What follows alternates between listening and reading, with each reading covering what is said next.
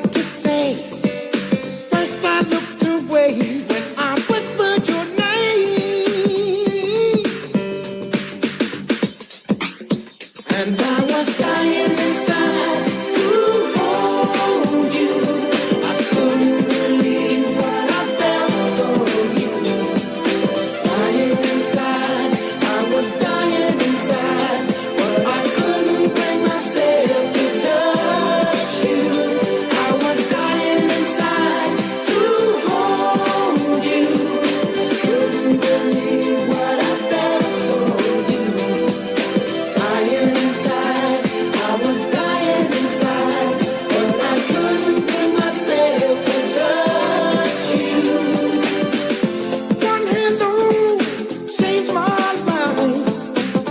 I didn't believe in love at first sight, but you have shown me what it's like, and now I know my love. Love is and I was dying inside to hold you. I couldn't believe what I felt for you. Dying inside, I was dying inside, but I couldn't bring myself to touch you. I was dying inside to hold you. I couldn't believe. Dying inside, I was dying inside, but I couldn't bring myself to touch you.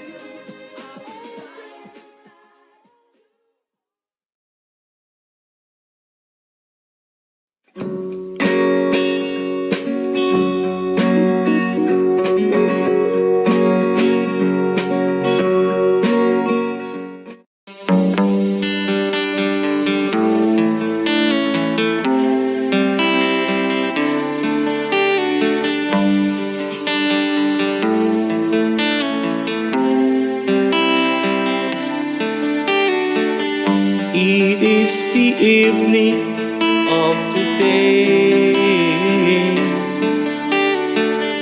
I sit and watch the children play.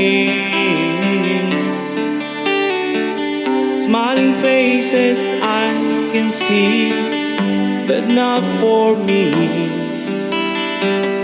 I sit and watch as tears go by. My riches can't buy everything. I want to hear the children sing. All I hear is the sound of rain falling on the ground. I sit and watch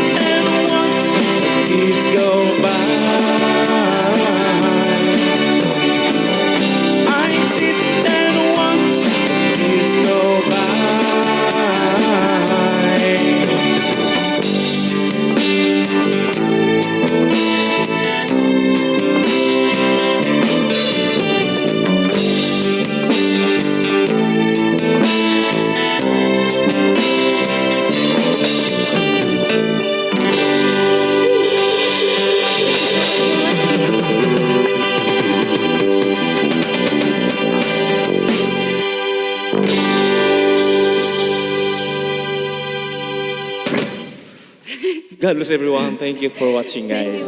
Mga karitem dyan. Friends with him. Maraming salamat. God bless. Bye-bye.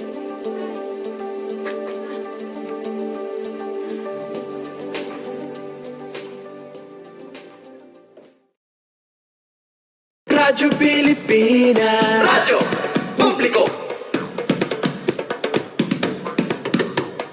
Radyo Pilipinas. Radyo Publiko.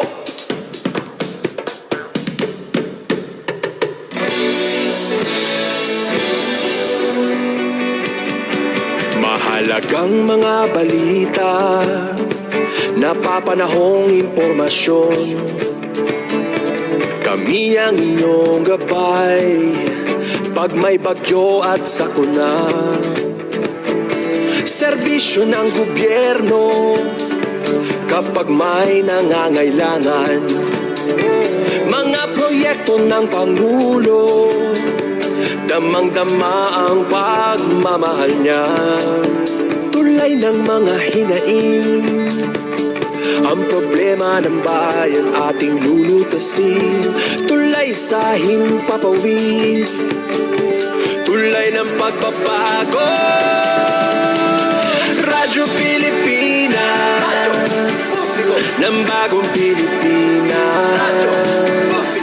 Radyo Pilipinas, ng bagong Pilipino.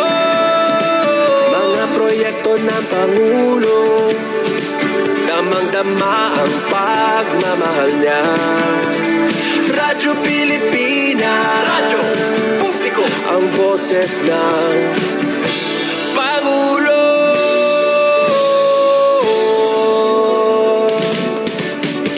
Karamay niyo kami, kahit malayo man kami nakakarating.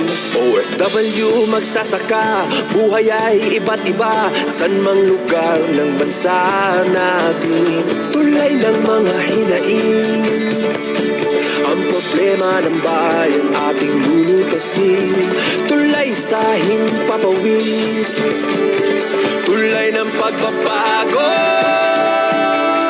Radyo Pilipinas, Radyo Publiko, ng bagong Pilipinas. Radyo Publiko, Radyo Pilipinas, Radyo Publiko, ng bagong Pilipino. Mga proyekto ng Pangulo, damang-dama ang pagmamahal niya. Radyo Pilipinas, Radyo Publiko, ang boses ng Pangulo. Radyo Publiko, Radyo Pilipinas, Radyo Publiko, Radyo Pilipinas.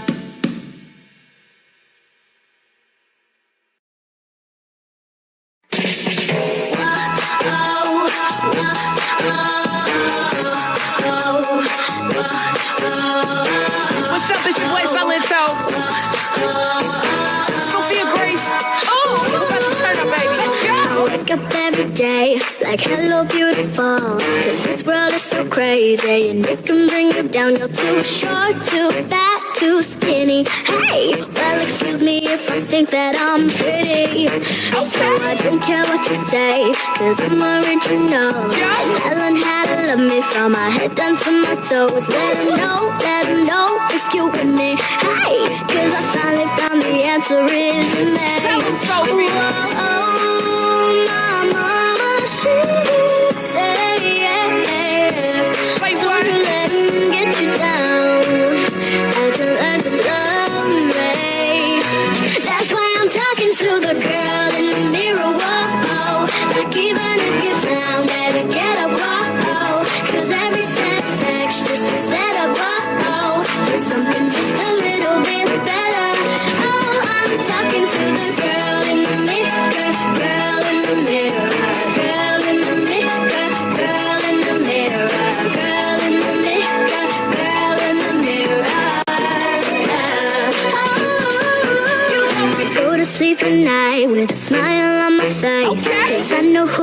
am, and I can't ever be replaced. So Oh, go yeah. ahead, be proud, be different. Hey, that's what makes you one out of a million. Whoa, my mama, she say, Tell us what she said, so. don't you let him get you down. I can learn to love me. That's why I'm talking to the girl in the mirror. Whoa, like even if you're down, better get up. Whoa, 'cause every setback's just a setup. Whoa, for something just a little bit better. Oh, I'm talking to the girl in the mirror, girl in the mirror, girl in the mirror, girl in the mirror, girl in the mirror, girl in the mirror. Sophia, you did it. You took it to the top. You gotta keep going with the grind. Never stop. I see you on YouTube without on views. Yeah, girl, I'm watching you. You got that swagger, you got that glow. To all the doubters, just let them know. Count on more as the day just goes. I love your style and your rhythm flow like oh, ooh, yeah, yeah. I'm like oh, ooh, yeah. Put your hands in the air. That girl power, that girl power. Put your hands up for the girl power. I like it, I won't bite it. Keep it all going 'cause I'm watching. And you know it, just kill it. Sophia That's why Racing, I'm number one talking to chick. the girl in the mirror. Hey, Samantha, is there anything that you would change about yourself? I dance a lot, but I don't think I would change anything. What about you? No, I like who I am. You like who you are too? I'm talking to the girl in the mirror, girl in the mirror, girl in the mirror, girl in the mirror, girl in the mirror, girl in the mirror.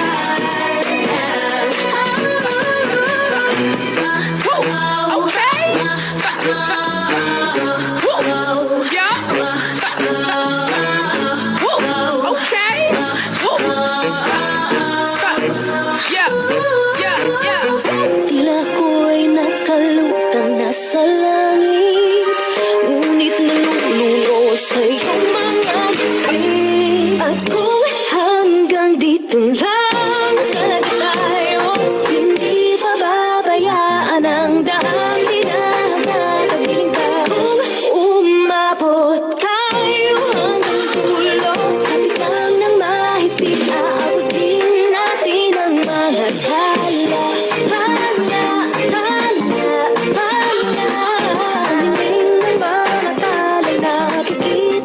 Sa iyong mga mata,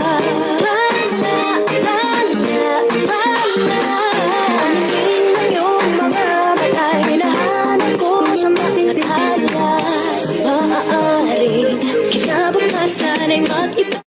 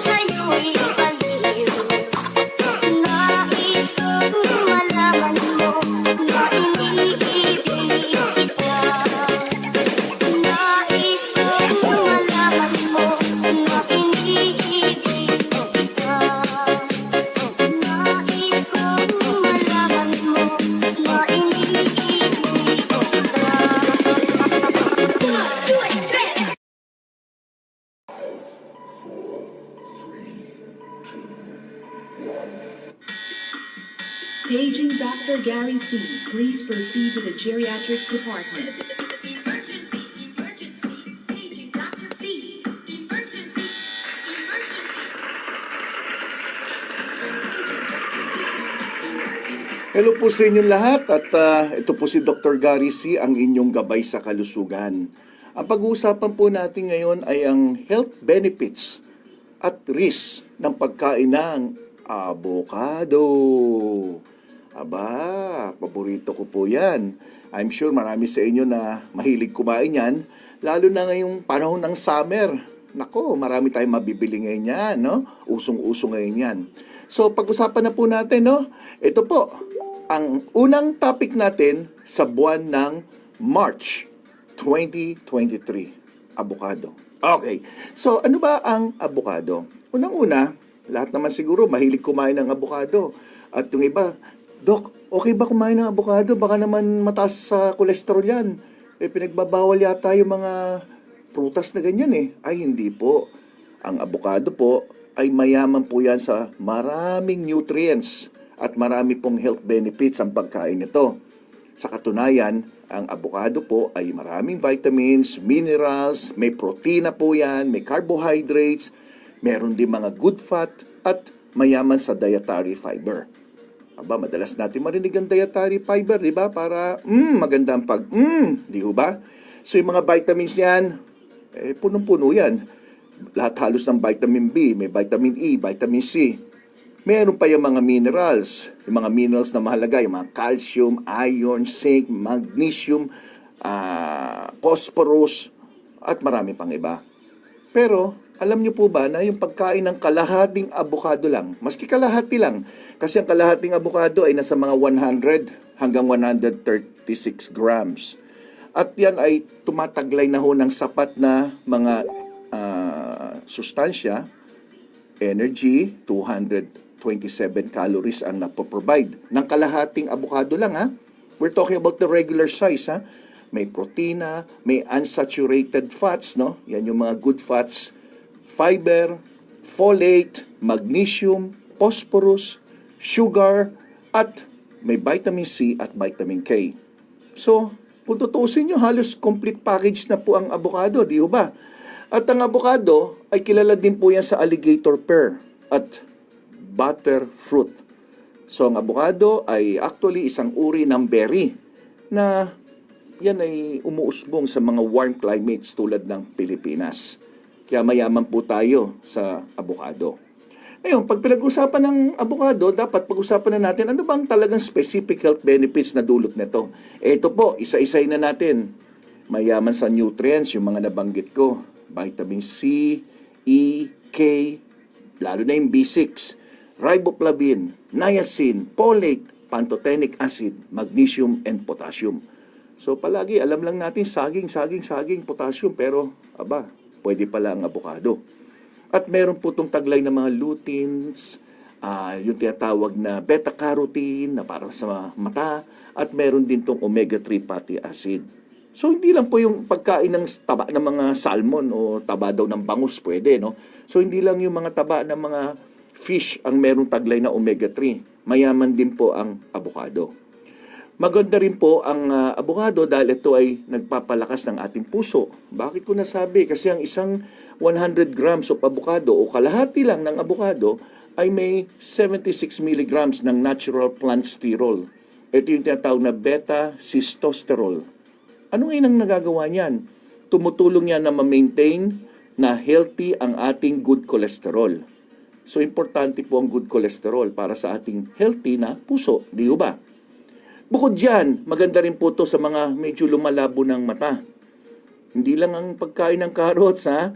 Ang nagpapalinaw ng mata ay sangkap na tinatawag na lutein at itong tinatawag na zeaxanthin. Yan. Dalawang phytochemicals yan na present sa ating mga mata.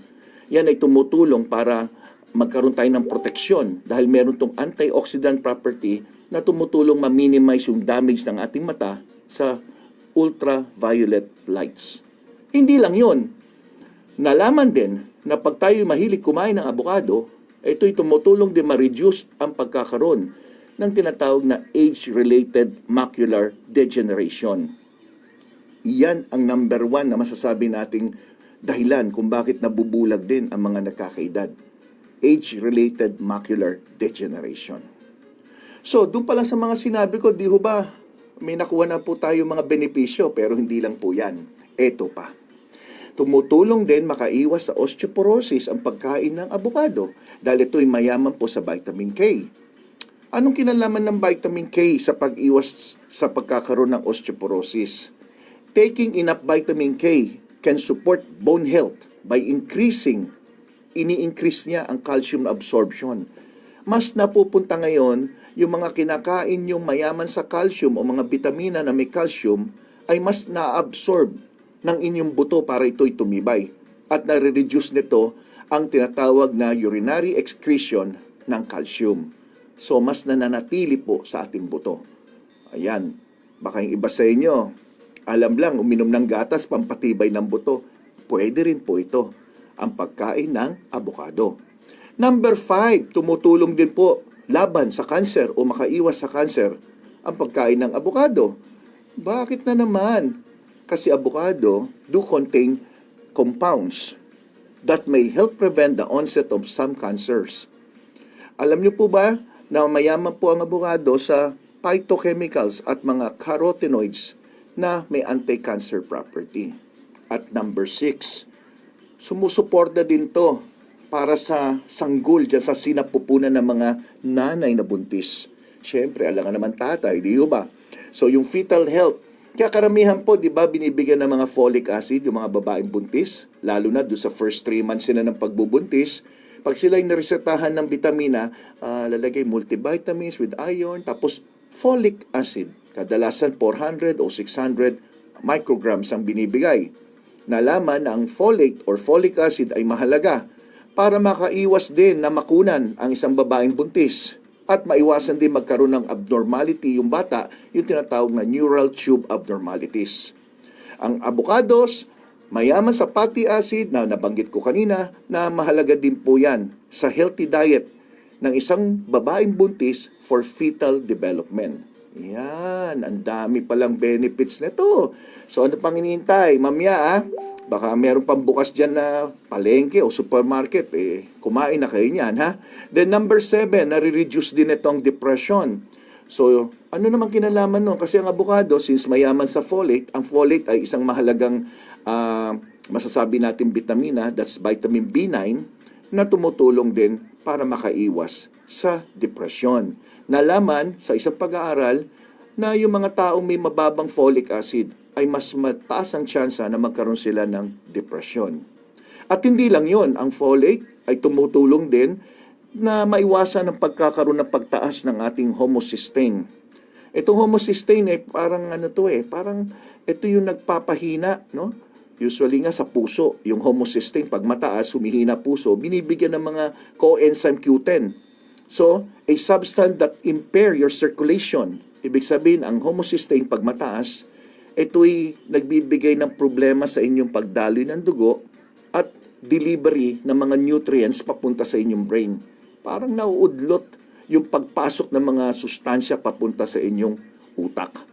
O isipin nyo, humahantong yan sa depression. Then number 8, ini-improve po ng pagkain ng avocado ang inyong digestion. Avocados are high in fiber. Nabanggit ko kanina, maganda yan para sa mga constipated.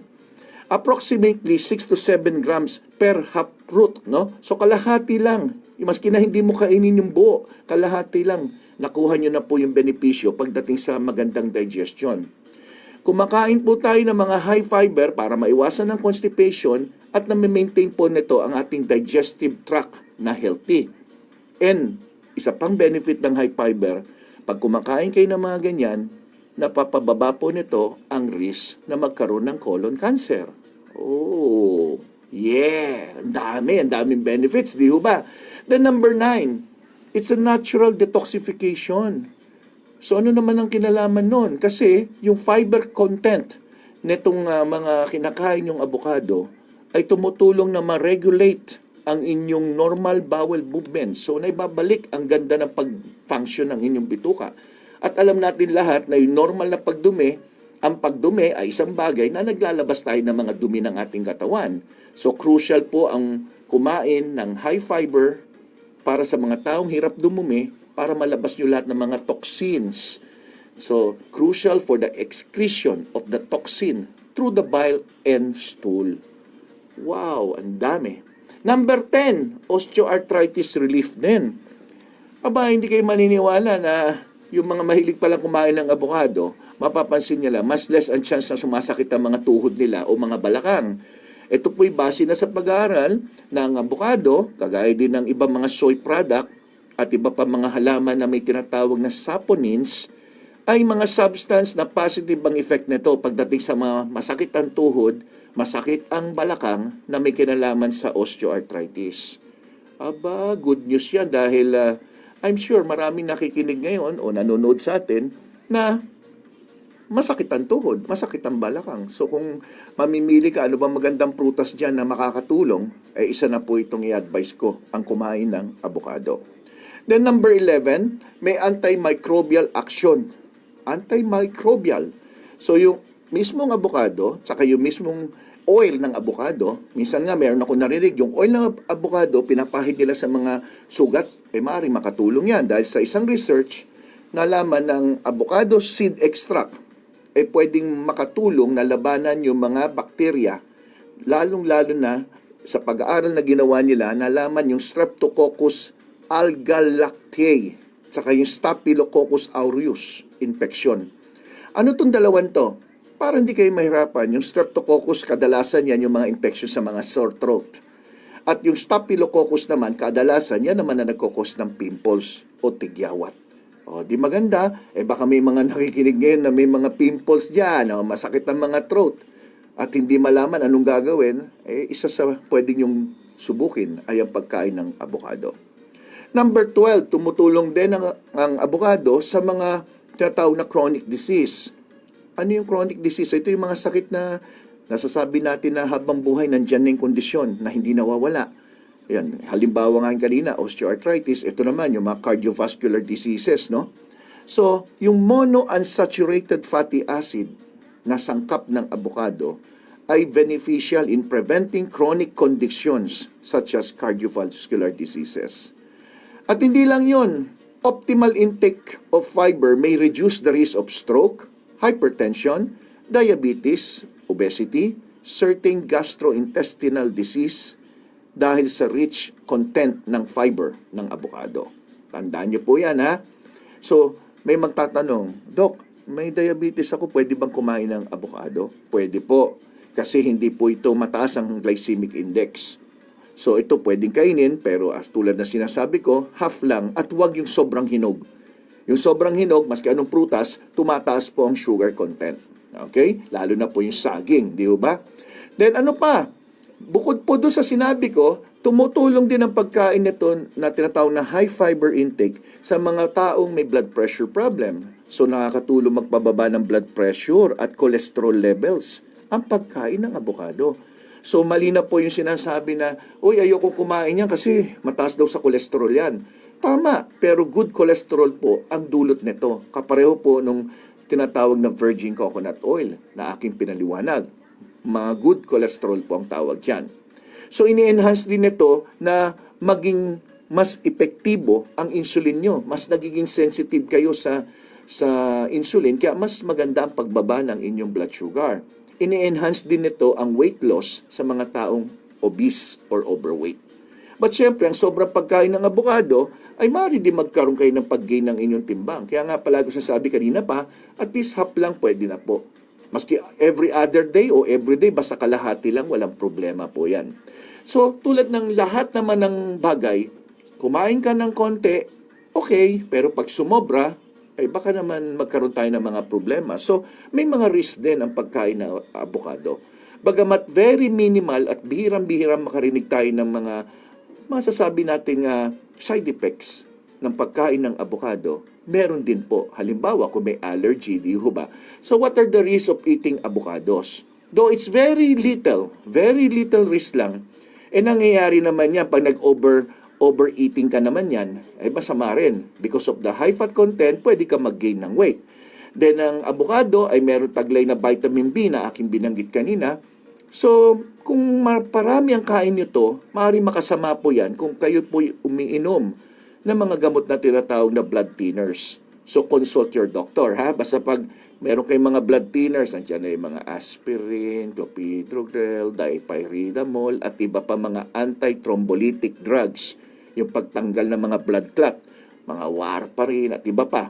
Basta consult your doctor. Siguro kung isang piraso, yung kalahati lang, hindi naman masama. Pero pag nasobrahan, baka naman maging sobrang labnaw ng dugo nyo na magkaroon ka ng pasa-pasa o pag nagkasugat, hindi naman tumigil yung pagdurugo. Then there are some unfortunate people naman na may allergic reaction. Well, talagang ganun eh. May mga tao na mailan-ilan lang, pag kumain daw sila nito, nangangate, minsan nag-LBM. So kung meron kayong ganyan, nangangate, nagpapantal-pantal, namamanas o namamaga ang mata, nagkakaroon ng eczema or itching or pangangate, ay advice, huwag syempre kumain. Di ba? Syempre, yun naman ang solusyon, di ba? Ngayon, may nagtanong sa akin Dok, meron bang magagawa yan for erection? May magagawa ba yan sa libido? Yung mga ganyan. Kasi nabalitaan ko, Dok, yung pagkain ng avocado raw, gana daw yan sa sex Abay, alamin natin. What are the benefits of avocado? Sexually. Ayan, isip-isip, ay itong lumabas. In the beginning, nung unang panahon, yung avocado ay na-declare yan na aphrodisiac because of its appearance. Aba, teka muna, bakit sa appearance binase? Kasi daw yung avocado, ang tawag nung unang panahon, testicle tree or testicle fruits. I-search nyo po, makikita nyo po, testicle. Bakit daw? Kasi ganito. Yung mga iba sa inyo, baka mga hindi pa nakakita ng testicle, no? Testicle, yan, basta ganyan ang itsura, testicle. Kaya, doon nila sinabi na, nakakatulong to, saggana ng sex. So, inalam nila, abay, may basihan din naman pala. Nalaman nila, a serving of avocado delivers more potassium than raw banana. O yan magugulat kayo mas maraming potassium pala ang avocado kaysa sa banana. Kaya hindi rin pwede kung kayo may mabilis na heartbeat dahil baka mamaya lalong bumilis. And one of the potassium benefit is increase in libido. Ang libido po ay sa Tagalog medyo ginaganahan makipagtalik. Ayan, hindi ko na po sinabing nagiging baka yung iba sa inyo conservative, no? Yung iba sasabihin baka dagdagan daw ng libog. Di ba? Biro lang, pero totoo pala. Hindi pala biro, totoo pala, no? It can only benefit sexual health. It cannot only benefit sexual health, pati sexual performance. Mga senior citizen, bumili na kayo ng isang kaeng na avocado. Pero ingat po kayo, Baka naman tumigas nga yan, gumanda performance mo, pero last performance mo na yan. Toing, di ba? So, anyway, yan po ang tinatawag natin na benefits ng pagkain ng avocado. At sinabi ko na rin po yung mga risk factors.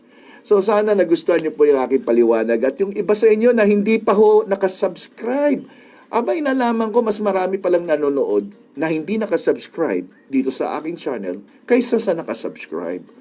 Mag-subscribe na po kayo at mag-click kayo dyan sa notification bell at huwag niyong kalimutan na mag-share nitong mga tinuturo ko sa inyo.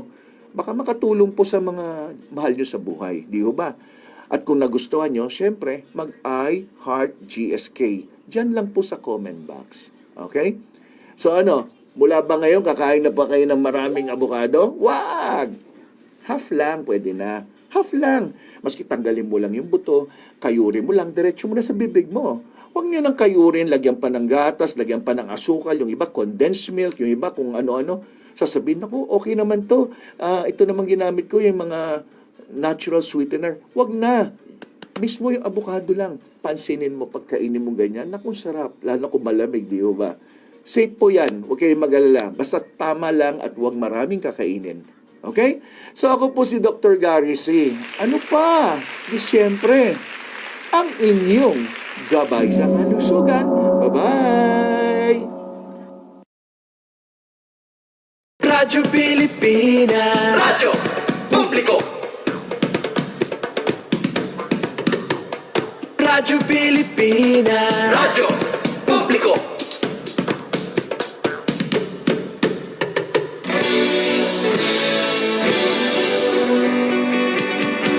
Mahalagang mga balita, napapanahong impormasyon.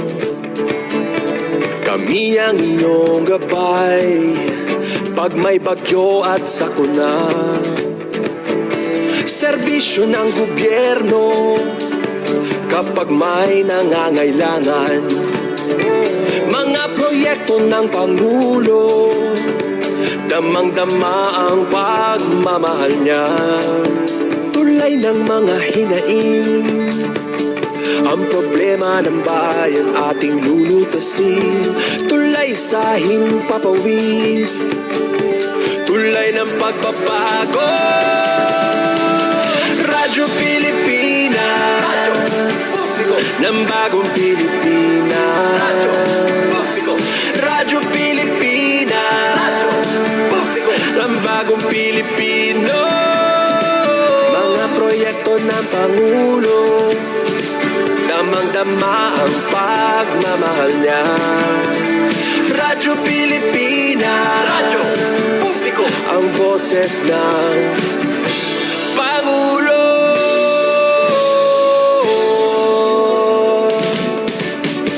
Karamay nyo kami, kahit malayo man kami nakakarating. OFW magsasaka, buhay ay iba't iba, san mang lugar ng bansa natin.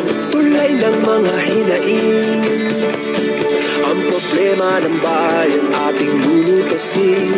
Tulay sa himpapawid, tulay ng pagbabago.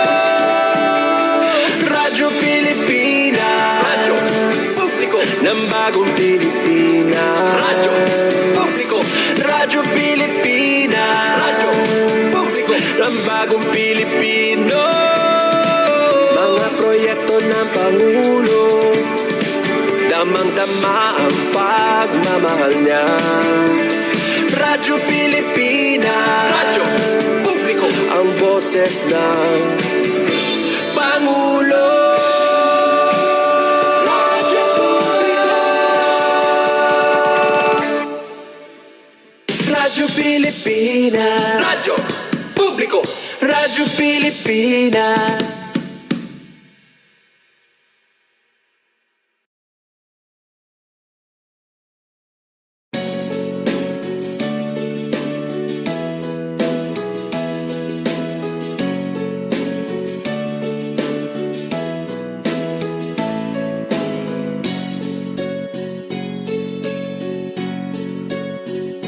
Kinabuhing pobre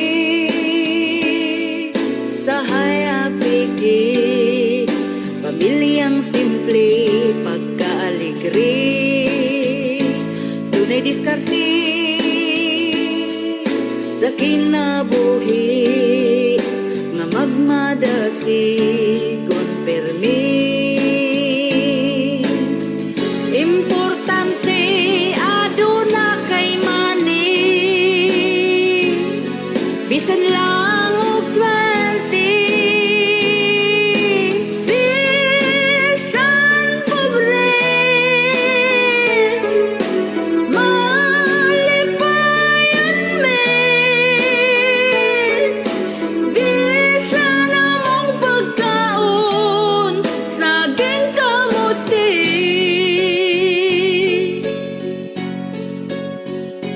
Kay pobre lagi, pirmi lang utan, ang among sudan dili mapulan. Maoy na andan, among namatan, ang kalisod pero okay lang. Importante aduna kay money,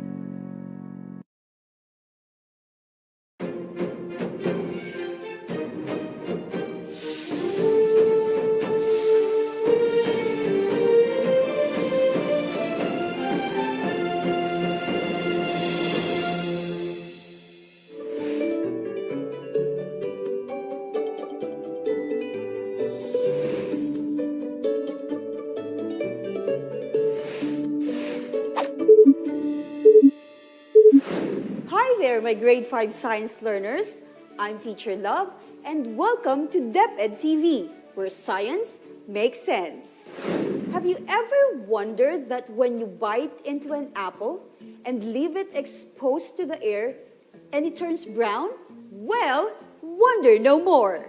Do you know that oxygen forms a stable chemical bonds with almost all elements to give corresponding oxide? Oxygen is a very reactive gas. It can combine with many materials to form oxides that can cause changes in matter. Changes in matter may happen when oxygen is removed or added to it. In today's episode, we will learn about changes in matter in the presence or absence of oxygen. Oh, would you like some apple?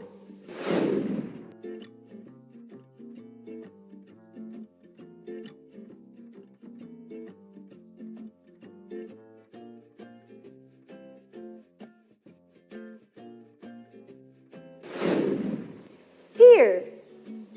Did you know that apples are full of carbohydrates, which are essential to provide children with the energy they need to stay active every day?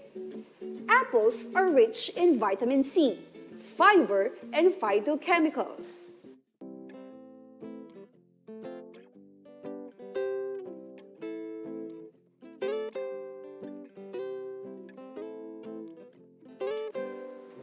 What happened to the apple? Have you noticed the inner fleshy part of the apple? Did it change? A while ago, the inner part of the apple was clear. Now, it changes into what color? When we slice an apple, after a while, it turns brown. How does this happen? The changes in the color of the inner fleshy part of the apple is due to its exposure to oxygen. When the apple is cut, molecules of the oxygen in the air can react with the different enzymes present inside an apple cell. This process is called oxidation. Oxidation is the process of any chemical reaction that involves the moving of electrons. Just like how the enzymes from the apple reacts when exposed to oxygen. The same phenomena could also be observed to banana, potato, and eggplant. Well, as what they say, the best way to learn science can be found in your kitchen. What time is it? It's Science Lab time! For the given activities, observe and study the situations, then answer the follow-up questions. Activity 1 is called Fire Out. Have you seen a fire or flame? If not, let's observe this. Warning! Please ask your parents or guardian for assistance. Can you tell me how does the fire start? Fire is a result of a chemical reaction called combustion. It occurs when oxygen combines with another substance as fuel and produces fire with heat and light. Combustion is also known as burning. It is always exothermic, a reaction or a process accompanied by the release of heat. In combustion, oxygen, fuel, and heat are always present. For example, when you lit a candle, its wick burns if oxygen and wax is present.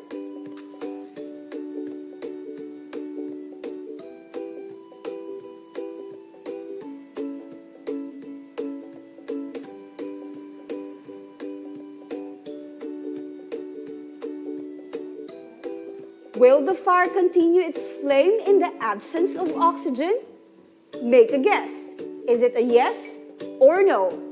Let's find out. We will cover this lighted candle with a glass. Take a look.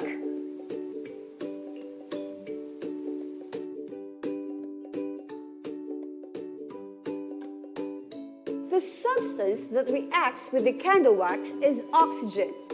It comes from the air. Placing a glass over the candle keeps oxygen from getting in. So when the oxygen is used up, the reaction cannot keep going. Running out of oxygen makes the flame go out. Again, the flame will go out due to the absence of oxygen. Amazing, right? Based on the activity, what are the three important things needed for combustion to occur? Oxygen, fuel, and heat are needed. Again, the three important things needed for combustion to occur are oxygen, fuel, and heat. Combustion is another change in materials when oxygen is present. Let's continue. Activity 2 is called fish kill. A fish pond owner reported that there had been a fish kill in the pond. The Bureau of Fisheries investigated the incident, only to find out that the fish pond was overly populated. What could be the cause of the fish kill? The most common cause is due to decrease or lack of oxygen to breathe in the small or narrow area of the fish pond. That is why it's important to have an aeration device or a bubbler. What is needed in the overpopulated pond? An overpopulated pond should have a good supply of oxygen. The fish needs more oxygen than the pond is producing. And that eventually will lead to some of the fish to die. Fish kill is an example of a change in material which happens due to the absence or lack of oxygen. Activity 3 is called rusting. Observe the rusted iron nails. What do you think causes the formation of rust? Rust is an iron oxide, a usually reddish-brown oxide formed by the reaction of iron and oxygen in the presence of water or air moisture. Rusting is caused by the reaction of iron with oxygen present in the air. The amount of rust formed in an iron depends on the moisture and humidity of the surroundings. What shall we do with the iron nails to minimize or prevent it from rusting? That's right. Avoid exposure to moisture or coat it with oil or anti-liquid to keep it dry. What are the two factors that influence the formation of rust in the iron nails? The two factors that influence the formation of rust in the iron nails are the oxygen and the water. Rusting happens due to the presence of oxygen. These undesirable changes given undergo chemical change. What have you learned from our discussion? I want to find out if you learned something new today. Complete the paragraph below by supplying the statements with the missing word or phrase. Choose your answer inside the box. Take note, children, the answers for number 2 and 3 may not be in correct order, as well as the answers for number 4, 5, and 6. I'll give you 3 minutes to answer them. Timer starts now. Burning, oxygen, fuel, rust, heat, combustion, fire or flame.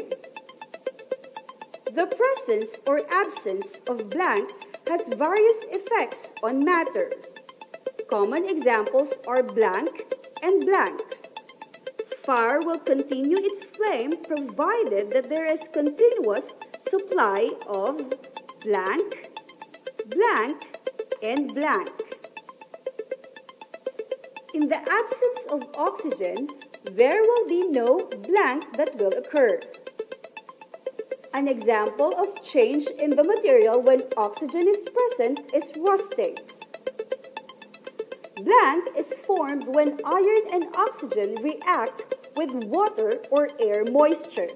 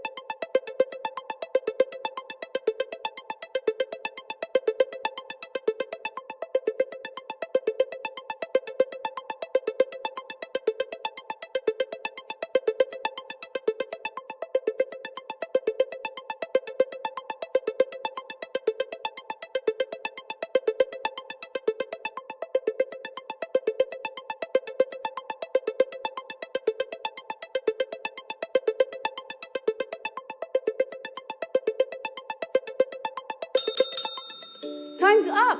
Are you done? Let's see if your answers are correct. The presence or absence of oxygen has various effects on matter. Common examples are combustion and burning. Fire will continue its flame provided that there is a continuous supply of fuel, heat, and oxygen. In the absence of oxygen, there will be no fire or flame that will occur. An example of change in the material when oxygen is present is rusting. Rust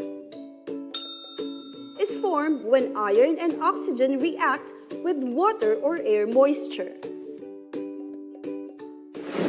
Did you find it easy? I'm sure you did. Is rusting a problem in your home? What should one do to prevent rusting from happening? Here are ways to prevent rusting. Number 1, keep it clean and dry. Water is the #1 enemy of rust. Number 2, prevent scratches or cracks in the metal. It exposes the metal and hold water, allowing it to remain in contact with iron. Number 3, apply a protective coating such as metal conditioner or if necessary, a new coat of paint. Number 4, do regular maintenance. Because rust spreads quickly, it's important to scrape it off as soon as it appears. And number 5, store properly. Store metal parts or products in a low moisture area to significantly slow down the rust. Now, you have an idea on how to prevent rusting. Hope this will help you too. And now, let's do a recap. We learned something about a process called oxidation. Oxidation is the process of any chemical reaction that involves the moving of electrons. Examples are rusting of iron and fruits that turn brown when sliced or cut. This happens because of the presence and lack of oxygen. For your final assessment, choose and write the letter of the correct answer in your answer sheet. I will give you 5 minutes to answer the question. Timer starts now. Number 1. The presence or absence of oxygen in the materials may result in the blank. A. Burning of the materials. B. Melting of the materials. C. Change in the materials. Or D. Materials remains the same.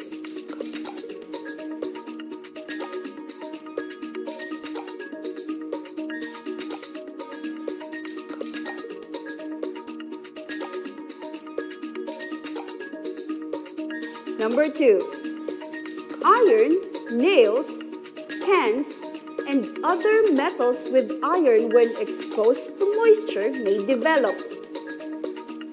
A. Dust. B. Rust. C. Heat. Or D. Fuel.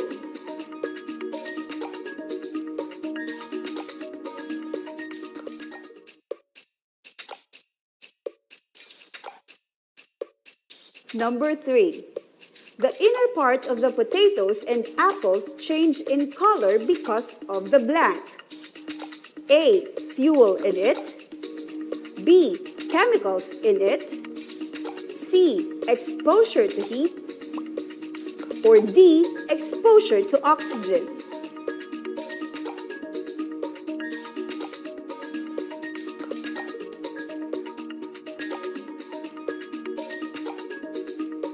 Number 4. The Bureau of Fisheries investigated that fish kill incident was due to A. Lack of oxygen supply. B. Hot summer temperature. C. Use of illegal fishing methods. Or D. Lack of carbon dioxide supply.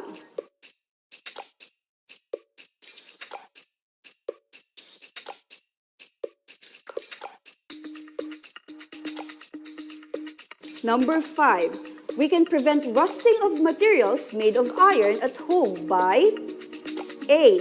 Washing the materials after using. B. Exposing materials anywhere after use. C. Arranging the material before storing. Or D. Wiping the material with a clean, dry cloth after use.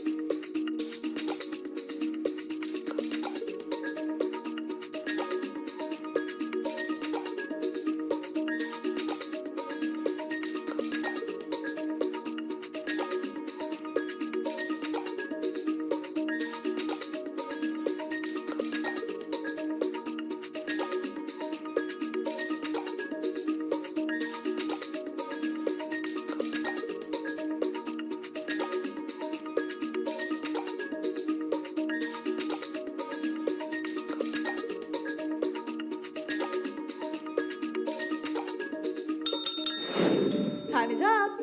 I hope you finished answering them. Let's check your answers. Number 1. The correct answer is letter C. Change in the materials. Very good. Number 2. The correct answer is letter B. Rust. Number 3. The correct answer is letter D. Exposure to oxygen. Number 4. The correct answer is letter A. Lack of oxygen supply. Great job! And number 5. The correct answer is letter D. Wiping the material with a clean, dry cloth after use. I know you got it. Excellent! Did you get the perfect score? Fantastic! Oxygen plays a critical role in our daily lives.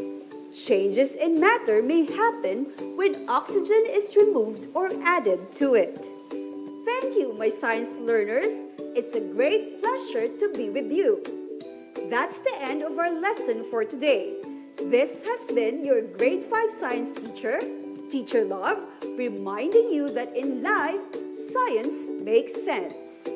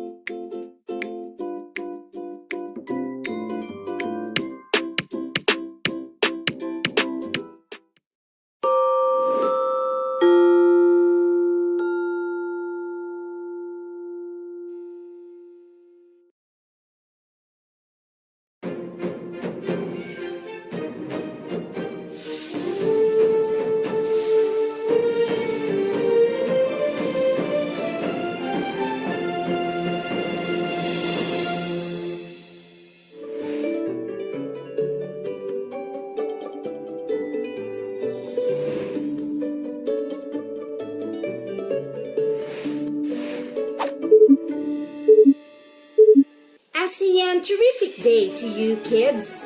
Together, we'll explore, discover, and find answers to the mysteries of the world through science. I am your grade 5 super science teacher, Vivian. Today, we will learn about the properties of materials and why it is important to understand these in using and handling them. Are you excited? Let's go! Join me! Let's enter the kingdom where fun and exciting learning experiences are about to happen. Only here at DepEd TV. I will be flashing a scrambled word on the screen. Guess what the correct word is. Are you ready? Great! What word is this? This word is matter. Did you get it? Very good. Can you still remember what is matter? Let's recall. Matter is defined as anything that occupies space and has mass. All objects that we deal every day are all matter. They take up space and they also have mass. As discussed In your Science 3, matter comes into different phases, which can be solid, liquid, and gas. Other phases of matter will be discussed in your higher science subject. Oops! Where do you think are we now? We are in a kitchen. For sure, you all have seen and even used a cooking pot. But can you name some properties of the materials used in making cooking pots? Children, take a look at it. It may or may not look exactly the same as that in your homes, but the parts are usually made of the same materials.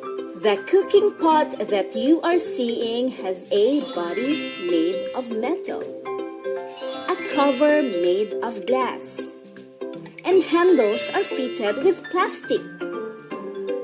Let's go back to our classroom and discuss what we have seen in the kitchen.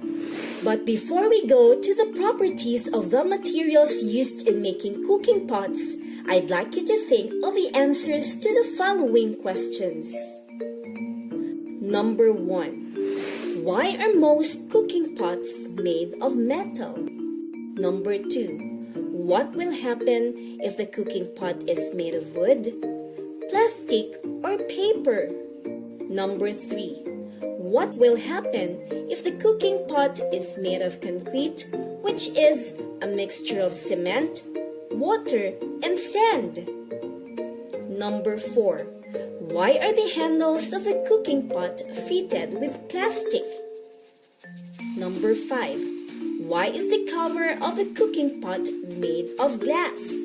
I know you have your own answers in mind. Before we check, let us know first what properties mean and its two kinds. Properties are the external and internal characteristics of an object. There are two kinds of properties of matter.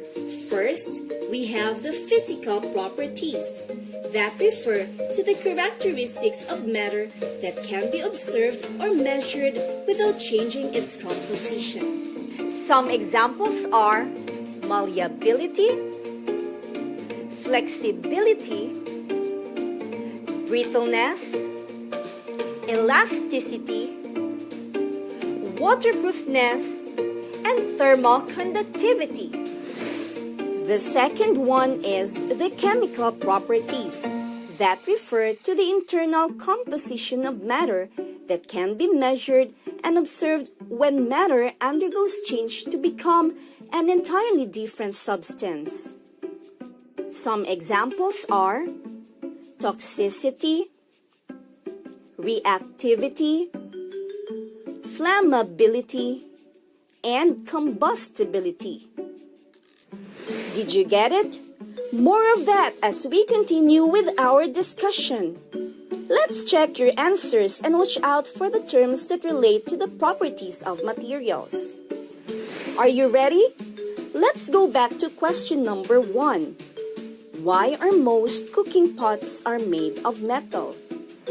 Most cooking pots are made of metal because unlike wood, glass, or plastic, metals can be hammered into different shapes without breaking. This property of metals that makes them easy to shape, such as the cooking pot's body, is called malleability. Cooking usually involves water as an ingredient, and metal, like glass and plastic, are waterproof. This property that enables the metal cooking pot to prevent the liquid ingredients of what is being cooked from leaking refers to its waterproofness. Let's discuss your answer for question number 2. What will happen if the cooking pot is made of wood, plastic, or paper? If the cooking pot is made of wood, plastic, or paper, it will burn because when cooking pot is used to cook food, it is placed over fire. While cooking pots, which are made of metal, do not easily burn, it can withstand the heat. Wood, paper, and plastic are examples of materials that easily burn. The property of materials that determines whether or not they will easily burn is called combustibility. When cooking, pots are usually placed over fire. Metals can withstand the heat, and metals allow the heat from the fire to pass through into what is being cooked. The property of materials that determines whether or not heat can easily pass through the material is called thermal conductivity. A related but different property, which is differentiated from combustibility in terms of the ease with which a combustible material can be ignited, is referred as flammability. How about the answer for question number 3? What will happen if the cooking pot is made of concrete, which is a mixture of cement, water, and sand? The answer is no. It will take a longer time to cook the food because heat cannot easily pass through it. Concrete is not as good a thermal conductor as metals. Another important consideration in cooking is to make sure that the material of the cooking pot does not react with the ingredients of the food of being cooked. The property of materials that refers to their ability to undergo chemical reaction with other materials is known as reactivity. Most metals are non-reactive, so it will not undergo chemical reaction with the ingredients that may cause poisoning, making them safe as materials for making cooking pots. It is important to use safe cookware when preparing food. Toxicity is the property of a material to which a chemical substance or a particular mixture of substances can damage or harm an organism. How about question number 4? Why are the handles of the cooking pot fitted with plastic? The poor thermal conductivity of certain materials like plastic is also the reason why handles of the cooking pot are fitted with plastic, because heat cannot easily pass through plastic. In some cooking pots, rubber is used. Aside from being a good insulator, rubber also has the ability to be stretched and return to its original shape when the stress is removed, a property called elasticity. Again, elasticity is the ability of a material to be stretched and return to its original shape when the stress is removed. Lastly, for question number 5, why is the cover of a cooking pot made of glass? The cover of a cooking pot is made of certain kind of glass so that one can easily see what is going on inside, because glass is transparent. Is the ability of a material that allows light to pass through without so much scattering. Unlike plastic, which easily deforms when heated, glass is hard and can resist deformation. However, unlike metal, which does not break easily, glass is fragile. Brittleness is a property which refers to being both hard and fragile. Now that you are familiar with the properties of materials, let's try what you've got.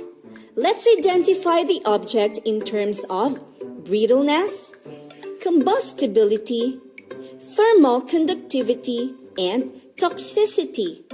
Put a check on the box that closely describes the materials.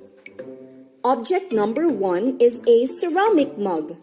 Let's identify its properties one by one. Ceramic is made up of a mixture of clay, water, and powder.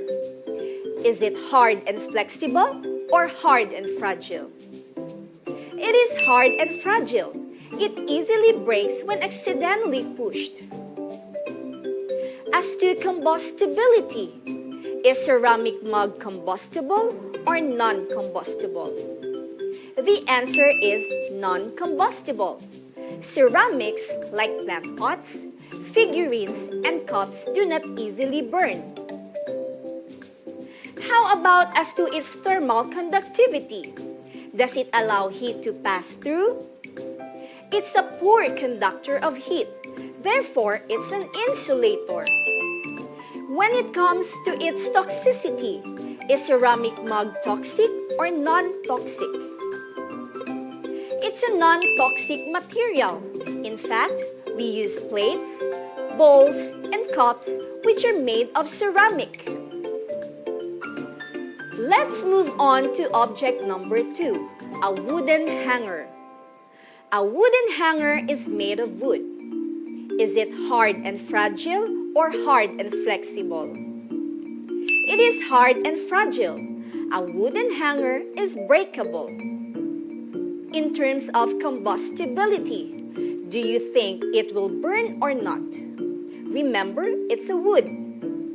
Of course it will burn, therefore it's combustible. What about in terms of thermal conductivity? Does it allow heat to pass through? No, it's not. Therefore, it's an insulator. How about its toxicity? Is it toxic or non-toxic? Wood is non-toxic. In fact, some of our kitchen utensils are made of wood. And for the last object, we have a mineral plastic bottle. Is it hard and fragile or hard and flexible? It is hard and flexible. It does not break easily. When in terms of combustibility, is it combustible or non-combustible? It is combustible. Plastic is an example of a combustible material. Does it allow heat to pass through? It is not a good conductor of heat. Therefore, it's an insulator. That is why handles of a cooking pot are fitted with plastic.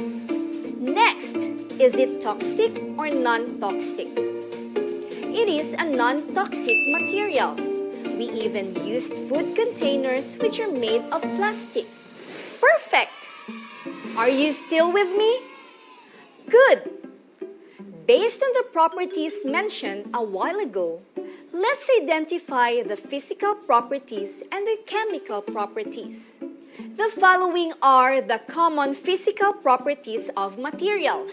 We have hardness, brittleness, flexibility, elasticity, waterproofness, thermal conductivity, and malleability.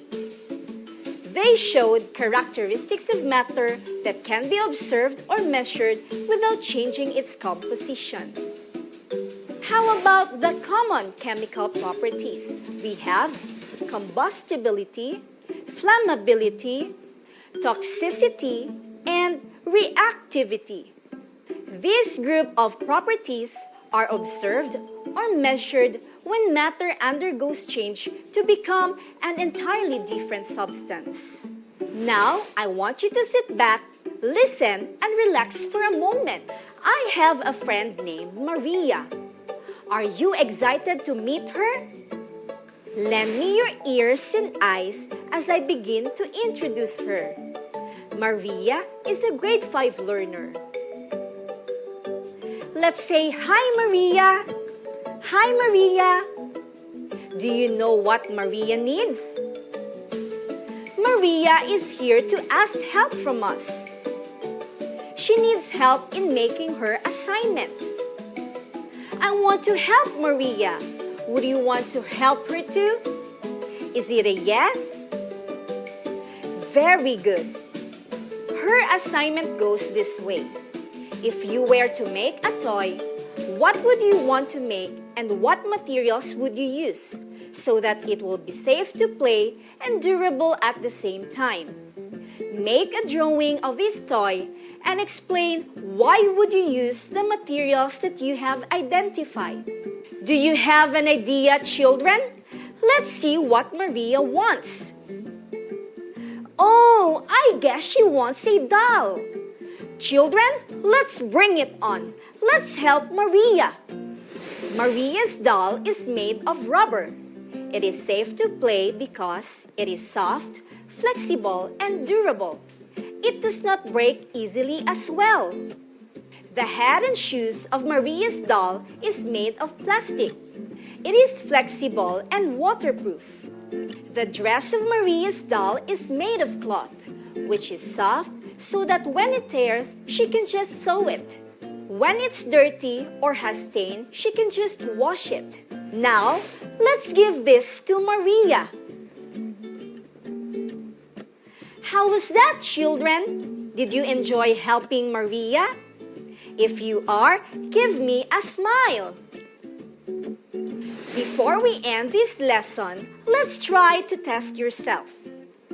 Read each question carefully and choose the letter of the correct answer. Number 1. Which common property is evident when crown caps or tenson can be hammered into sheets to make a doormat or an improvised tambourine? A. Elasticity. B. Flexibility. C. Hardness. D. Malleability. Number 2. Wide cooking pots are not made of wood, plastic, or paper. Children, choose the correct statement or statements below. 1. Wood, plastic, and paper are combustible. They will burn when placed over fire. 2. Papers will absorb water and easily get wet. 3. Plastics will melt when exposed to too much heat. 4. Woods are not good conductors of heat. It will not cook the food.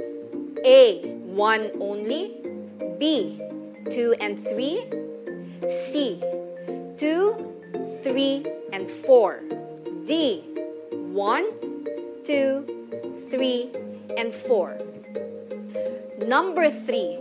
Which solid material below is a good thermal conductor? A. Aluminum foil. B. Paper. C. Plastic bottle. D. Wine glass. Number 4. Which of the following solid materials has the ability to be stretched and can return to its original shape when stress is removed? A. Mirror. B. Rubber band. C. Sponge. D. Wood. Number 5. Which of the following properties describes the ability of a material to resist pressure that may cause deformation or change in shape? A. Malleability.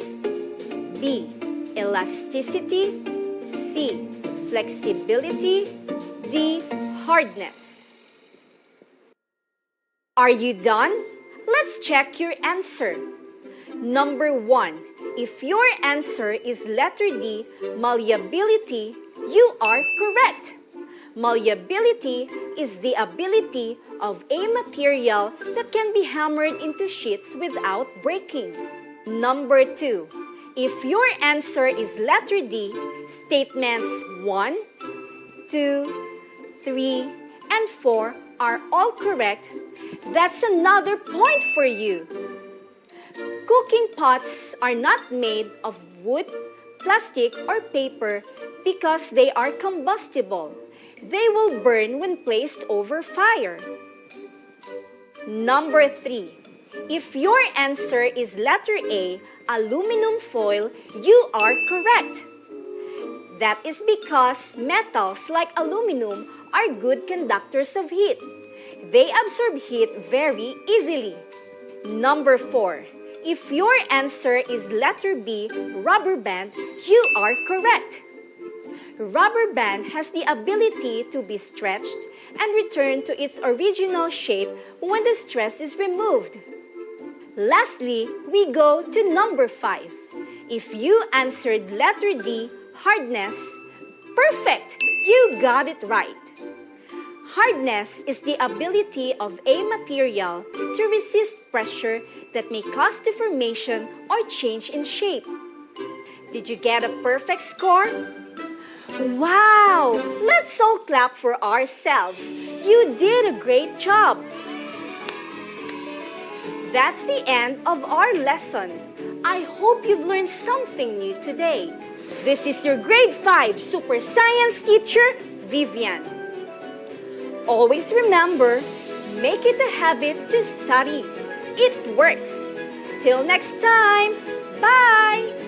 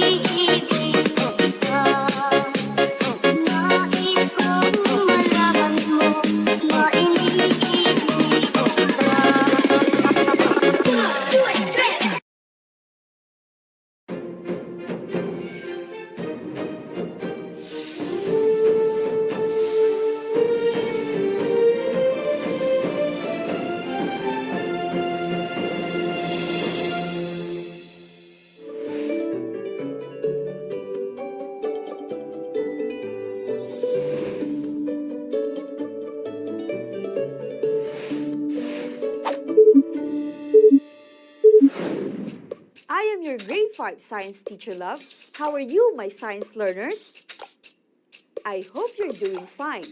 What a great day to start today's episode here at DepEd TV, where science makes sense. Our topic for the day is changes in matter when applied with heat. You've already learned from our previous episode about the two types of properties of matter.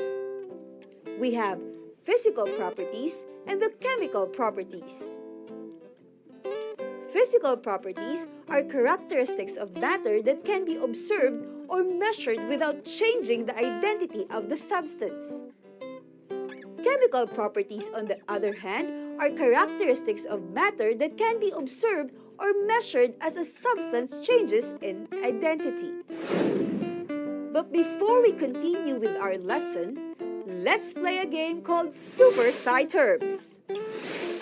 All you need to do is to identify what property is being described.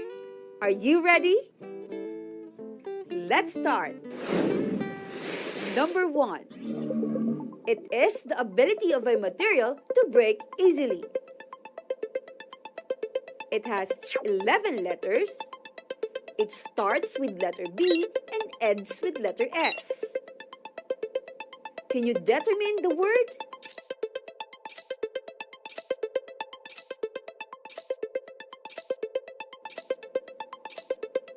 The answer? Brittleness. Very good.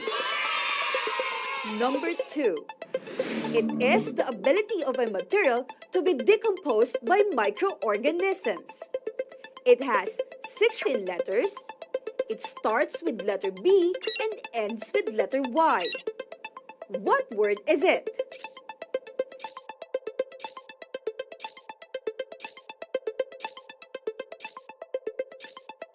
If your answer is biodegradability, you are correct. Next item. Number 3. It is the ability of a material to allow heat and electricity to pass through. It has 12 letters. It starts with letter C and ends with letter Y. Can you identify the word?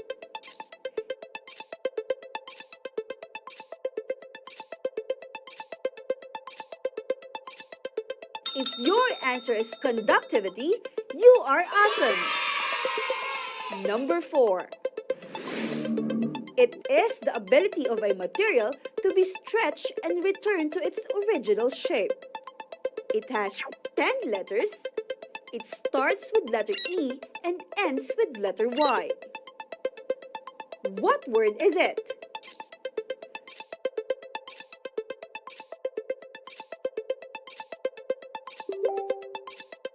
The correct word?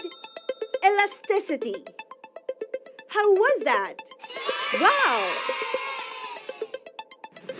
Down to the last item, number 5. It is the ability of a material to resist pressure that may cause deformation. It has 8 letters.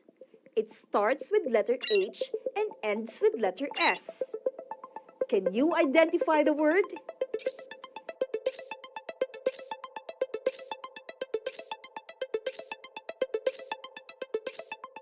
If your answer is hardness, correct. Did you get all the correct answers? If not, don't worry.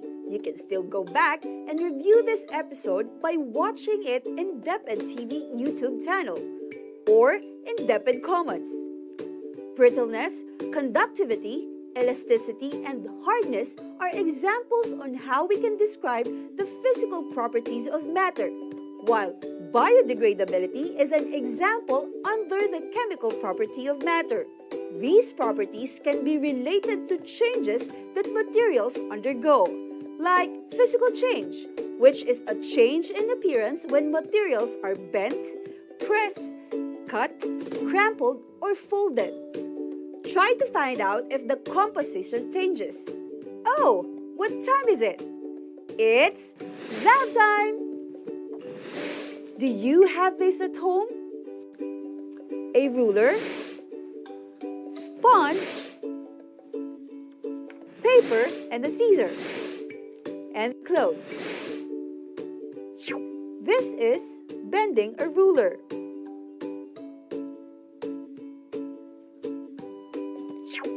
Squeezing a sponge.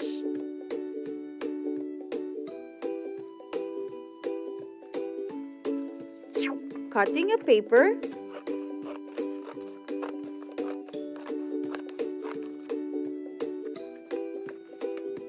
And crumpling a paper.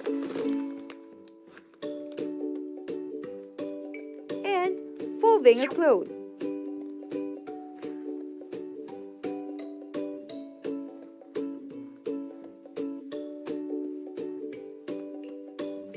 What are the changes occurred?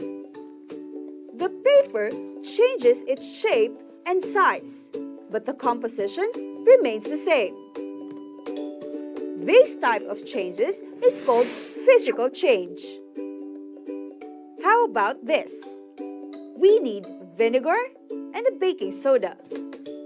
I will mix the baking soda and vinegar.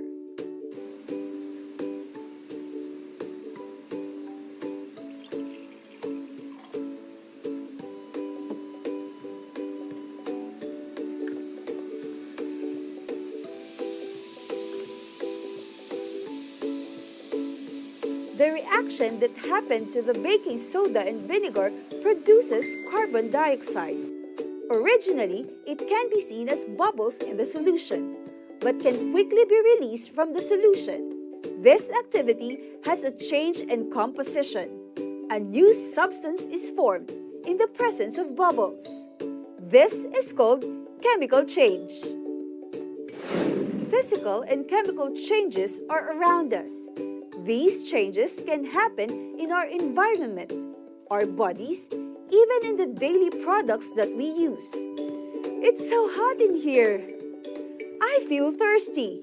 Can I have a glass of water?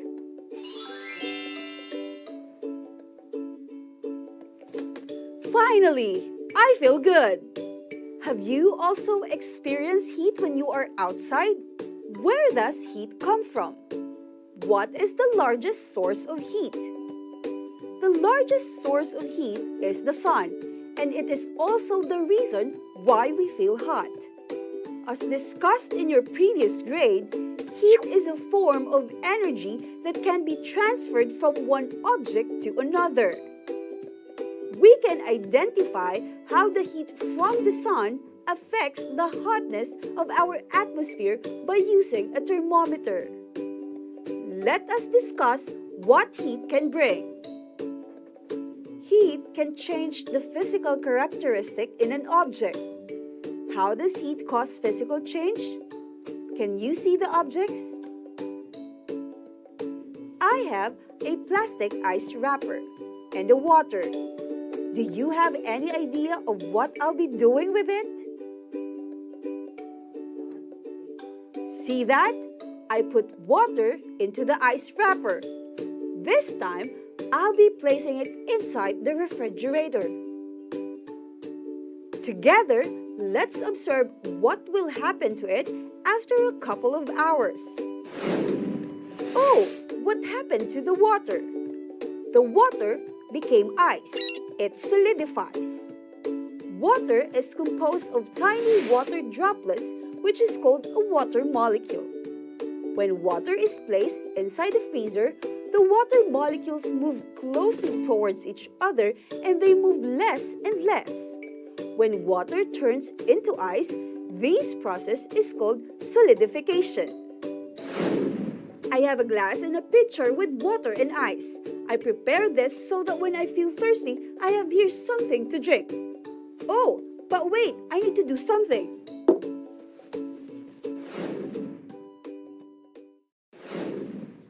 Oh no, the ice has melted. I completely forgot about it. What do you think happened? As what you have noticed a while ago, I placed the ice directly from the heat of the sun. When ice receives the heat from the sun, the frozen water molecule starts to move farther from one another and making them liquid again. The process by which solid becomes liquid is what we call melting. Again, Melting is a change from solid to liquid. As you can remember, the glass was full of water a while ago. Now, take a look at it. The water level decreases. When a liquid like water receives the heat from the sun, the water molecules get more energy and they become excited. Also, the water molecules move farther and farther away from one another. Thus, the liquid water turns into water vapor. The change from liquid to gas is called evaporation. Again, evaporation is a change from liquid to gas. Come with me, I will show you something. We can see water in the cover of the pot. The water vapor transferred its heat to the surface of the pot. As the water vapor cools, the water molecules move closer to one another and move around more slowly. Thus, the water vapor turned into liquid water. When water vapor turns into liquid water, this process is called condensation. Again, condensation is a change from gas to liquid. Melting, solidification, evaporation, and condensation are some of the examples of physical change, and some are due to application of heat. As you notice, these processes are reversible. This is called phase changes. Phase changes are physical changes that takes place when a matter is shifting from one phase to another. Heat does not only produce physical change in materials. Sometimes, heating a material causes it to undergo chemical changes. The chemical changes caused by heat is irreversible. A change is called irreversible if it cannot go back to its original characteristic or look. One common example of these is cooked food. The egg your mother cooked for breakfast has undergone a chemical change. Now, can you bring the egg back into its liquid form before it was cooked? Not anymore, right? Therefore, frying an egg is an example of chemical change. Another example is burning wood. Burning wood undergo chemical change. As used substances like carbon dioxide and ash is formed, wood which is burnt cannot be changed back again to its original state. Next is lighting a match. Before lighting a match, the body is made of pale colored wood and a red or black tip. After burning, the tip becomes black and charred. The pale color of the wood also becomes black. It is no longer the original wood. Lastly, we have a lighted firecracker. A firecracker is composed of flash powder. When it is lit, the flash powder is burnt and causes it to explode. Sound, heat, odor, and light are the effects and the great example of chemical change. Now, let's find out how far you are now in this discussion. Get a piece of paper and ball pen. Read the following sentences carefully. Write true if the statement is correct and false if not. Are you ready? Let's begin. Number 1. Melting ice cube, boiling water, and drying clothes are examples of physical change. Is it true or false?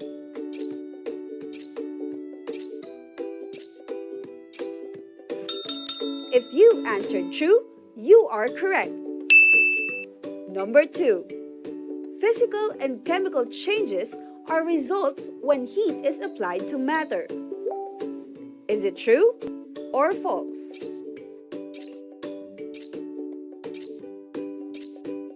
If you answered true, you are correct.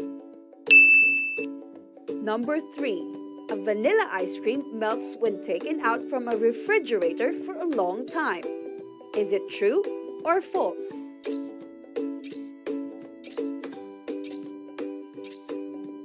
If you answered true, again, you are right. Number 4. Charcoal burning on the grill is an example of chemical change. Is it true or false?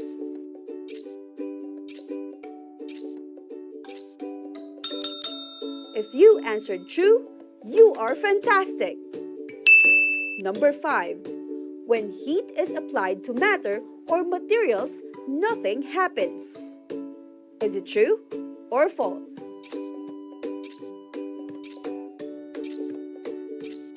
If you answered false, perfect.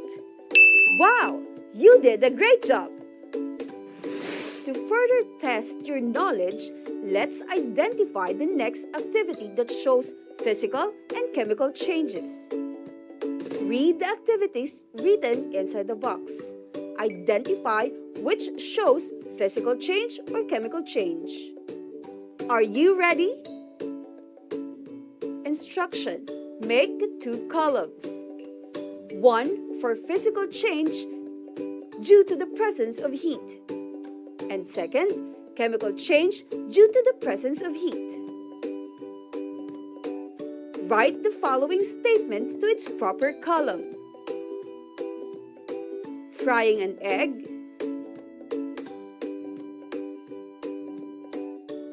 boiling water,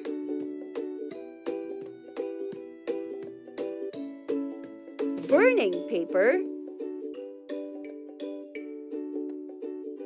grilling chicken, and melting chocolate. Drying of wet clothes, heating of sugar, melting of ice cream,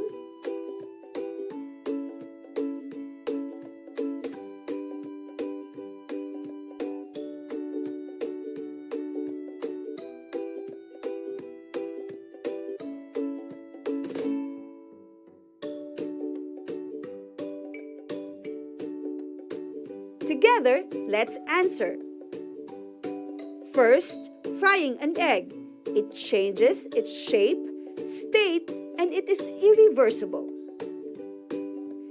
Is it physical or chemical change? The answer, chemical change. Second, boiling water. It changes its state from liquid to gas. It is reversible. Is it physical or chemical change? Answer, physical change. Third, burning paper. It changes its color and it produces new substance which is an ash. Is it a physical or chemical change? Answer, chemical change. Fourth, grilling chicken. It changes its color, smell, and it is irreversible. Is it physical change or chemical change? Answer, chemical change. Fifth, melting chocolate. It changes its state from solid to liquid. It is reversible. Is it physical change or chemical change? Answer, physical change. Sixth, drying of wet clothes. Water evaporates due to presence of heat. It retains its composition. Is it physical or chemical change? Answer, physical change. 7. Heating of sugar. Heating sugar at high temperature causes them to lose water and react with each other, producing many different types of compound. Is it physical or chemical change? Answer, chemical change. 8. Melting of ice cream. It changes its shape and state. When refrigerated, it solidifies. Therefore, it's reversible.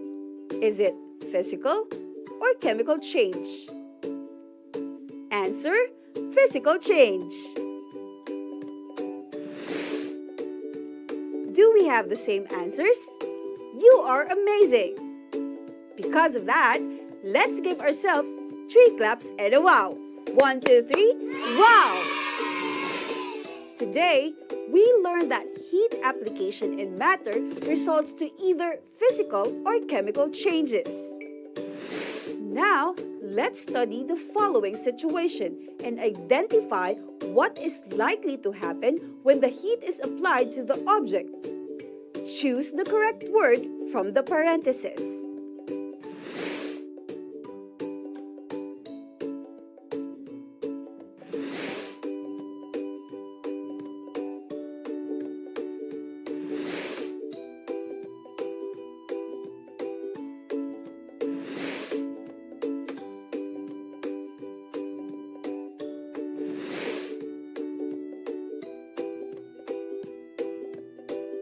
Now, let's see if we got all the correct answers. Number 1. The melting butter when left out in a warm room is an example of physical change. That's a check. It means we are correct. Number 2. An ice cream melts on a hot day is an example of physical change. Another correct answer. Number 3. Charcoal burning on a grill is an example of chemical change. We got the correct answer again. That's great. Number 4. Frying an egg on heated pan is an example of chemical change. We're right once more. I hope we'll get the 5 correct answers. Number 5. An ice melting when taken out from the refrigerator is an example of physical change. Did you get the correct answer? Good job, science learners! This has been another fun learning episode for Grade 5 Science.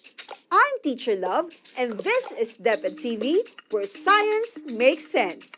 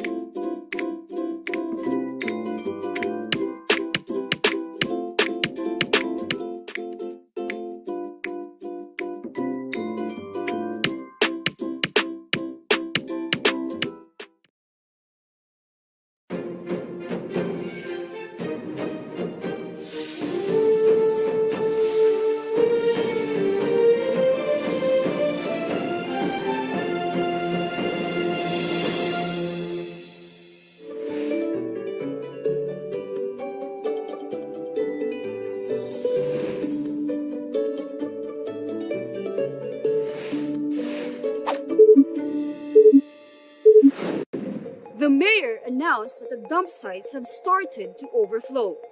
Despite the efforts to find a suitable location for a new landfill, the garbage crisis has not been resolved. An emergency meeting has been called last night to discuss the final plans for dumping our city's garbage. According to the mayor, our best plan so far is to eliminate school playground. I know what you're thinking. It's impossible. And yes, it's true.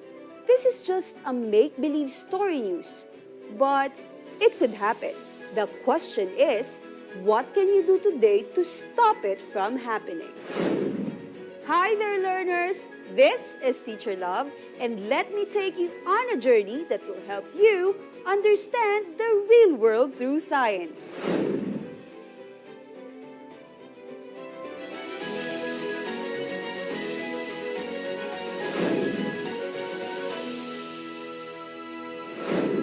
People have increased their demand and have changed their consumption patterns. The increase in population has led to the increase in waste production. Waste has a huge negative impact in our natural environment. For today's episode, we will help you recognize the importance of 5 R's, which is reduce, reuse, recycle, recover, and repair in waste management. Last episode, we've learned about the 5 R's technique. Let's check if you can still remember them. Study the following pictures. Identify what waste management practice is shown. Determine if it is reduce, reuse, recycle, recover, or repair. I will give you 30 seconds to answer. Write the correct answers on your paper.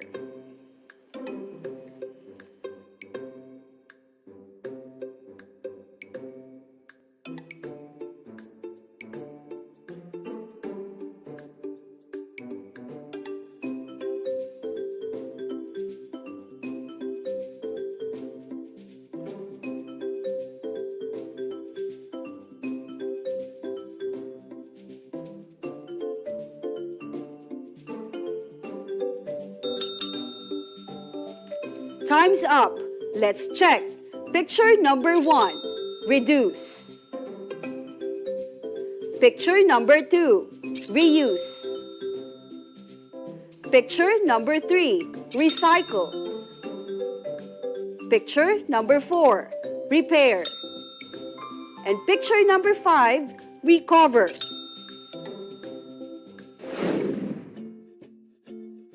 This garbage dump is what happens to land when we throw things out. It's usually sent to a place like this, called landfill. Landfill, also known as garbage dump or dumping ground, is a site for disposal of waste materials. However, this landfill, when not properly managed, can contaminate our groundwaters and eventually leads to water, land, and air pollution. Environmental pollution is one of the most serious global challenges any country is facing. Pollution is dangerous for all living organisms, whether it be humans, plants, and animals. As our planet is experiencing a tough time with global warming, climate change, and plastic pollution, mankind needs to take responsible action to stop the destruction of Mother Earth. All our contribution is valuable. We need to protect our home. Let's go somewhere less smelly to learn more about the importance of managing our waste.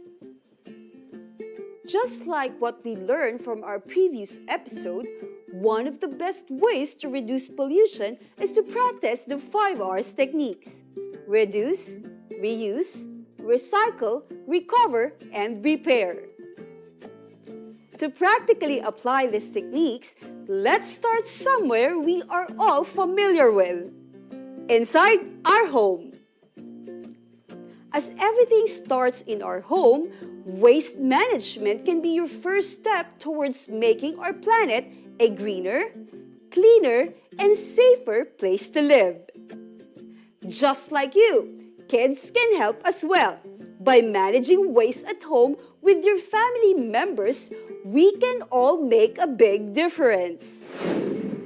To reduce simply means reducing or lessening the amount of possible waste material. Please stop buying plastic water bottles. Water bottles and plastic cups are huge waste of material. Buy a durable water bottle and a cute coffee thermos so you can take your beverages wherever you want. You will find yourself a lot more hydrated And in addition, you can save more money because you are using refillable materials. Remember, the more you buy water bottles and any plastic materials to store food or beverages, the higher the waste materials you contribute to our planet. To reuse means to use again. Use both sides of paper for printing or use the clean side to make your list. This will help you reduce the solid waste accumulation in your house. Maximizing the use of an object is a good practice to lessen the waste contribution in our environment. To recycle means to use waste materials to make another product. Calling all our plantitos and plantitas out there, instead of buying new pots for your plants, use these plastic bottles or empty tin cans as planters for your garden. To recover means taking energy from waste and converting it into a new resource. This will require more time of action, but everything is worthwhile. Today, I will be teaching you how to do basic composting. Composting is a process of decomposing organic waste quickly. Composts are used as a natural fertilizers for plants. Are you ready to learn how to do composting? Let us begin. We need waste materials like the following: fruit and vegetable peelings, eggshells, dried leaves, a container with soil, spray bottle, and gardening tools.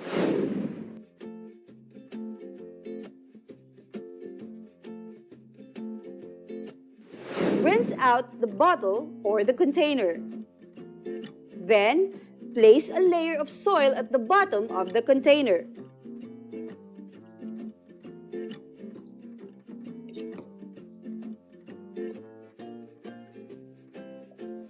Moisten the soil with water from a spray bottle if it is dry.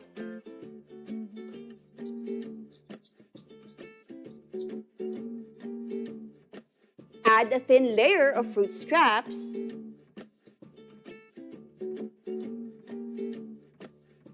eggshells,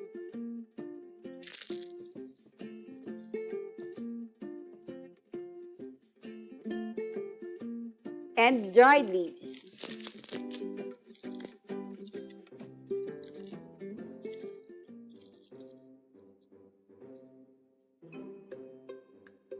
Then add another layer of dirt.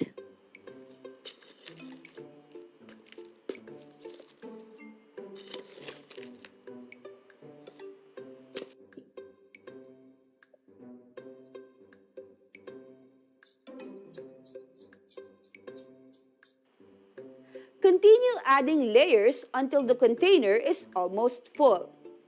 Place it in a sunny location. If the contents look dry, add a spray of water to keep it moist. The compost is ready to use when it is brown and crumbly. This will take a month or so. Easy, right? Try it yourself. To repair means fixing or restoring broken items so that these will be used again. Learn to repair rather than discard. Fixing a hole in your favorite jeans or reattaching a broken button can extend the life of the piece rather than throwing it in the garbage and buying a new one, which is better for the environment and for your wallet. Money is important. Let us learn how to prioritize things. We need to put in consideration our daily contribution of waste materials so that we can help lessen the garbage collected daily. Even small changes can make a difference. Practicing 5 R's techniques every day at home, work, and play is an easy and rewarding practice. By adopting more environmental habits, we can reduce pollution, save resources, and better help our community fight climate change. I prepared some exercises for you to ponder. I will give you 3 seconds to answer each question. Number 1. Renee has started to compost her food scraps leaves, and yard trimmings. When it all breaks down into soil, she will use it for her garden as natural fertilizer.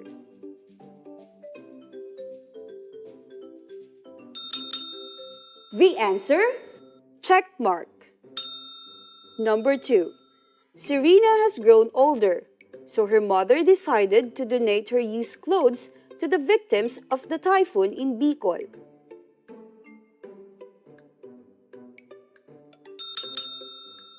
The answer? Check mark. Number 3. The grade 5 pupils are fond of throwing paper in the trash can.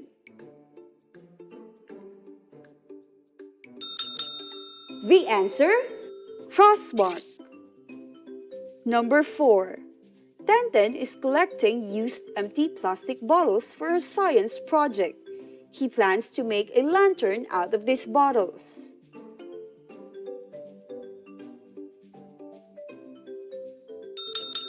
The answer? Check mark. Number 5.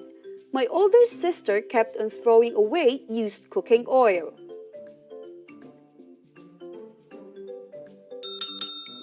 The answer? Cross mark. Great job, kids!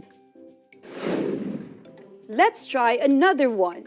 Study the pictures of the common practices observed. Which of the following importance of the 5 R's is a direct result of a given practice? Choose the letter of the correct answer. Choices are: letter A, promote a clean and healthy environment. Letter B, transform garbage into something useful. Letter C, make the earth zero waste or free of any garbage or waste material. Picture number 1. The correct answer, letter B, transform your garbage into something useful. Picture number 2.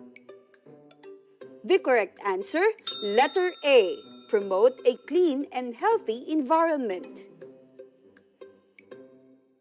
Picture number 3. The correct answer, letter C, make the earth zero waste or free of any garbage or waste material. Number 4. The correct answer, letter A, promote a clean and healthy environment. And picture number 5. The correct answer, letter A, promote a clean and healthy environment. Great job, kids! You are a certified 5 R's explorers. The waste that we generate per day is more than what our landfill can accommodate.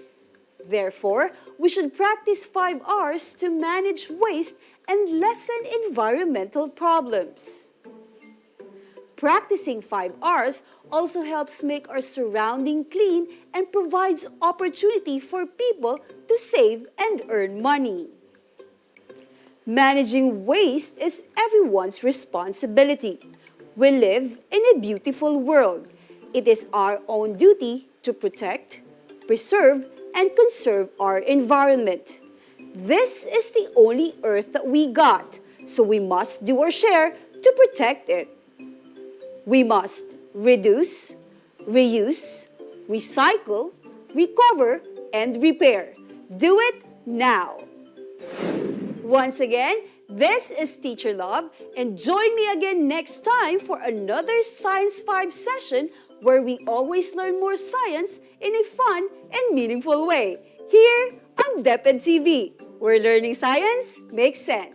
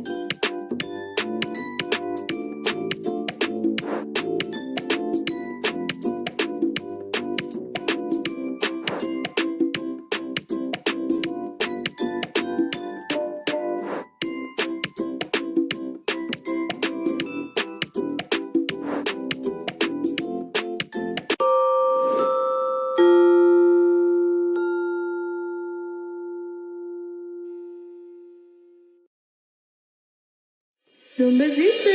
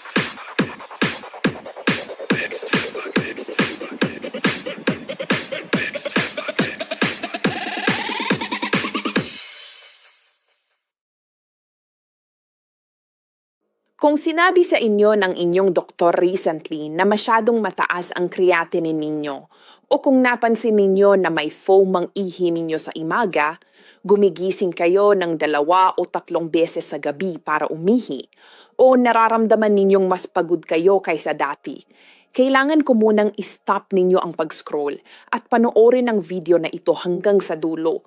Dahil ang isi-share ko sa inyo sa mga susunod na minuto ay talagang makakapagbabago ng direksyon ng kalusugan ng kidney ninyo. Ako po si Doktora Elena Santos. Marami na akong nakausap na mga senior dito sa Pilipinas na pumupunta sa akin na confused, takot at hindi sigurado kung ano ang dapat gawin.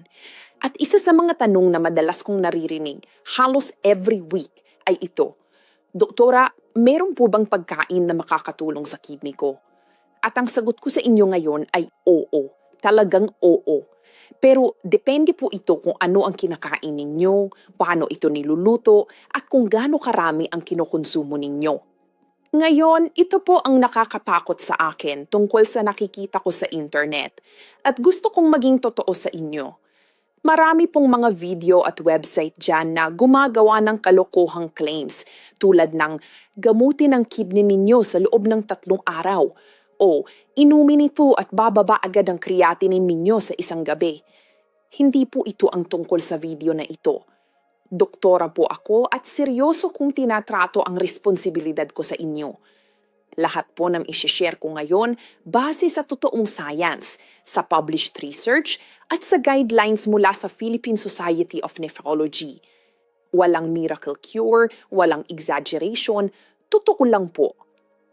Bago po tayo magsimula, sa aking libro na pinamagatang Malusog Matapos ang 6 na po, nag-compile po ako ng simpleng nutrition strategies at daily habits na makakatulong para mapataas ang energy, mapalakas ang muscles, alagaan ang memory, at protektahan ang heart.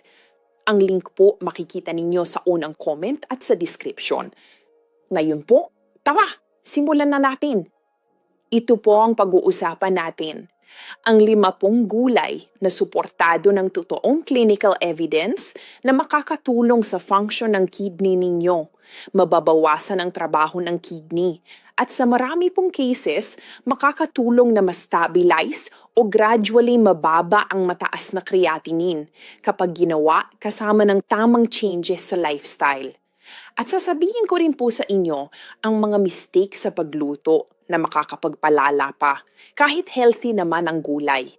Bago po tayo tumuloy, kung sinabi sa inyo na ang creatinine ninyo ay higit sa 1.2 o kung binigyan kayo ng GFR number na mas mababa sa 6 na po, gusto ko pong i-comment ninyo ngayon sa ibaba ng video na ito. I-type lang po ang creatinine number ninyo o stage 3, stage 4, kung ano man ang sinabi ng doktor ninyo.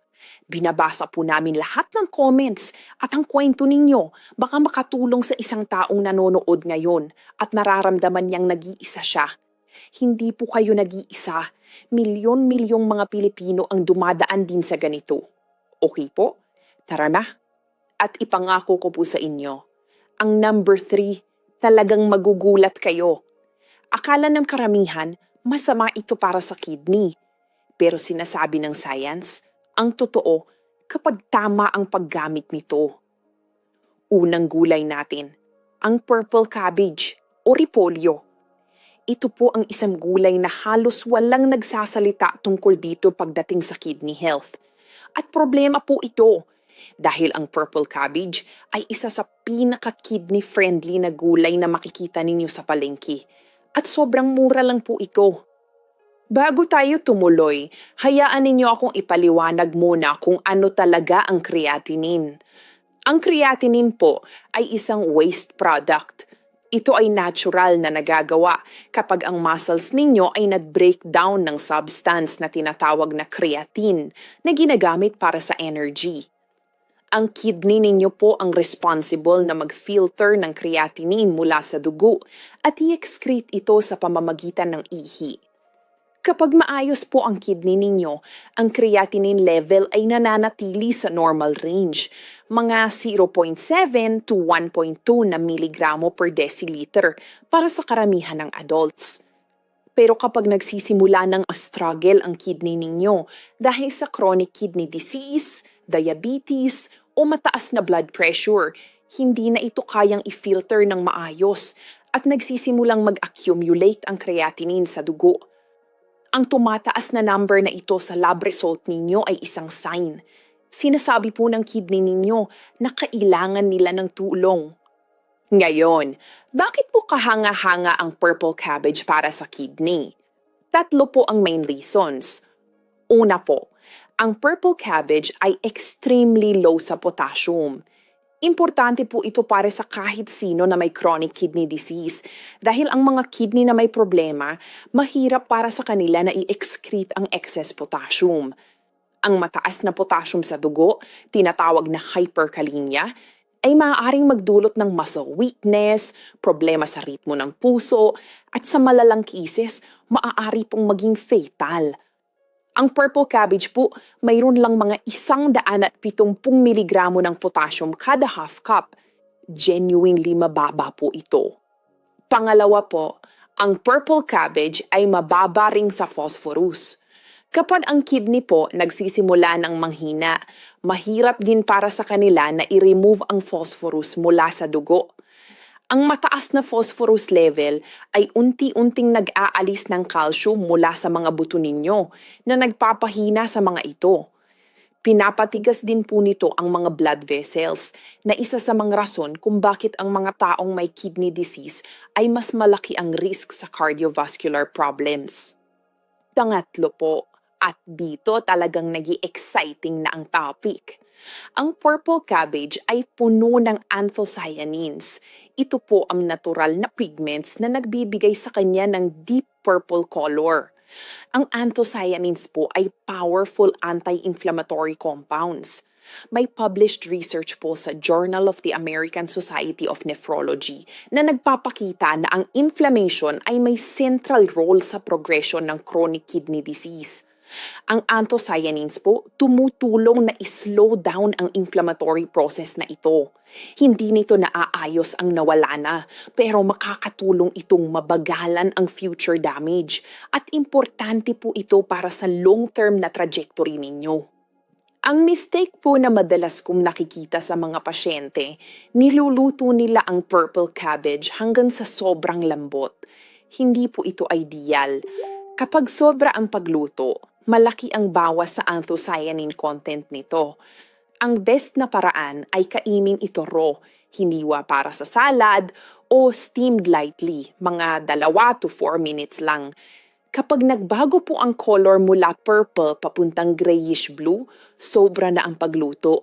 Ito po ang visual sign ninyo. Pangalawang gulay natin, ang cauliflower o cauliflower.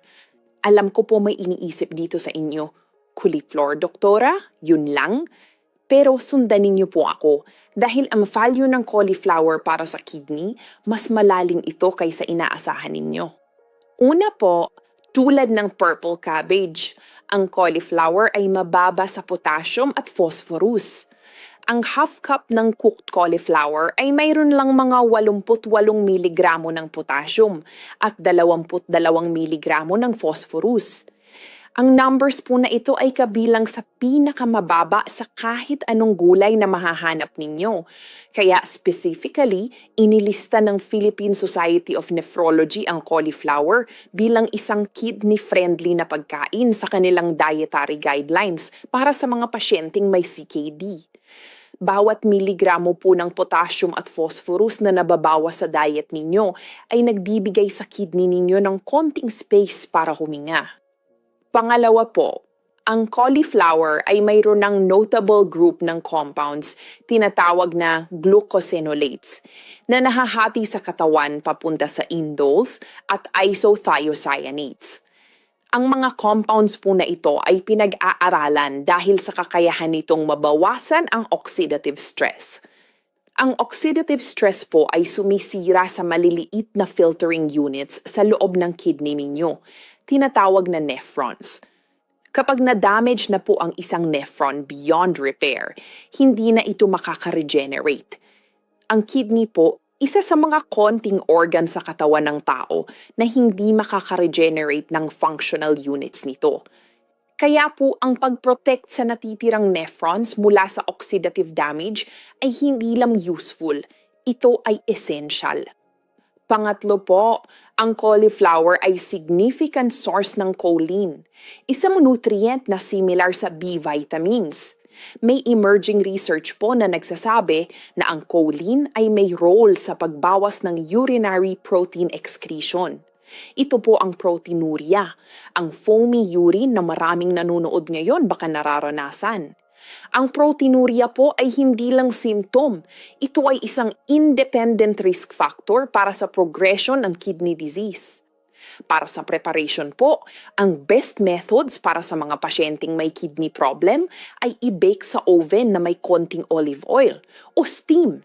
Kung magbo-boil po kayo, i-drain at itapon ang tubig. Ito po ay tumutulong na ma-leach ang potassium na maaaring beneficial kung mataas ang levels ninyo. 3 hanggang 5 servings po ng cauliflower kada linggo, baked or steamed, ay isang excellent target. Pangatlong gulay natin, ang bawang o garlic. Ipinangako ko po sa inyo na ang number 3 ay magugulat kayo. At heto na, ang bawang. Alam ko po kapag narinig ninyo ang bawang sa context ng kidney, ang first instinct ninyo baka mag-alala. Pero heto po ang totoong sinasabi ng science. Ang bawang po, hindi lang safe para sa karamihan ng mga pasyenteng may kidney problem. Kapag ginamit ng tama, ito ay actively beneficial sa kidney. Ang main active compound po sa bawang ay ang allicin, na nagagawa kapag ang raw garlic ay dinurog o tinattad. Ang allicin po ay powerful anti-inflammatory at antimicrobial compound. Pero para sa mga pasyenteng may kidney problem, ang pinaka-importante ay ang demonstrated ability nitong mabawasan ang blood pressure at mabawasan ang systemic inflammation. 2 po sa mga pinaka-critical factors sa progression ng kidney disease. Maging direct po ako tungkol dito. Ang number 1 cause po ng chronic kidney disease ay diabetes at ang number 2 po ay mataas na blood pressure o hypertension. Kapag chronically elevated po ang blood pressure ninyo, sinisira nito ang delicate blood vessels na nagsusupply at pumapalibot sa nephrons ninyo. Unti-unting na-strangle ang filtering capacity ng kidney ninyo. Kahit anong safe na dietary intervention na makakapagbawas ng blood pressure ay may direct kidney protective implications. May meta-analysis po na na-publish sa Journal of Nutrition na nag-examine ng multiple controlled trials at nakita na ang garlic supplementation ay nadulot ng statistically significant na pagbawas sa systolic at diastolic blood pressure sa mga taong may hypertension. Mga 4 to 8 millimeters of mercury na pagbawas sa systolic pressure. Modest po ang effect pero totoo. At sa context po ng kidney protection, ang ganitong level ng sustained reduction sa blood pressure sa loob ng months at years, importante ito ng malaki. Additive po ito sa medication, hindi po ito substitute. Ang bawang po, mayroon ding anti-fibrotic properties. Ang kidney disease po, especially sa mas advanced stages, involve ang process na tinatawag na fibrosis, kung saan ang healthy functional kidney tissue ay napapalitan ng scar tissue na hindi na kayang i-filter ang dugo ninyo. May emerging research po na nakapag-identify na may certain sulfur compounds sa bawang, including allicin at derivatives nito, na makakatulong na i-inhibit ang activation ng myofibroblasts, ang mga cells na responsible para sa fibrotic process na ito. Heto po ang prep tip na halos walang video ang nag-share. Ang allicin po sa bawang, fully activated lang kapag dinurog o tinaddad ninyo ito at hinintay ng around 10 minutes bago painitin. Kapag po isang buong clove ng bawang ang itinapon ninyo agad sa mainit na kawali, ang enzyme allinase ay madidenature agad dahil sa init bago pa ito makaproduce ng allicin. Makukuha po ninyo ang lasa, pero mawawala ang significant part ng therapeutic benefit. Ang tamang teknik ay durugin o tadtarin ng bawang, hayaan itong magpahinga ng 10 minutes sa room temperature at pagkatapos idagdag sa pagluto ninyo. Ang simpleng 10-minute wait na ito ay dramatically nagpapataas ng amount ng beneficial compounds na sumusurvive sa pagluto. Ang appropriate amount po para sa karamihan ay 1 to 2 cloves ng fresh garlic kada araw, isama sa pagluto. Ang garlic salt po ay hindi angkop dahil nagdadagdag ito ng sodium na kailangang i-minimize ng mga pasyenteng may kidney problem. Fresh o freeze-dried garlic po ang best option ninyo. Kung umiinom po kayo ng blood thinners tulad ng warfarin o clopidogrel, kausapin muna ang doktor ninyo bago dagdagan ang garlic intake. Ang nakita ninyo lang po ay konting part ng kung ano ang kaya ng tamang nutrisyon at habit sa kalusugan ninyo after 6 na po. Sa libro kong Malusog Matapos ang 6 na po, ipinapaliwanag ko po kung paano gamitin ang mga common na pagkain para makatulong sa muscle strength, circulation, memory, at overall well-being. Ang link po ay sa description. Kung naging helpful po ang information na ito, kung natuto po kayo ng bago, paki-like po ngayon na. Isang simpleng click po, sasabihin sa YouTube na i-share ang video na ito sa mas marami pang seniors na nasa bahay, confused tungkol sa lab results nila at takot. Ang like ninyo po, makaka-reach sa isang taong kailangan ng information na ito ngayong gabi. At kung hindi pa po kayo subscribed, paki-subscribe po at i-on ang notification bell para hindi po kayo ma-miss sa next video namin. Sa comments po sa baba, sabihin ninyo sa akin alin sa mga gulay na ito ang regular nyo ng kinakain at alin ang pinaka-nagulat sa inyo. Ang gulay number 4 po ay ang red bell pepper o pulang pepper. Tinatawag ko itong precision vegetable. Binibigay nito po sa inyo ang extraordinary nutritional value na minimal lang ang metabolic cost sa kidney ninyo. Ang red bell pepper po ay extraordinarily rich sa vitamin C. Ang isang medium-sized red bell pepper po ay mayroong mga 190 miligramo ng vitamin C. Ito po ay mahigit doble sa recommended daily intake para sa adults. At bago po kayo mag-alala tungkol sa vitamin C at kidney stones, hayaan ninyo akong i-clarify. Ang research tungkol sa vitamin C at kidney stones ay mostly applicable sa very high dose supplementation, mga 1,000 miligramo ng supplements. Ang dietary vitamin C o mula sa whole vegetables tulad ng red bell pepper ay hindi nadadala ng same risk para sa karamihan ng tao. Heto po kung bakit importante ang vitamin C para sa kidney ninyo. Ang kidney po ay napaliligiran ng blood vessels na highly vulnerable sa oxidative damage. Ang damage galing sa free radicals sa katawan. Ang vitamin C po ay isa sa pinaka-potent na water-soluble antioxidants sa human nutrition. Neutralize nito ang free radicals. Pinoprotektahan ang endothelial cells na naglaline sa blood vessels ninyo at sinusuportahan ang structural integrity ng kidney tissue. Ang prep tip po para sa red bell pepper ay simple. Ang raw na red bell pepper ang pinakamataas ang vitamin C content dahil ang vitamin C ay sensitive sa init at nababawasan sa pagluto. Ang hiniwang raw red bell pepper, kainin as snack o idagdag raw sa salad. Mas superior in terms of nutrition kaysa sa inihaw. Kung mas gusto ninyo lutuin ito, gumamit ng quick high heat methods tulad ng pagsaute ng 2 to 3 minutes lang. Para sa best preservation ng nutrients, mga half to 1 whole red bell pepper kada araw ang target. Matamis po ito, kaya karamihan mahihilig dito, kahit yung mga hindi pa fan ng vegetables at kahit yung mga may altered taste preferences na dahil sa medications o sa edad. Nasa gulay number 5 na po tayo. At dito, mas matagal akong gugugol dahil may nuance dito na madalas na hindi maintindihan. Ang gulay po ay asparagus. Ang asparagus po ay may complicated reputation. Karamihan sa inyo ay alam na ang asparagus ay nagpapaiba ng amoy ng ihi ninyo. May ilan po sa inyo na narinig na ito ay diuretic at nagtataka kung safe ito para sa kidney ninyo. At ang ilan baka pinayuhan na nga na iwasan ito. Gusto kong i-address ang bawat point with care dahil ang science ay mas interesting at mas encouraging kaysa sa inaasahan ninyo. Una po, ang diuretic question. Ang asparagus ay mayroong mild diuretic properties na pinapatakbo ng compound tinatawag na asparagine.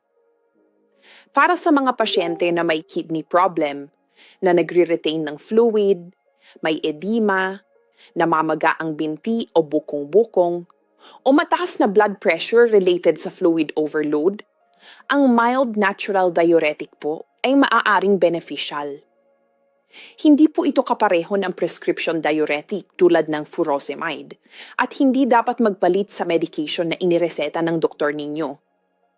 Pero bilang dietary component, ang asparagus ay maaaring gently encourage ang urinary flow na suporta sa ability ng kidney na i-excrete ang waste products including creatinine. Kung umiinom po kayo ng potassium-sparing diuretics tulad ng spironolactone o kung mataas na ang potassium level ninyo, kausapin muna ang doktor ninyo bago dagdagan ang asparagus intake ninyo. Pangalawa po, ang asparagus ay mayroong compound tinatawag na glutathione, isa sa mga pinaka-potent na antioxidants na nagagawa sa loob ng katawan ng tao. At ang asparagus po, isa sa konting dietary sources ng glutathione na preformed na nangangahulugan na talagang makaka-absorb kayo ng significant amount mula sa pagkain. Ang glutathione po ay involved sa pag-protect ng kidney cells mula sa toxin-induced damage. May published research po sa Journal of Renal Nutrition at related publications na nag-e-explore ng role ng dietary antioxidants sa managing CKD. At consistently nakikita na ang higher antioxidant capacity ay associated sa slower progression ng disease. Pangatlo po, ang asparagus ay source ng folate, vitamin B9, na suporta sa production ng red blood cells. Importante po ito para sa mga pasyenteng may kidney problem dahil ang anemia o low red blood cell count ay isa sa pinaka-common at debilitating complications ng CKD. Ang healthy kidneys po ay nagproproduce ng hormone tinatawag na erythropoietin, EPO, na nagsasabi sa bone marrow na mag-produce ng red blood cells. Habang nag-decline ang kidney function, bumababa ang EPO production at sumusunod ang anemia. Ang dietary folate mula sa asparagus po ay suporta sa production side ng equation na ito at significant ito sa early stages. Pang-apat po, ang amoy. Ang sulfur compound sa asparagus na nagpapaiba ng amoy ng ihi ay actually isang sign ng active metabolism, hindi po isang sign ng kidney damage. Gusto ko po kayong i-reassure, completely benign po ito.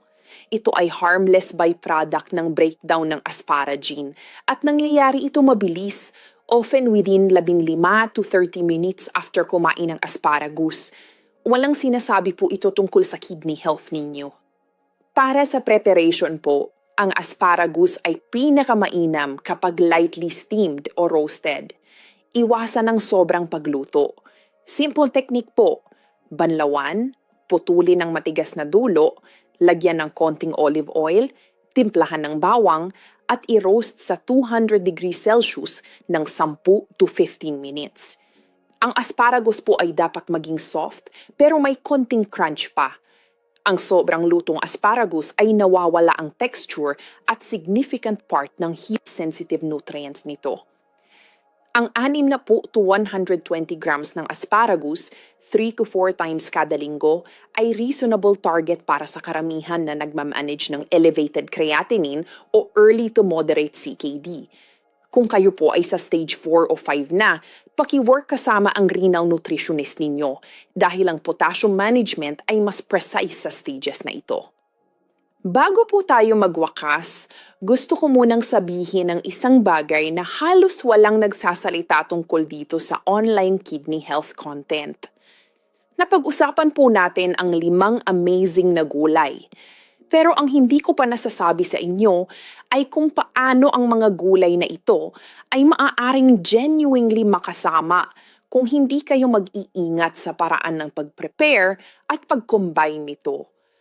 At makikita ko po na ang mga pasyente ay regular na gumagawa ng mga mistakes na ito. Kung umabot po kayo dito sa video, ito ay dahil mahalaga sa inyo ang kalusugan ninyo at gusto ninyong mamuhay na mas may kalidad. Sa libro kong Malusog Matapos ang 60, ipinapakita ko po kung paano ang nutrition at simpleng habits ay makakatulong na ma-recover ang energy ninyo, palakasin ng katawan, pagandahin ang memory, alagaan ng circulation, at mapanatili ang independence ninyo sa mas matagal na panahon. Ito po ay practical changes gamit ang accessible na pagkain at madaling sundan na guidance araw-araw. Kung gusto ninyo pong matransform ang routine ninyo sa simple at realistic na paraan, pakiclick po ang unang link sa description at alamin ang tungkol sa libro.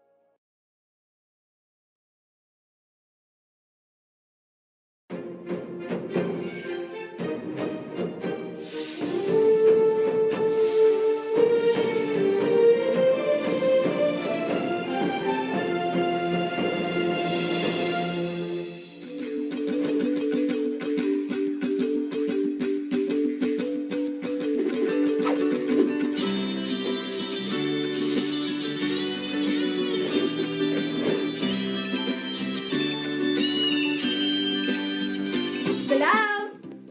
Assalamualaikum warahmatullahi wabarakatuh. Greetings of peace, mercy, and blessings, science-minded learners.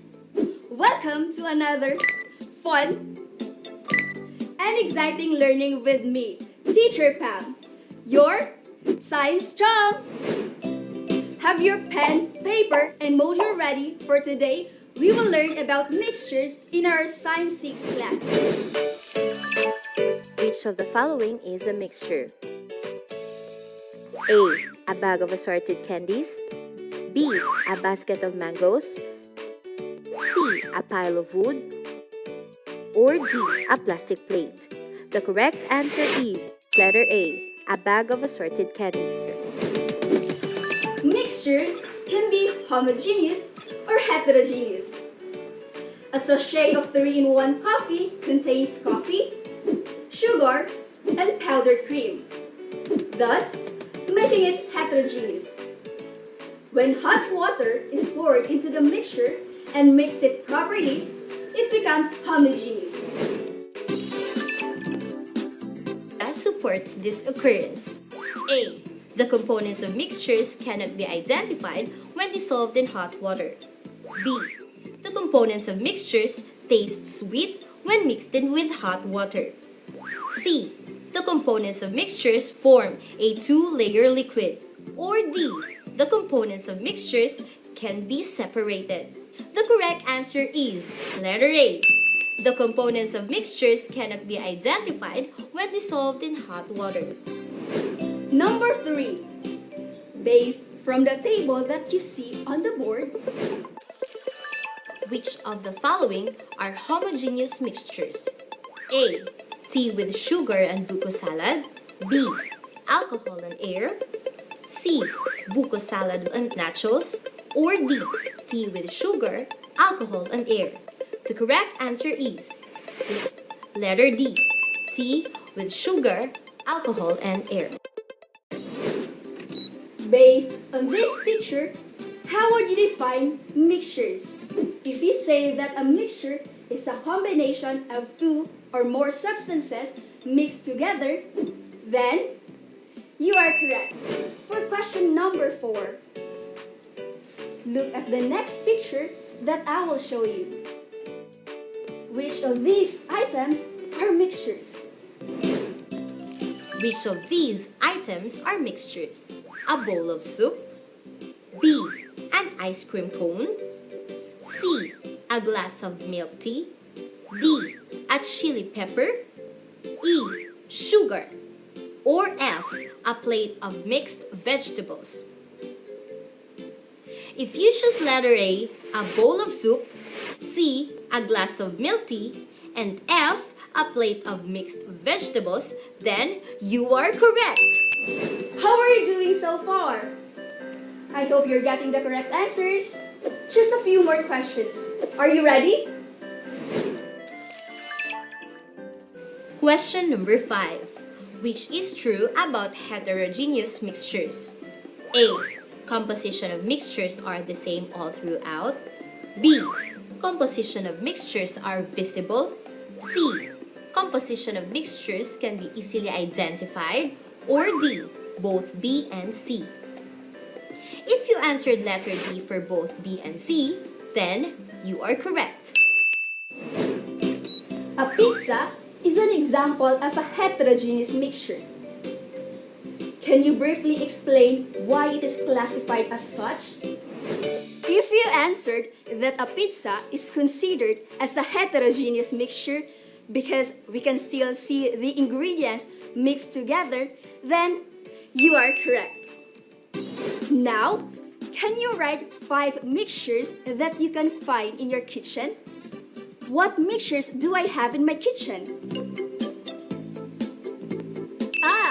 I have soy sauce, pinakbet, pineapple juice, fried rice, and tinolang isda.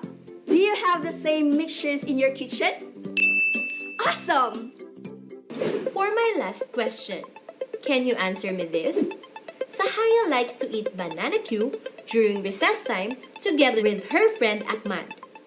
Can you name the components of mixtures used in making banana Q?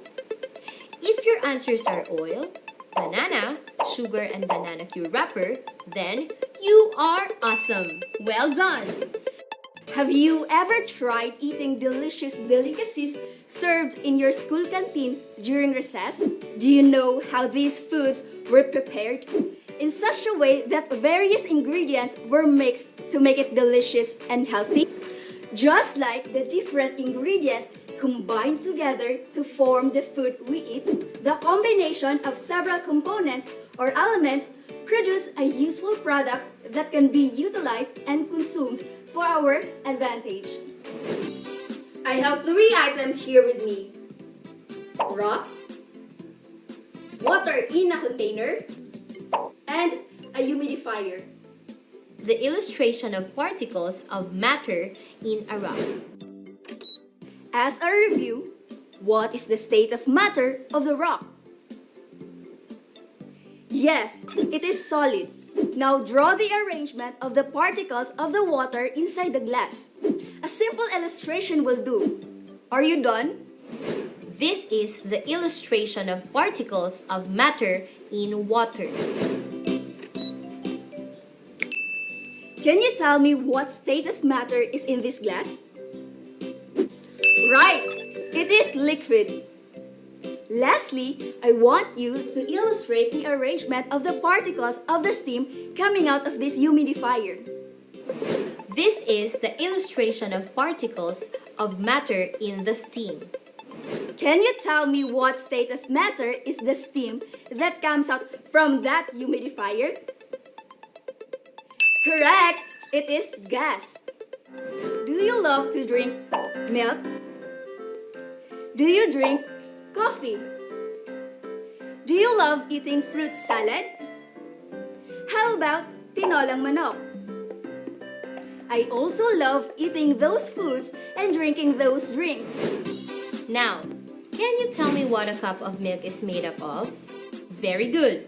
A cup of milk is made up of milk powder, sugar, and hot water. How about fruit salad? Can you give me the ingredients in making it? Apple, banana, avocado, watermelon, sweetened milk are some of the ingredients we can use in making a fruit salad. A glass of milk, a cup of coffee, a plate of fruit salad, and a bowl of tinolang manok are examples of mixtures. In today's lesson, I will teach you how to be able to describe mixtures, identify the kinds of mixtures, and describe homogeneous and heterogeneous mixtures. Let's start by defining what a mixture is. A mixture is a combination of 2 or more different substances which are physically combined. It is classified as homogeneous and heterogeneous. Take a look at what I am holding. What can you see? Right, there is a juice inside the glass. What is the color of the juice? Excellent, it's orange. Are there any color except orange that you can distinguish in this glass? There's none. Can you enumerate the ingredients in making an orange juice? Right. The ingredients of this orange juice are powdered orange juice, sugar, and water. Can you still distinguish the sugar in this juice? No, you can't. This is an example of a homogeneous mixture. The prefix homo indicates the same. A homogeneous mixture has uniform composition throughout. Now take a look at this picture. What do you see? Yes, it is a pizza pie. Can you distinguish the ingredients in this pizza pie? This pizza has cheese, meat, sliced onion, black olives, green bell pepper, tomato sauce, and mushrooms placed on the top of the dough. Since we can still distinguish the ingredients of the pizza pie just by looking at it, and because the composition of its ingredients do not blend together, a pizza pie is considered a heterogeneous mixture. The prefix hetero indicates difference. Heterogeneous mixtures are not uniform in proportion where combined substances are not evenly spread or mixed. Now, let's review what we just learned. Number 1. What is a mixture? Mixture is a combination of two or more different substances that are physically combined with each other. Number 2. What are the two types of mixtures? The two types of mixtures are homogeneous and heterogeneous mixtures. Number 3. Match the column A with the correct answer in column B.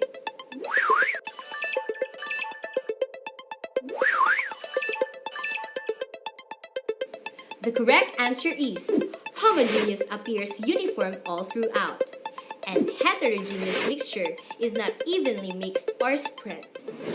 Did you know that air is also a mixture? Yes, air is a mixture, specifically homogeneous mixture of several gases, where the two most abundant components are nitrogen gas and oxygen gas. Science-minded learners, are you ready for more? I can hear you. Are you ready? Great! Let's identify the mixtures below as homogeneous or heterogeneous. Write your answers on your paper. Magnet. The correct answer is homogeneous. Seeds. The correct answer is heterogeneous. Fruits. The correct answer is heterogeneous. Alum dissolved in water. The correct answer is homogeneous. Macaroni salad. The correct answer is heterogeneous. It's now time for an activity. Science-minded learners, kindly watch and observe what I am doing. In this activity, we need different kinds of candies, sugar, milk powder, hot water, teaspoon, stirring rod, marker, and 2 containers. First, we label the containers as container N and container P. Then, we place the different kinds of candies in container N. Next, we put 1 tablespoon of milk powder and 1 tablespoon of sugar in container P. Then, fill up the container with hot water. Finally, let's dissolve the sugar and milk powder in this container. Now, we have containers with mixtures inside. When we mix the different candies in the container N, what kind of mixture did we form? Correct! We formed a heterogeneous mixture when we mixed the different candies in container N. Can we still recognize the component of this mixture? Yes, we can still recognize the components of this mixture because the candies remained distinct or it does not blend together. What type of mixture did we form when we mixed the milk powder, sugar, and water together? Right, we formed a homogeneous mixture. Now, let me introduce you to my friend, Sissy. Hi, I'm Sissy. I'm Teacher Pan's friend. I have an assignment. Can you help me in answering it? Thanks. So, will you help her with her assignment? Yes? That's good to know. This is her assignment. We have to classify the following mixtures in their proper column. Where should we put smoke? Should we put bok choy in homogeneous column? No. Where should we put it? How about spaghetti? What mixture is halo-halo? How about bleach? Now, let's see what we have learned so far. Complete the paragraph by writing your answers on your paper. I learned that mixtures are a combination of blank substances that can be homogeneous or heterogeneous. Right, it's two or more. Homogeneous mixtures are blank mixtures, while heterogeneous mixtures are blank mixtures. Very good! Homogeneous mixtures are uniform mixtures, while heterogeneous mixtures are non-uniform mixtures. Wow! It is good that you have learned something in our episode. I do hope that you apply what you have learned in our class today, because that's what a scientist do. Now let's try to do more activities. Shall we? Read and answer the following questions. Write your answers on your paper. Ready? Here we go! Calamansi juice is composed of calamansi extract, water, and sugar. Is calamansi juice a homogeneous or a heterogeneous mixture? If calamansi pulps are filtered out, calamansi juice is a homogeneous mixture because the substances, when combined, appear uniform all throughout. But if the calamansi pulps are not filtered out, then it is heterogeneous. What type of mixture will you form when you mix different colors in a container? Can you still recognize the components of the mixture? Why? When we mix different colors in a container, we will form a heterogeneous mixture. Yes, we can still recognize the components of the mixture because the substances are not evenly spread or mixed. Amazing! I really think you learned a lot today. So now, let's go to the assessment part. Choose the correct answer in each number. Write your answers on your paper. Which of the following mixtures is heterogeneous? A. Salt and sugar dissolved in water. B. Powder detergent in a pail of water. C. 3-in-1 coffee dissolved in hot water. Or D. Vegetable salad with dressing. The correct answer is D. Vegetable salad with dressing. Number 2. Your mother prepared pinakbet for lunch. How will you describe its ingredients? A. It is a homogeneous mixture because it was evenly mixed. B. It is a heterogeneous mixture because its components are visible. C. It is a heterogeneous mixture because of its uniformity. Or D. It is a homogeneous mixture because it is not uniform. The correct answer is B. It is a heterogeneous mixture because its components are visible. Number 3. A vinegar mixed with soy sauce is a homogeneous mixture because A. You can easily identify its components. B. You can only see the white color of the soy sauce. C. The mixture appears one or uniform. Or D. The mixtures did not mix well. The correct answer is C. The mixture appears one or uniform. Number 4. Which of the following is a homogeneous mixture? 1. Salt dissolved with water. 2. Blood. 3. Clothes in the basin. 4. Books in the shelves. A. 1 and 3. B. 1 and 4. C. 2 and 4. Or D. 1 and 2. The correct answer is D. Salt dissolved with water and blood. Number 5. Define prepares vegetable salad with mayonnaise, carrots, cucumber, lettuce, and cheese. What type of mixture is divine salad? What do you think so? The correct answer is heterogeneous because we can still recognize the substances mixed together. That was amazing, science-minded learners. To continue our discussions on solutions, our upcoming lesson will be about differentiating a solute from a solvent. So, stay tuned to learn more. Only here on DepEd TV. Remember that our Almighty God is always with us and nothing can stop us from learning. Once again, this is Teacher Pam saying, it's better to learn slowly than to not learn at all. Wassalam!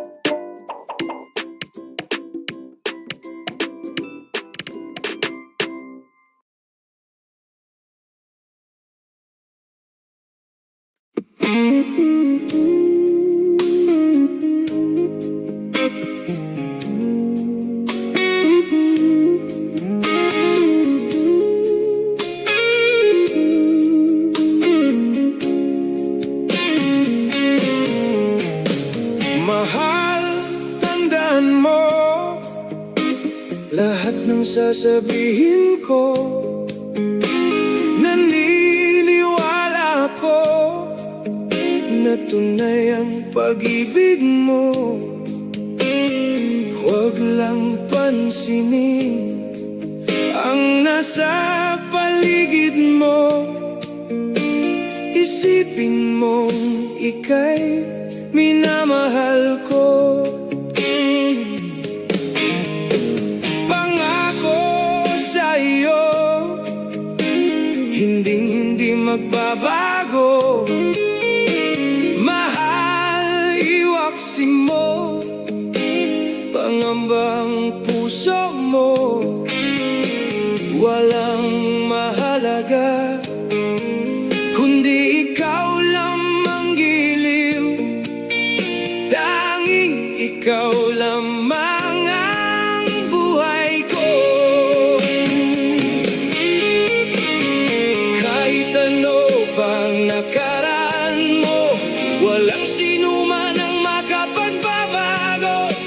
Tapat ang pagmamahal ko, sa'yo giliw ko. Kahit ano pang sabihin nila, hindi ito hadlang sa hangarin ko. Wagas na pag-ibig, sigaw ng puso ko.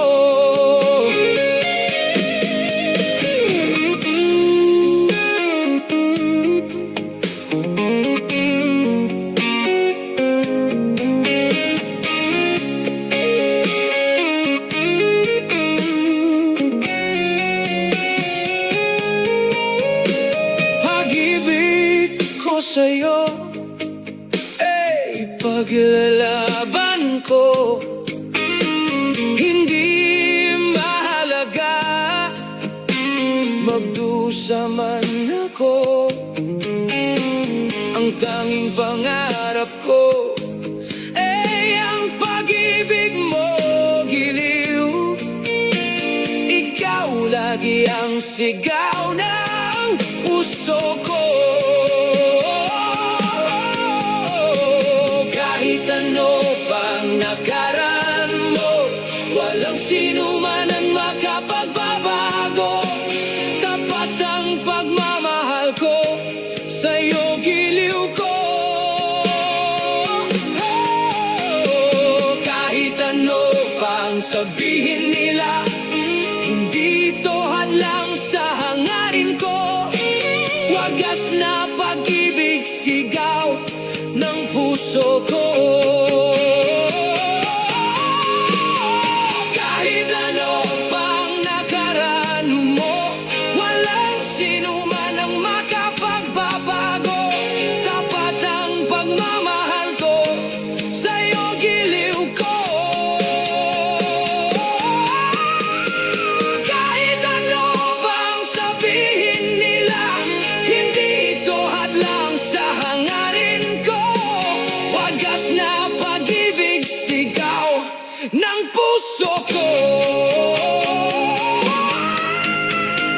Kahit ano pang nakaraan mo, walang sino man ang makapagbabago.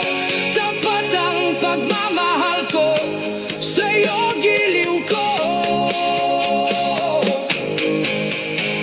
Kahit ano pang sabihin nila, hindi ito hadlang sa hangarin ko.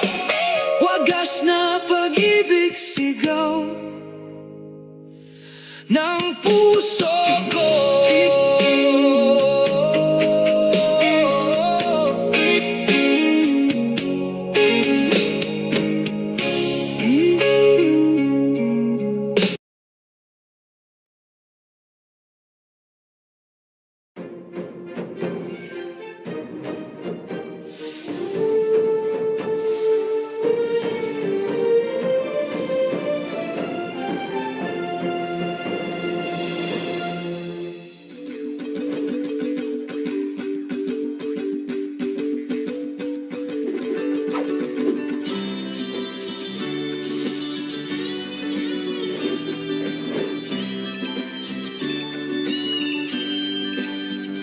Salam! Assalamualaikum warahmatullahi wabarakatuh. Greetings of peace, mercy, and blessings, science-minded learners. Welcome to another fun and exciting learning with me, Teacher Pam, your science chum. Have your pen, paper, and module ready for today. We will learn about solutions and their characteristics here in our Science 6 class. In our previous episode, you have learned the factors affecting solubility, right? As a review, what are the factors affecting solubility? Right! The factors affecting solubility are nature of solute and solvent, temperature of solvent, manner of stirring, amount of solvent, and size of the solute. Excellent! What factor of solubility tells how hot or cold is the solvent mixed in a mixture? Great! Temperature of solvent. What should we do to dissolve the solute faster in a solvent? Very good! We can add hot water or stir it thoroughly. Now, let's go to our What's In. Identify the solvent and the main solute in the following mixtures. Answer it using your paper. Number 1. Cold iced tea. The correct answer is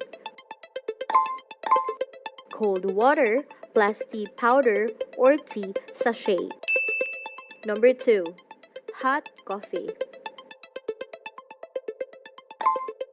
The correct answer is hot water plus coffee powder. Number 3. Salt water. The correct answer is water plus salt. Number 4. Carbonated beverages. The correct answer is water plus carbon dioxide. And number 5.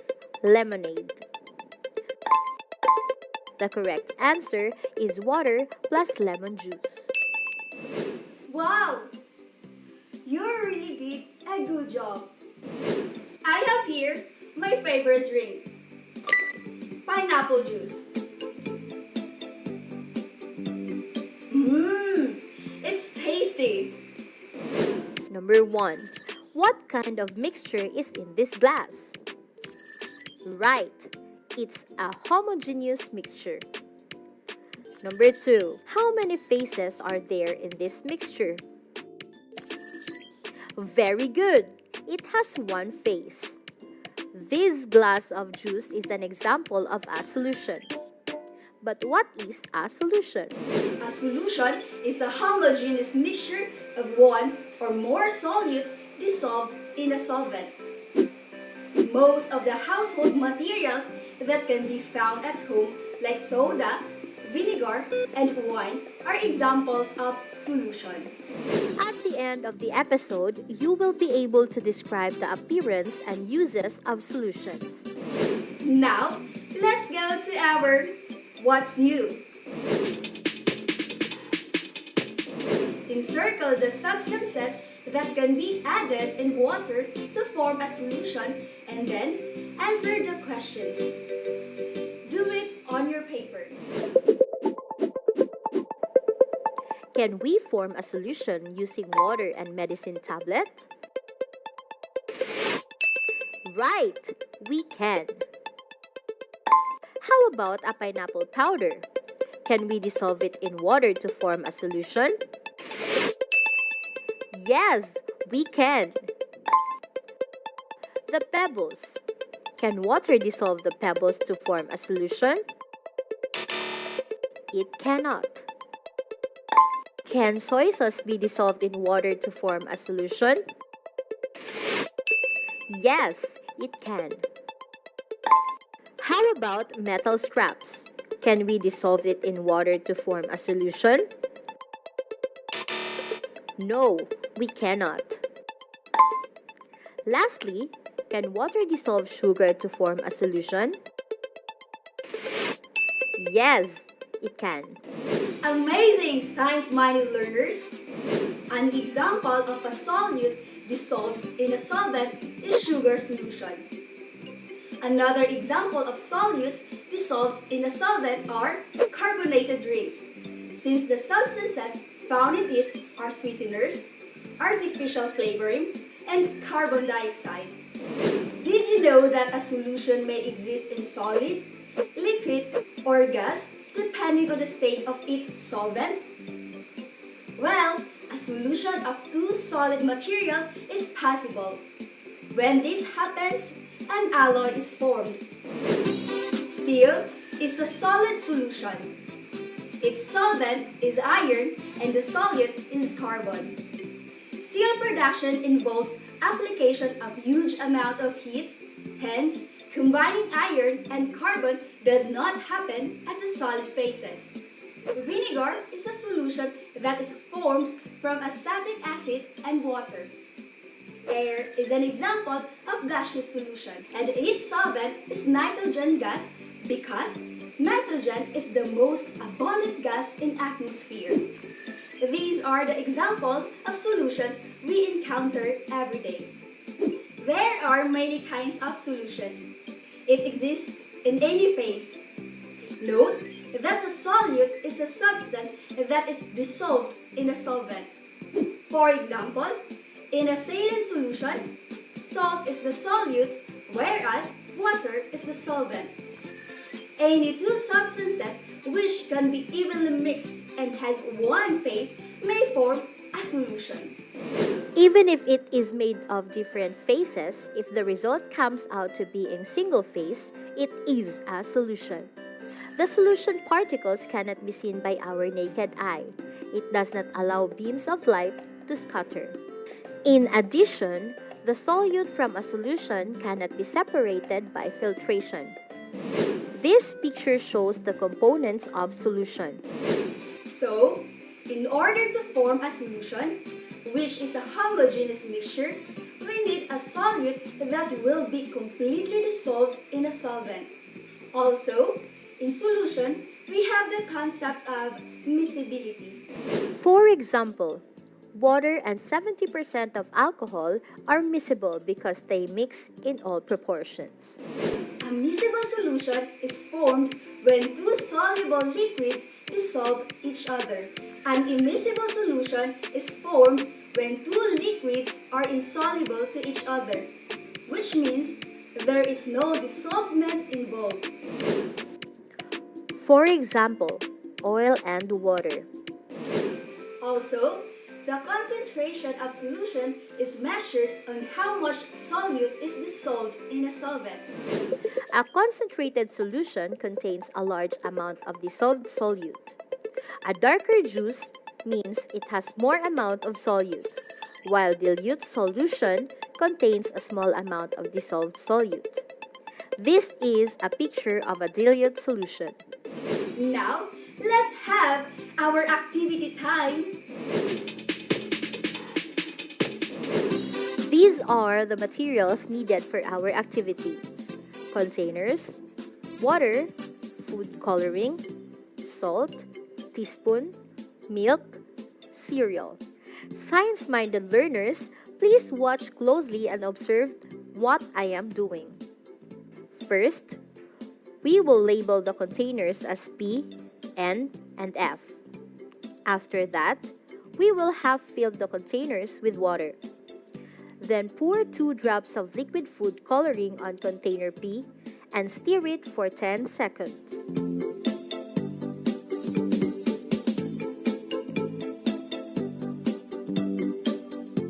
We will put 1 teaspoon of salt on container N and stir it 1 minute.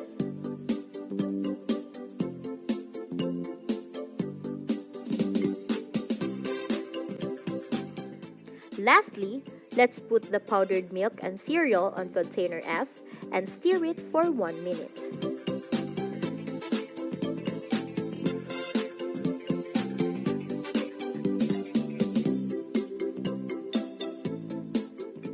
And here, we have the containers with mixtures. Now, can you point the container with solution? Great! Then point it. Very good! Containers P and N are filled with solution. Why are these 2 containers an example of solution? Right! The solute is evenly mixed in the solvent, which shows one phase. Why does container F is not a solution? Excellent! What's inside container F is not a solution because the solute is still visible. What solute is dissolved in container P? Very good! It is liquid food coloring. So, the solution is made up of a liquid dissolved in a liquid. Now, what is the solute in container N? Great! It is the salt. So, this solution is made up of solid dissolved in liquid. Carbonated water is solution made up of gas dissolved in liquid. Now, have you learned something in our activity? Great! Now, let's move on to our What's More. Oh, we have Sisi here again. How are you, Sisi? Oh, I'm good, Teacher Pam. How are you too? I'm doing great. Thank you for asking. I am actually having fun teaching new things to our science-minded learners. So, Sisi, what help you need right now? I have here an assignment about the characteristics and uses of solutions. Can you help me again? Can we help Sisi again? Great! Look at the words in the box. Choose and combine 2 or more words to form a solution. Write at least 5 combinations of substances to form a solution on your activity notebook. These are the possible combinations of substances to form a solution. Number 1, water and sugar. Number 2, water and salt. Number 3, copper and zinc. Number 4, silver and mercury. Number 5, acetic acid and water. Match the solutions in column A to its uses in column B. Number 1, what is the use of dishwashing liquid? The correct answer is E. It is used for washing tablewares. Number 2, what is the use of bleach? The correct answer is B. It is used for cleaning the house. Number 3, what is the use of medicine syrup? The correct answer is D. It is used for curing illnesses. Number 5, what is the use of brass? The correct answer is A. Used in making a furniture. And number 5, what is the use of soft drinks? The correct answer is C. It is used for consumption to quench thirst. Wow! My friend Sissy is so happy. With your help, she's done with her assignment. Yay! Thank you so much, science-minded learners. Hopefully, you will not get tired in helping someone like Sissy. Now, let's go to our What I Have Learned. True or false? Draw a smiley emoji on the line before the number if the statement is true, and sad face emoji if the statement is false. Number 1. A solution is a homogeneous mixture. The correct answer is smiley emoji. That is why it has a uniform face all throughout. Number 2. Only solid can be dissolved in solvent. The correct answer is sad face emoji, because we can dissolve some gas and liquid to solvent. Number 3. The solution particles can be seen by our naked eye. The correct answer is sad face emoji, because we cannot see solution particles through our naked eye. Number 4. Solution does not allow beams of light to scatter. The correct answer is smiley emoji. And number 5. The solute from a solution cannot be separated by filtration. The correct answer is smiley emoji. Now, let's go to our What I Can Do. Number 1. Based on the illustration, describe what a solution is. A mixture of blue lemonade powder and water. A solution is a homogeneous mixture of one or more solutes dissolved in a solvent. The solute is mixed all throughout the solvent. That is why we cannot see the solution particles with our naked eye. Number 2. How does a solution appear? The solution will appear light blue. Amazing! It seems like you have learned a lot from our episode today. I hope that you applied what you have learned in our class today, because that's what a scientist do. Science-minded learners, are you ready for our assessment? Choose the letter of the correct answer. Do this on your paper. Number 1. What type of mixture is a solution? A. Heterogeneous. B. Homogeneous. C. Immiscible. D. Miscible. The correct answer is B. Homogeneous. Number 2. Which of the following is not a characteristic of a solution? A. It is a uniform mixture. B. It will scatter a beam of light. C. It is stable over time. Or D. The solute and solvent cannot be distinguished by the naked eye. The correct answer is B. It will scatter the beam of light. Number 3. What is the substance that is being dissolved in a solution? A. Solute. B. Mixture. C. Solvent. Or D. Concentrator. The correct answer is A. Solute. Number 4. What do we call the substance that dissolves the other substances in a solution? A. Solute. B. Mixture. C. Solvent. Or D. Concentrator. The correct answer is C. Solvent. Number 5. In a salt water solution, what substance is considered the solvent? A. Salt. B. Water. C. Both are solvents. Or D. Neither substance is a solvent.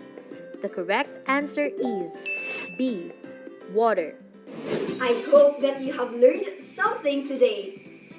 To catch up with the next lesson on colloids and their characteristics, let's stay tuned only here on DepEd TV.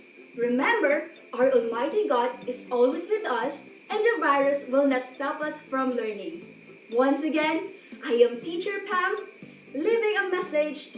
It's better to learn slowly than to not learn at all. Wassalam!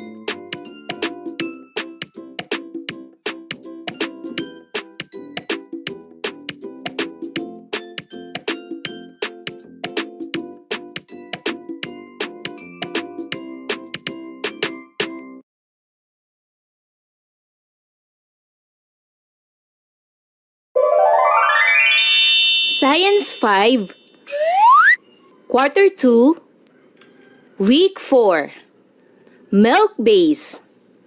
Let's learn about modes of reproduction of animals. Hello kids, it's me, Teacher Frel.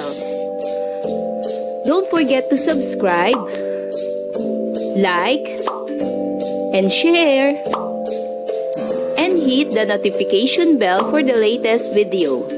You can also follow my Facebook page, Teacher Frel TV. Welcome back, kids! For today's lesson in Science 5, we will discuss about modes of reproduction of animals. At the end of this lesson, you are expected to describe the different modes of reproduction in animals such as butterflies, mosquitoes, frogs, cats, and dogs. Animals cannot live forever. Like humans, animals also need to reproduce. They have also their own reproductive system that makes them able to do such life process. Most of them perform sexual reproduction involving male and female animal. In this way, extinction is prevented and diversity is maintained in nature. Producing new animals may mean food supply to other organisms. It may also signal the continuous existence of certain species. Animals have the means to increase their number through reproduction. This is to preserve their species and to help in keeping the nature balanced as they interact with other animals. Different animals have unique modes of reproduction.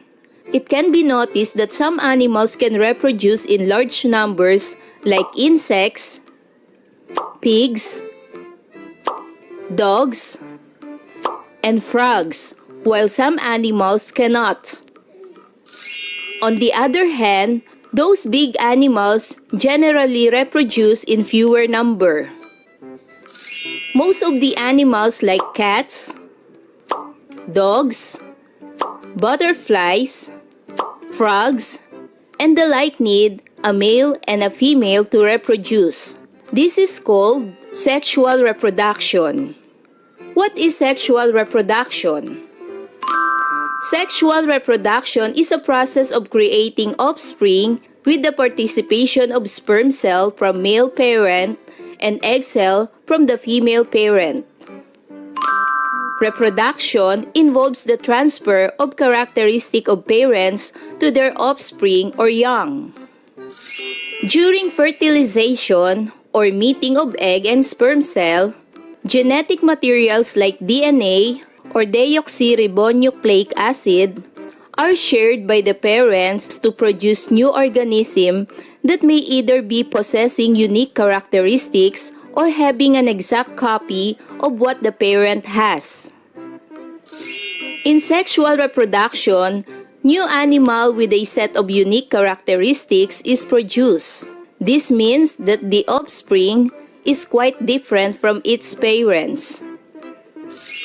Sexual reproduction always involves the presence of sperm cell and egg cell. These two cells carry the genetic materials from the father and mother respectively.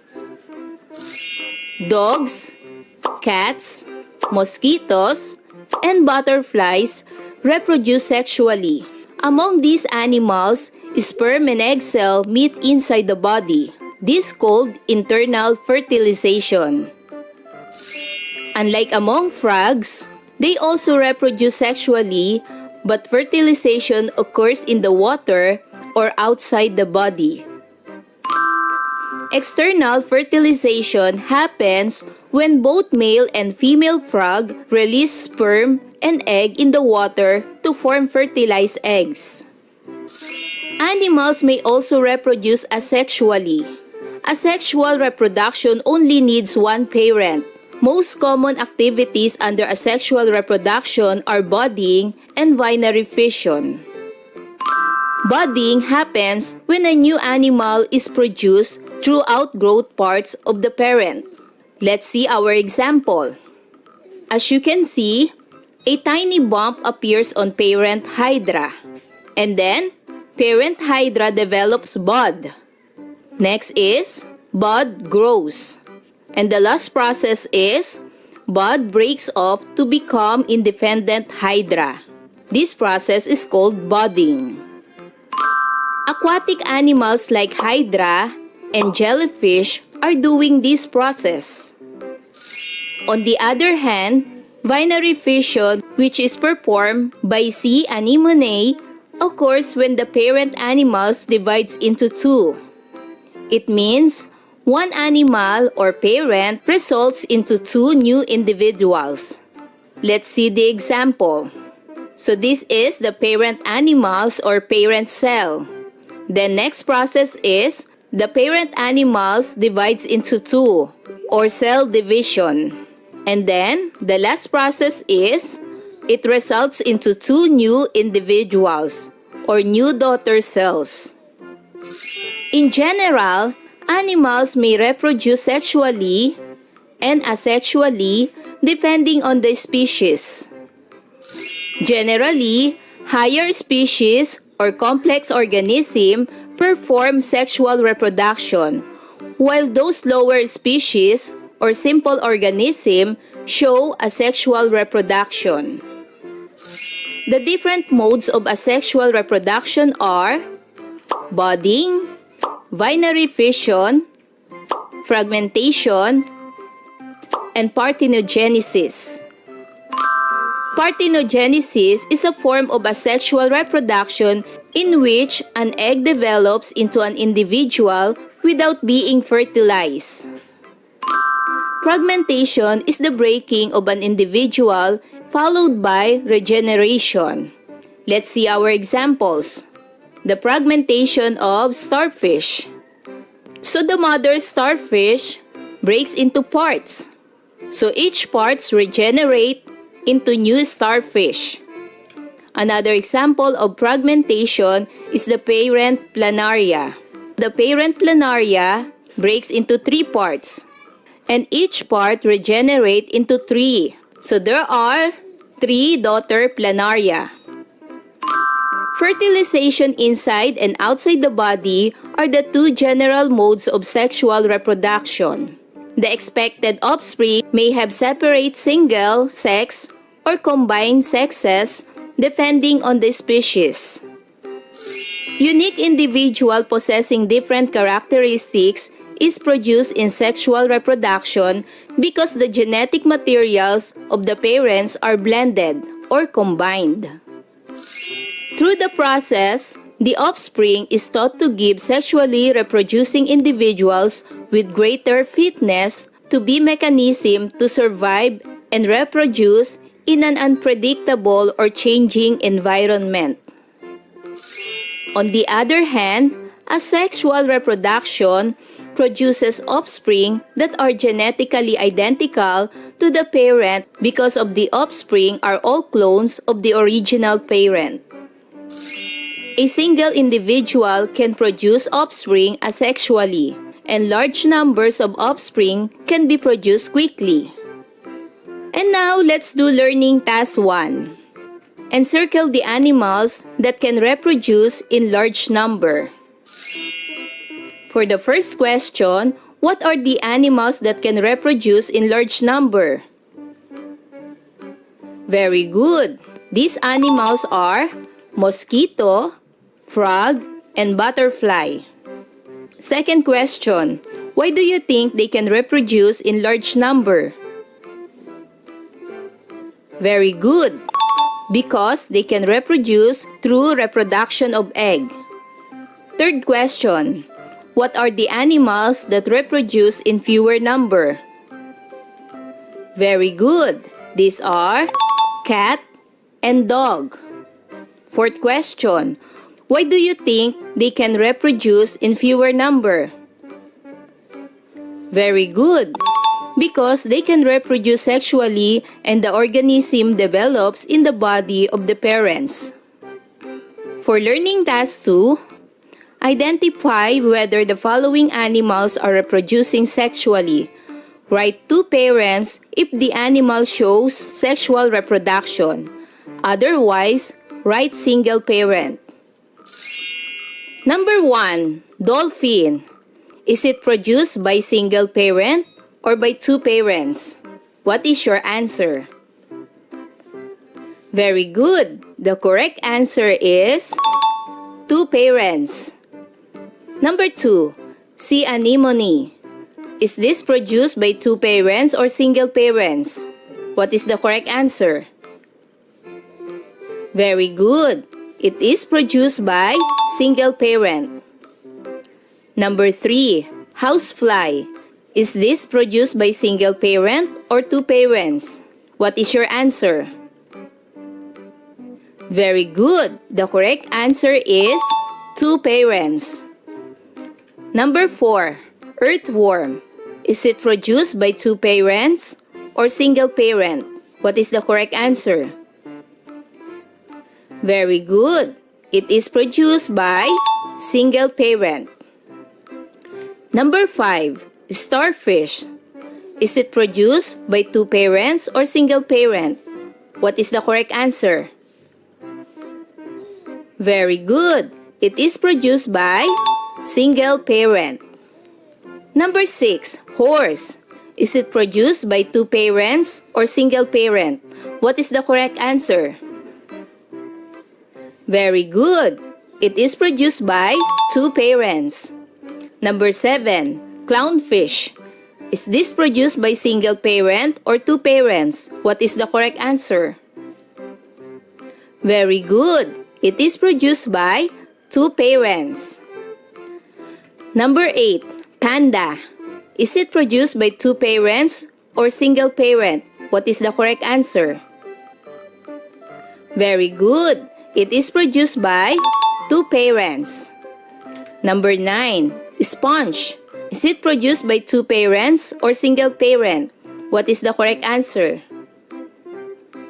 Very good. It is produced by single parent. And number 10, cow. Is it produced by 2 parents or single parent? What is the correct answer? Very good. It is produced by two parents.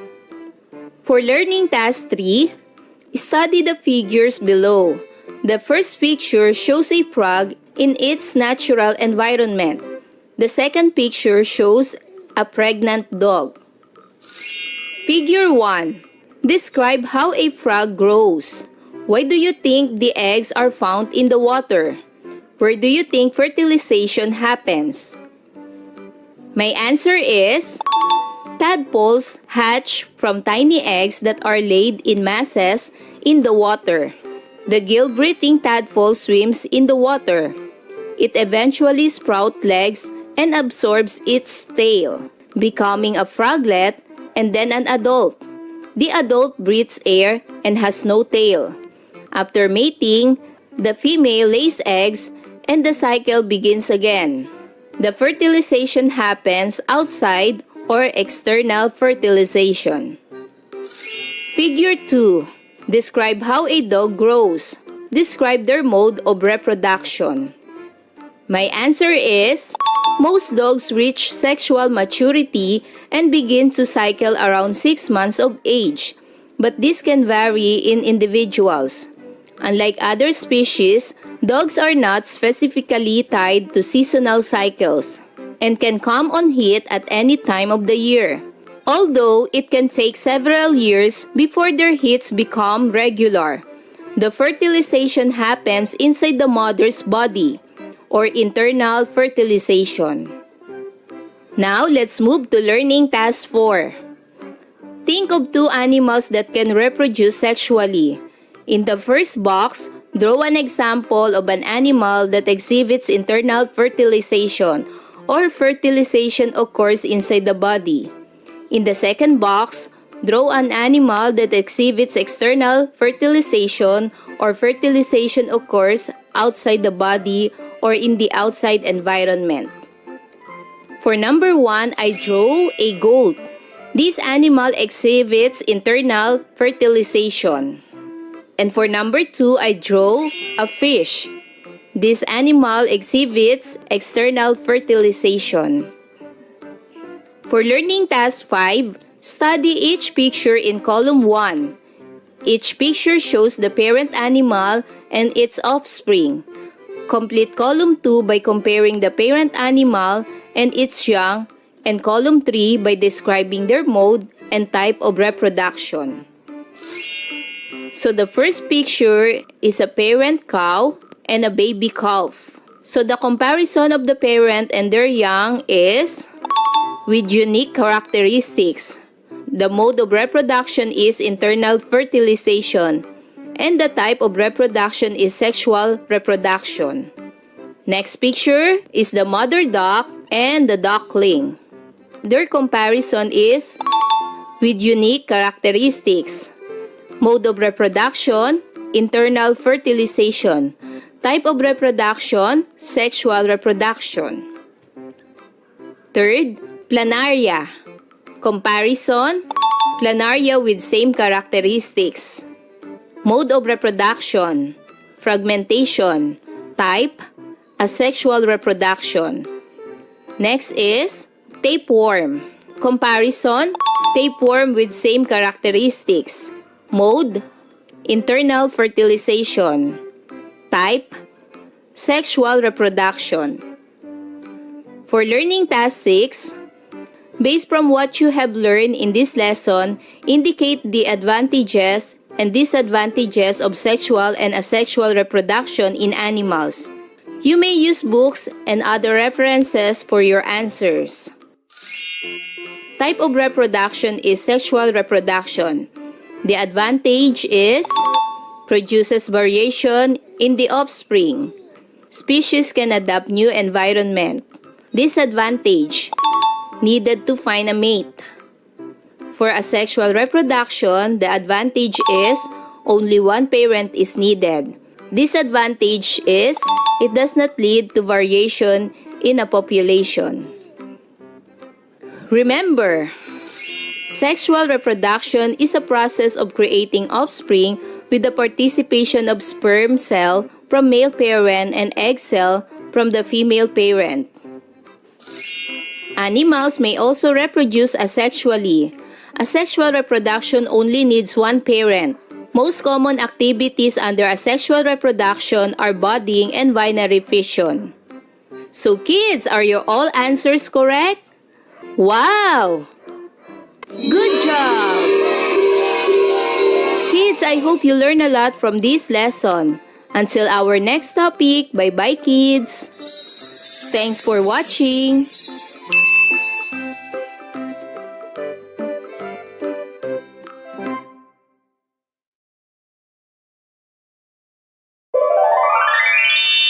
Science 5, Quarter 2, Week 4, Milk Base. Let's learn about modes of reproduction of animals.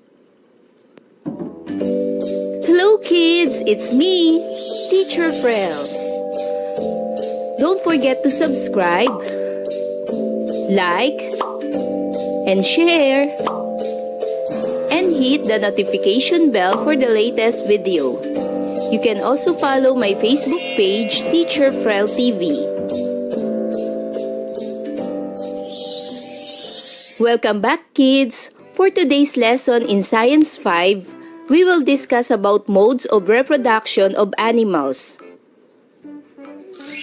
At the end of this lesson, you are expected to describe the different modes of reproduction in animals such as butterflies, mosquitoes, frogs, cats, and dogs. Animals cannot live forever. Like humans, animals also need to reproduce. They have also their own reproductive system that makes them able to do such life process. Most of them perform sexual reproduction involving male and female animal. In this way, extinction is prevented and diversity is maintained in nature.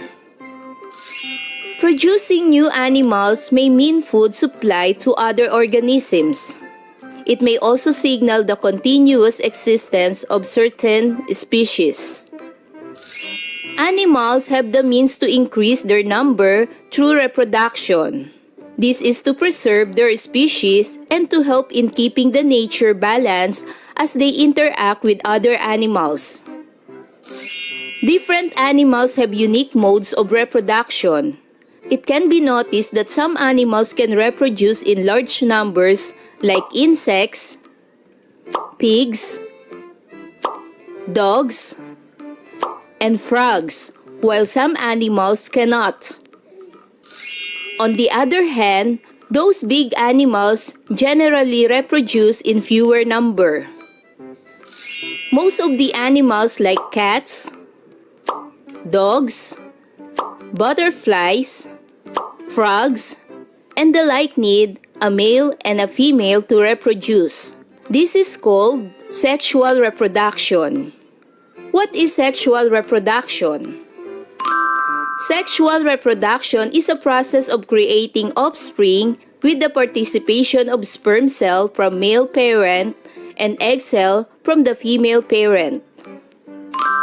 Reproduction involves the transfer of characteristic of parents to their offspring or young. During fertilization or meeting of egg and sperm cell, genetic materials like DNA or deoxyribonucleic acid are shared by the parents to produce new organisms that may either be possessing unique characteristics or having an exact copy of what the parent has. In sexual reproduction, new animal with a set of unique characteristics is produced. This means that the offspring is quite different from its parents. Sexual reproduction always involves the presence of sperm cell and egg cell. These two cells carry the genetic materials from the father and mother respectively.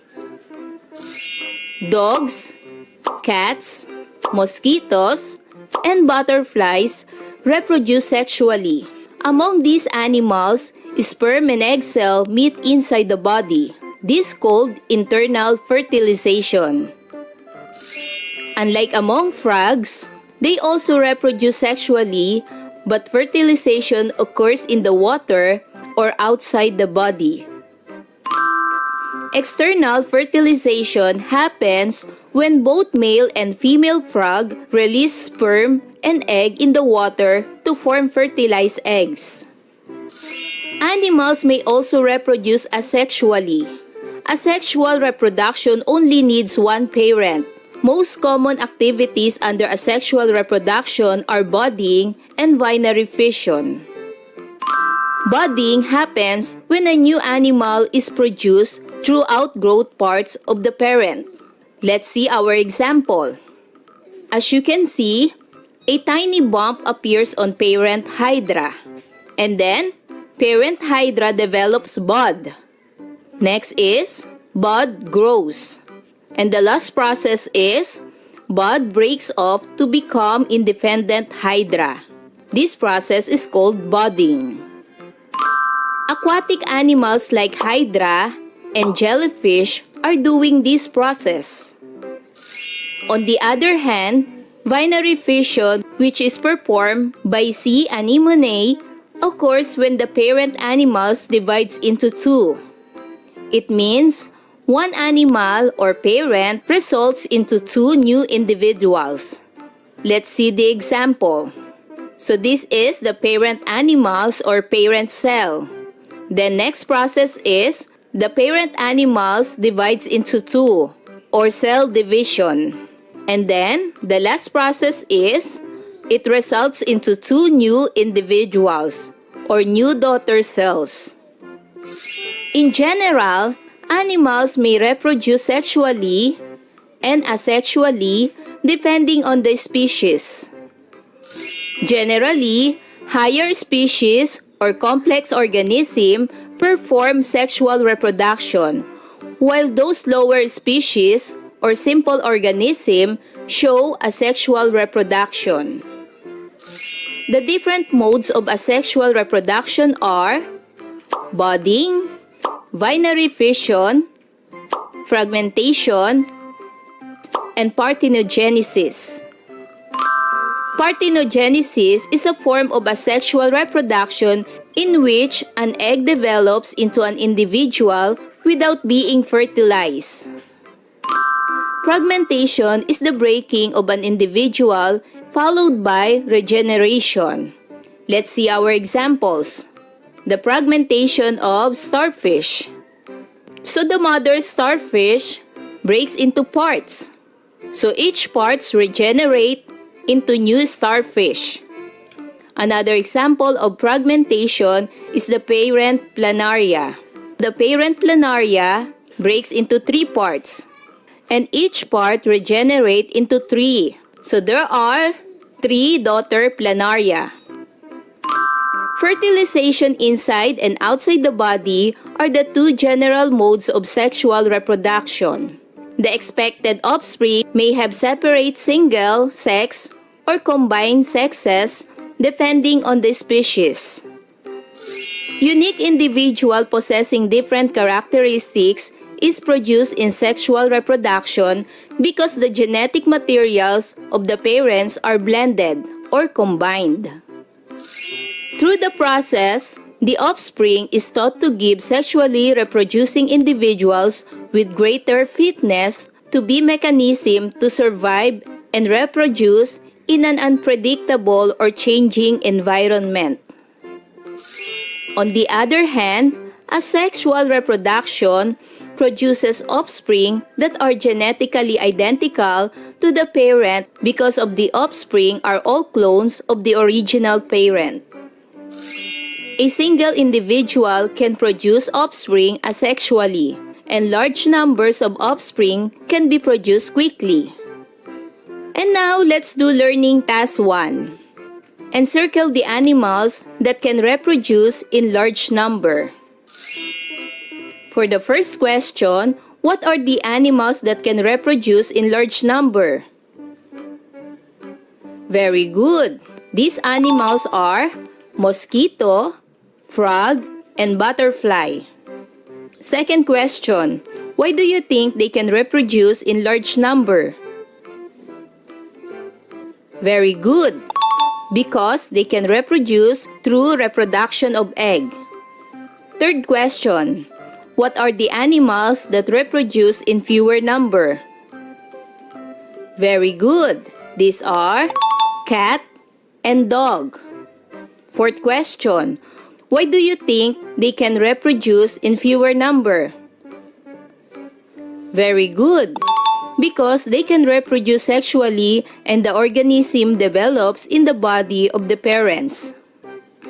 For learning task 2, identify whether the following animals are reproducing sexually. Write 2 parents if the animal shows sexual reproduction. Otherwise, write single parent. Number 1, dolphin. Is it produced by single parent or by 2 parents? What is your answer? Very good. The correct answer is 2 parents. Number 2, sea anemone. Is this produced by 2 parents or single parents? What is the correct answer? Very good. It is produced by single parent. Number 3, housefly. Is this produced by single parent or 2 parents? What is your answer? Very good. The correct answer is 2 parents. Number 4, earthworm. Is it produced by 2 parents or single parent? What is the correct answer? Very good. It is produced by single parent. Number 5, starfish. Is it produced by 2 parents or single parent? What is the correct answer? Very good. It is produced by single parent. Number 6, horse. Is it produced by 2 parents or single parent? What is the correct answer? Very good. It is produced by 2 parents. Number 7, clownfish. Is this produced by single parent or 2 parents? What is the correct answer? Very good. It is produced by 2 parents. Number 8, panda. Is it produced by 2 parents or single parent? What is the correct answer? Very good. It is produced by 2 parents. Number 9, sponge. Is it produced by 2 parents or single parent? What is the correct answer? Very good. It is produced by single parent. And number 10, cow. Is it produced by 2 parents or single parent? What is the correct answer? Very good. It is produced by 2 parents. For learning task 3, study the figures below. The first picture shows a frog in its natural environment. The second picture shows a pregnant dog. Figure 1. Describe how a frog grows. Why do you think the eggs are found in the water? Where do you think fertilization happens? My answer is tadpoles hatch from tiny eggs that are laid in masses in the water. The gill-breathing tadpole swims in the water. It eventually sprouts legs and absorbs its tail, becoming a froglet and then an adult. The adult breathes air and has no tail. After mating, the female lays eggs and the cycle begins again. The fertilization happens outside or external fertilization. Figure 2. Describe how a dog grows. Describe their mode of reproduction. My answer is, most dogs reach sexual maturity and begin to cycle around 6 months of age, but this can vary in individuals. Unlike other species, dogs are not specifically tied to seasonal cycles and can come on heat at any time of the year. although it can take several years before their heats become regular. The fertilization happens inside the mother's body, or internal fertilization. Now, let's move to learning task 4. Think of 2 animals that can reproduce sexually. In the first box, draw an example of an animal that exhibits internal fertilization, or fertilization occurs inside the body. In the second box, draw an animal that exhibits external fertilization, or fertilization occurs outside the body or in the outside environment. For number 1, I draw a goat. This animal exhibits internal fertilization. And for number 2, I draw a fish. This animal exhibits external fertilization. For learning task 5, study each picture in column 1. Each picture shows the parent animal and its offspring. Complete column 2 by comparing the parent animal and its young, and column 3 by describing their mode and type of reproduction. So the first picture is a parent cow and a baby calf. So the comparison of the parent and their young is with unique characteristics. The mode of reproduction is internal fertilization, and the type of reproduction is sexual reproduction. Next picture is the mother duck and the duckling. Their comparison is with unique characteristics. Mode of reproduction, internal fertilization. Type of reproduction, sexual reproduction. Third, planaria. Comparison, planaria with same characteristics. Mode of reproduction, fragmentation. Type, asexual reproduction. Next is tapeworm. Comparison, tapeworm with same characteristics. Mode, internal fertilization. Type, sexual reproduction. For learning task 6, based from what you have learned in this lesson, indicate the advantages and disadvantages of sexual and asexual reproduction in animals. You may use books and other references for your answers. Type of reproduction is sexual reproduction. The advantage is produces variation in the offspring. Species can adapt new environment. Disadvantage, needed to find a mate. For asexual reproduction, the advantage is only one parent is needed. Disadvantage is it does not lead to variation in a population. Remember, sexual reproduction is a process of creating offspring with the participation of sperm cell from male parent and egg cell from the female parent. Animals may also reproduce asexually. Asexual reproduction only needs one parent. Most common activities under asexual reproduction are budding and binary fission. So kids, are your all answers correct? Wow! Good job! Kids, I hope you learn a lot from this lesson. Until our next topic, bye-bye kids! Thanks for watching!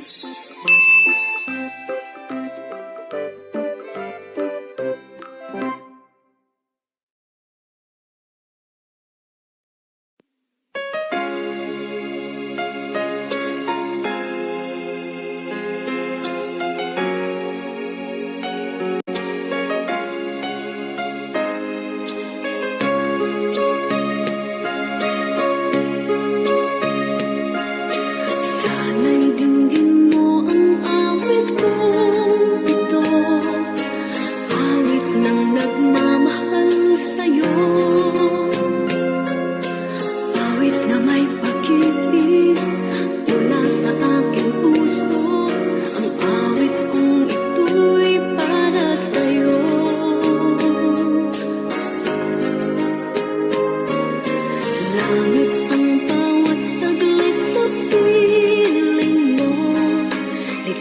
Tiyak ang tunay sa puso ko. Di ko mapapayagan mawalay ka sa akin. Ang nais ko'y laging kapiling ka.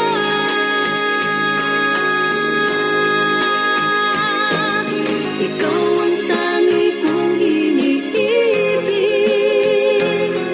Ikaw ang aking mahal, magpakailanman. Dito sa aking puso, wala nang papalit sa isang katulad mo. Kahit na magpakailan pa man, ikaw ang iibigin ko.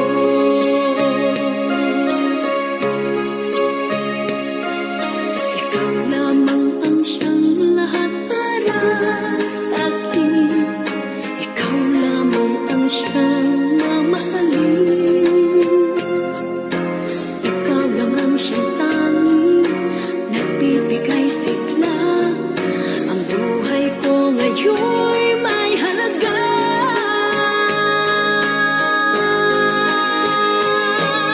Ikaw ang tangi kong iniibig.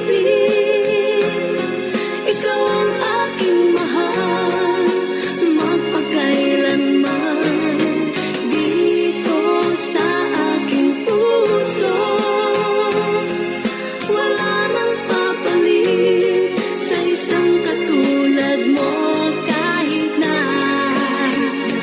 magpakailan pa man, ikaw ang iibigin ko.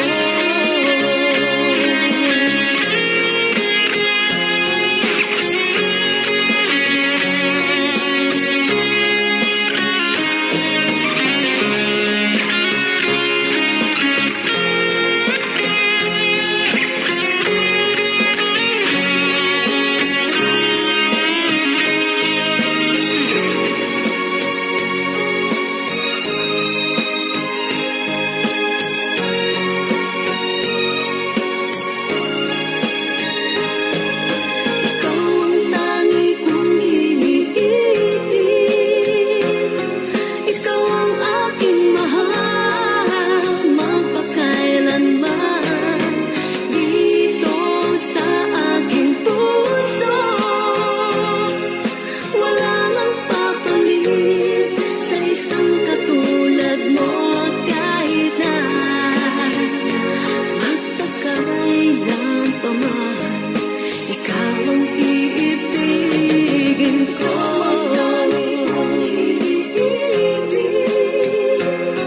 Ikaw ang aking mahal, magpakailanman. Dito sa aking puso, wala nang papalit sa isang katulad mo. Kahit na magpakailan pa man, ikaw ang iibigin ko.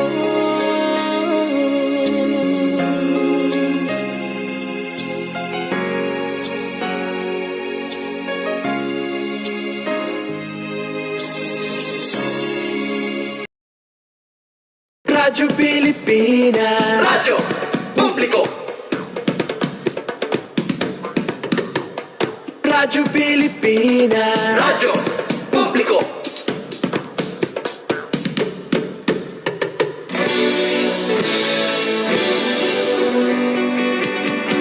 Mahalagang mga balita, napapanahong impormasyon. Kami ang inyong gabay pag may bagyo at sakuna. Serbisyo ng gobyerno kapag may nangangailangan. Mga proyekto ng Pangulo, damang-dama ang pagmamahal niya. Tulay ng mga hinaing, ang problema ng bayan ating lulutasin. Tulay sa himpapawid, tulay ng pagbabago. Radyo Pilipinas, ng bagong Pilipinas. Radyo Pilipinas, ng bagong Pilipino. Mga proyekto ng Pangulo, damang-dama ang pagmamahal niya. Radyo Pilipinas, radyo publiko, ang boses ng Pangulo.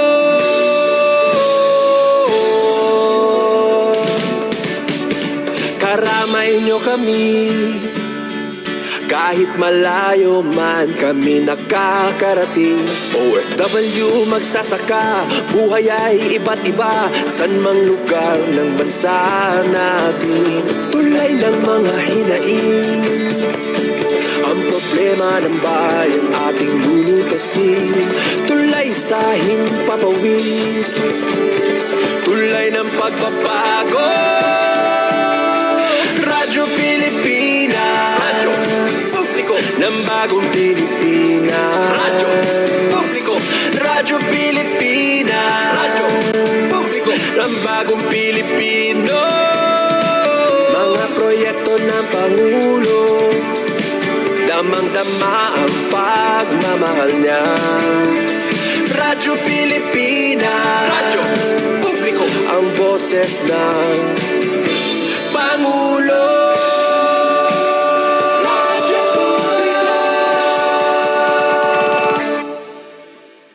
Radyo Pilipinas, radyo publiko, Radyo Pilipinas.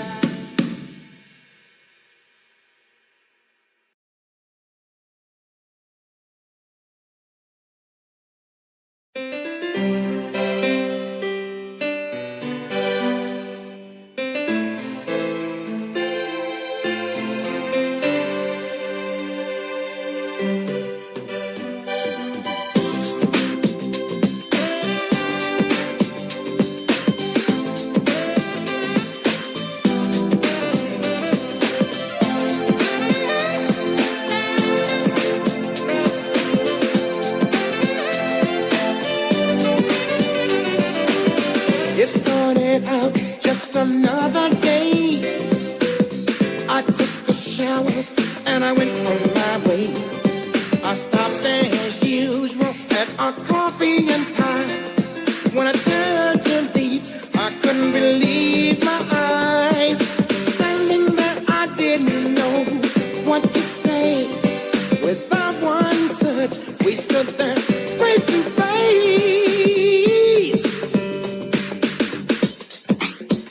And I was dying inside to hold you. I couldn't believe what I felt for you. Dying inside, I was dying inside, but I couldn't bring myself to touch you. You said hello, then you asked my name. I didn't know if I should go or remain. Inside I felt my life had really changed. I knew that it would never be the same. Standing there, I didn't know what to say. First I looked away when I whispered your name. And I was dying inside to hold you. I couldn't believe what I felt for you. Dying inside, I was dying inside, but I couldn't bring myself to touch you. I was dying inside to hold you. Couldn't believe what I felt for you. Dying inside, I was dying inside, but I couldn't bring myself to touch you. One hello changed my life. I didn't believe in love at first sight, but you have shown me what it's like, and now I know my love. Love is and I was dying inside to hold you. I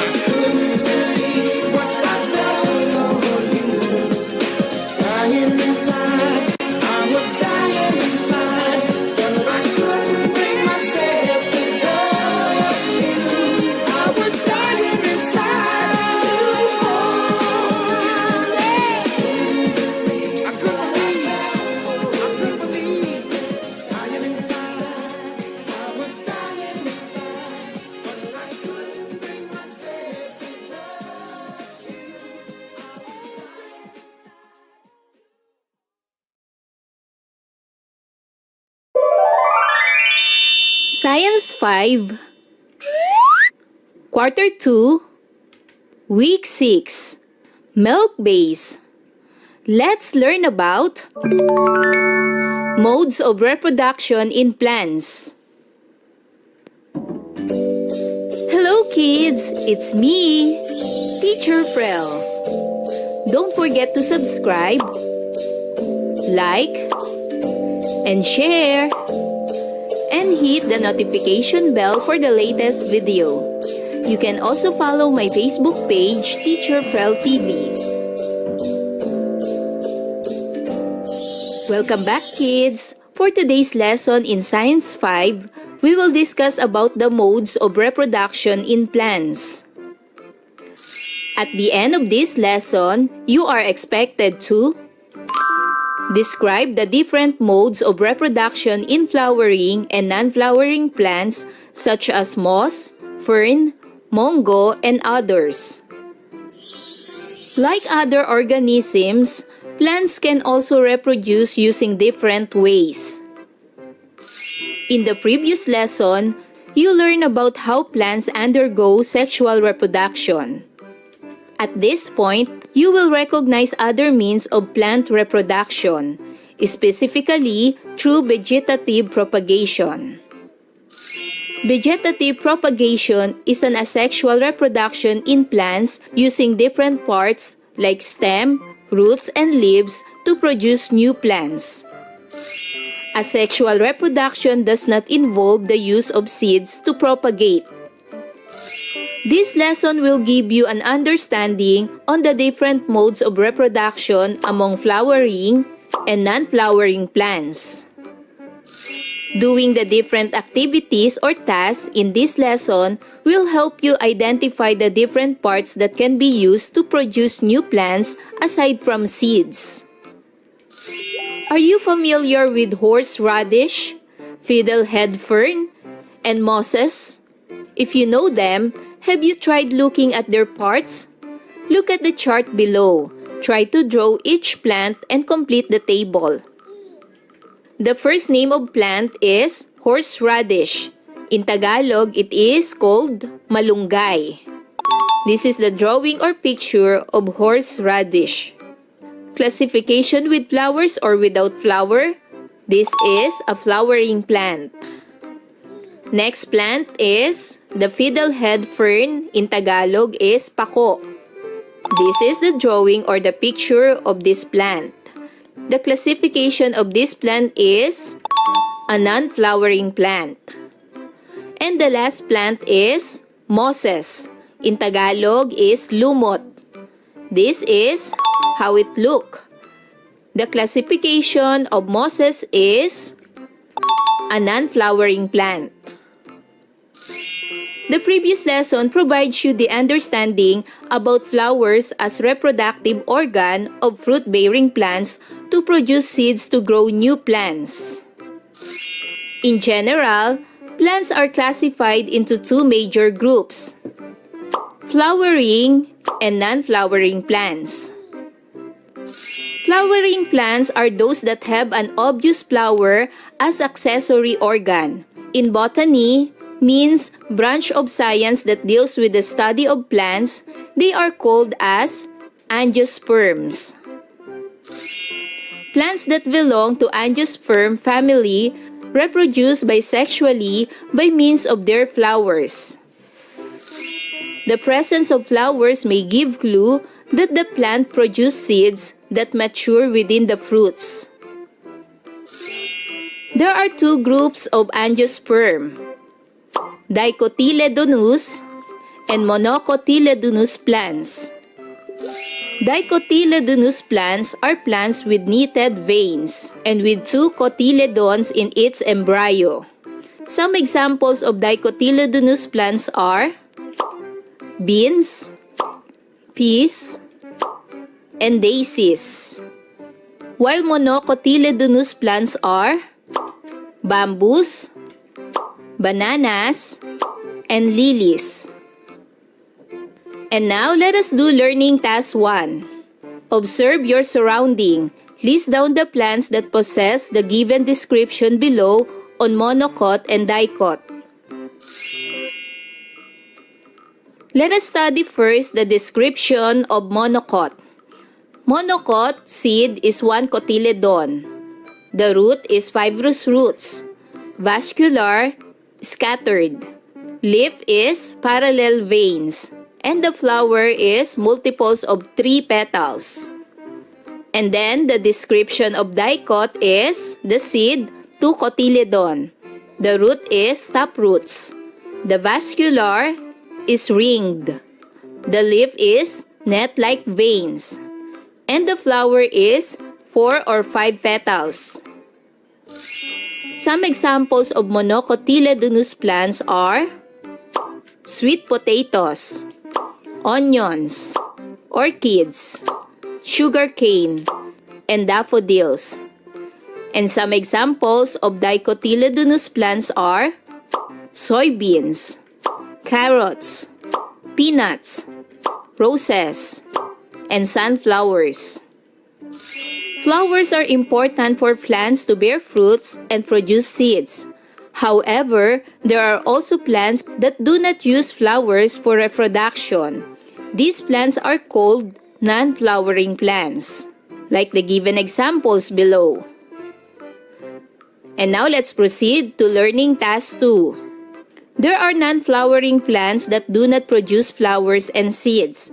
There are plants that produce spores. There are plants where seeds are not developed inside the parts of the flowers.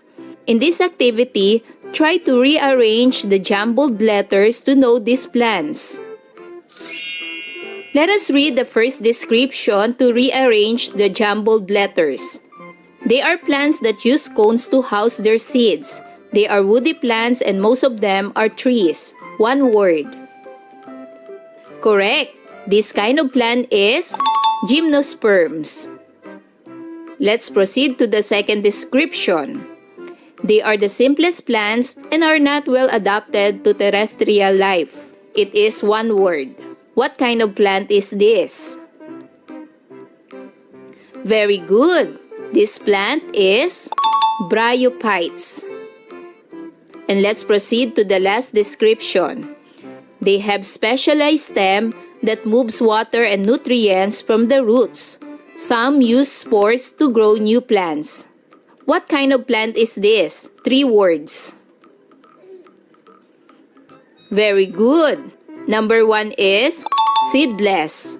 Number 2 is vascular. And number 3 is plant. Seedless vascular plant. Gymnosperms. They are plants that use cones to house their seeds. They are woody plants and most of them are trees.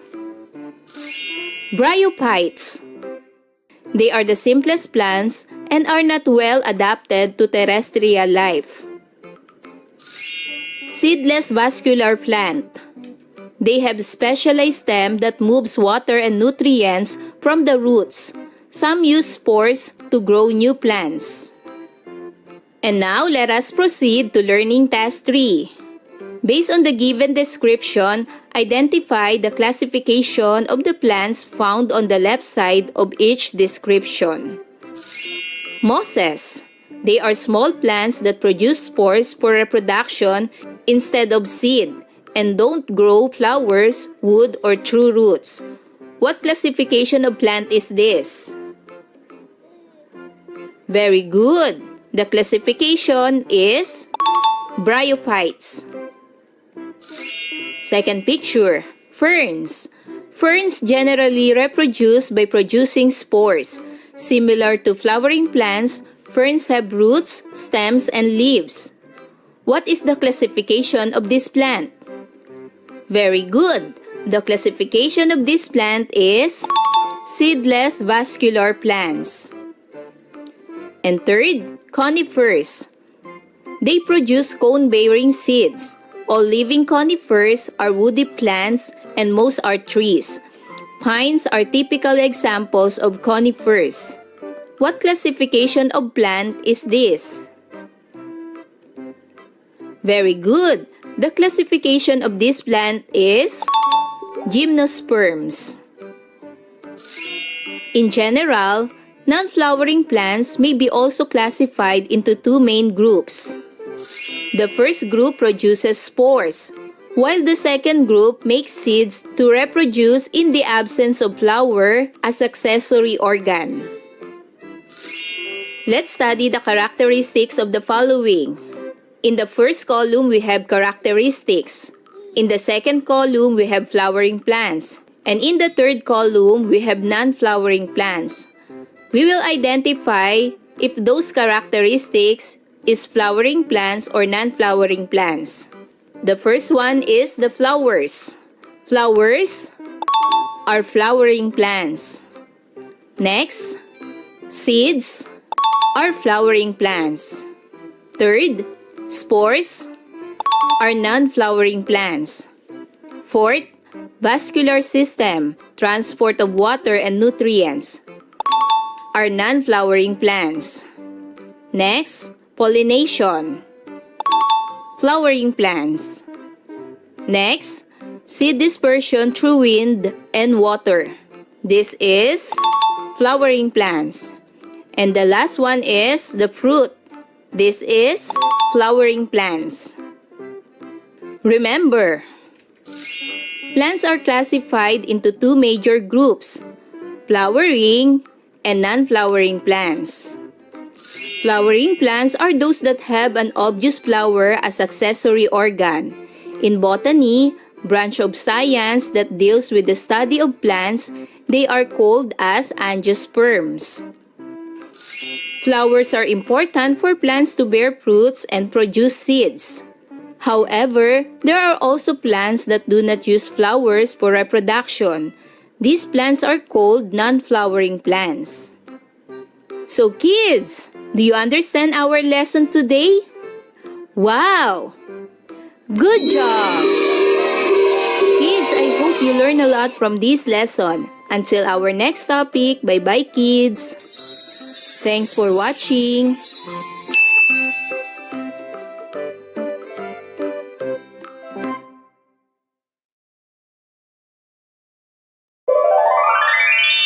Science 5, Quarter 4, Week 1, Milk Base. Let's learn about weathering. Hello kids, it's me, Teacher Frel. Don't forget to subscribe, like, and share, and hit the notification bell for the latest video. You can also follow my Facebook page, Teacher Frel TV.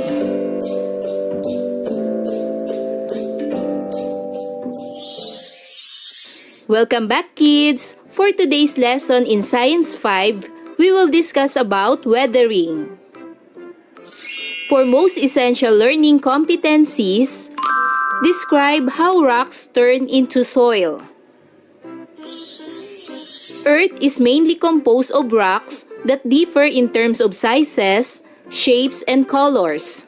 Though rock seems to be very hard, dense, and indestructible, they still break.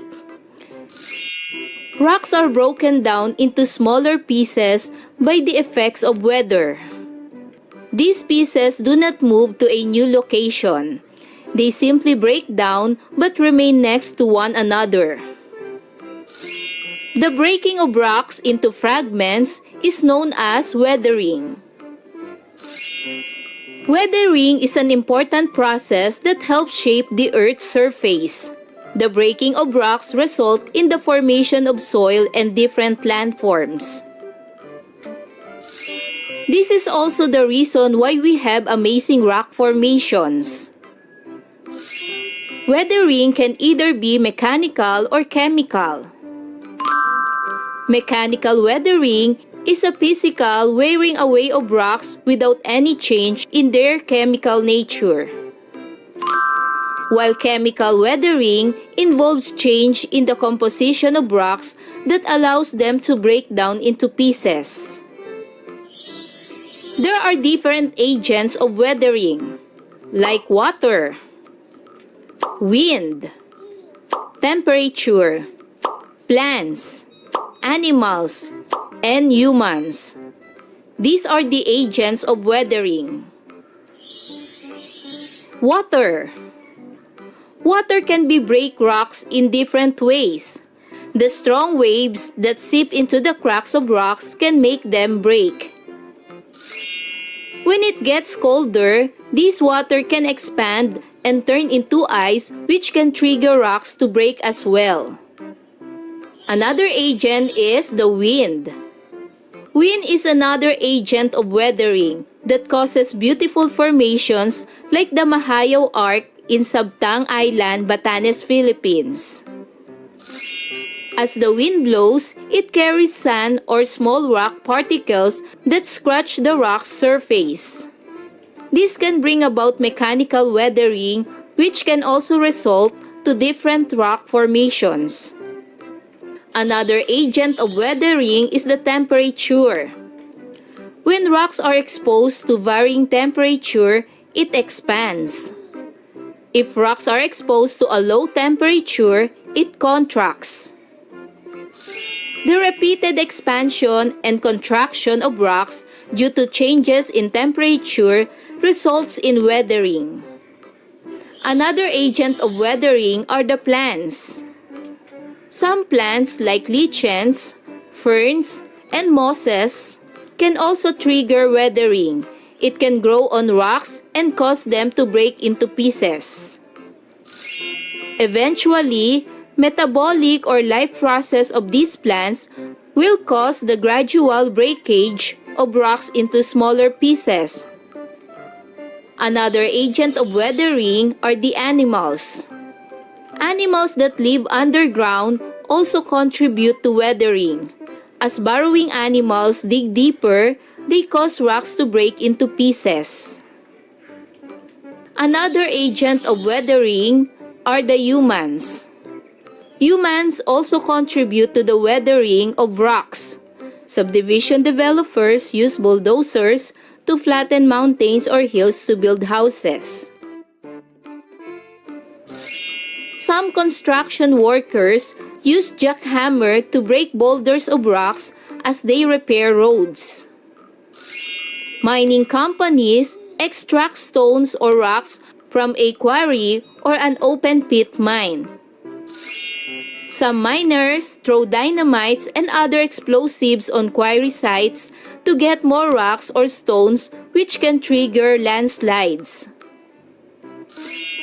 The activity that you are going to perform will clearly explain weathering through communicating the data collected from the investigation on the soil erosion.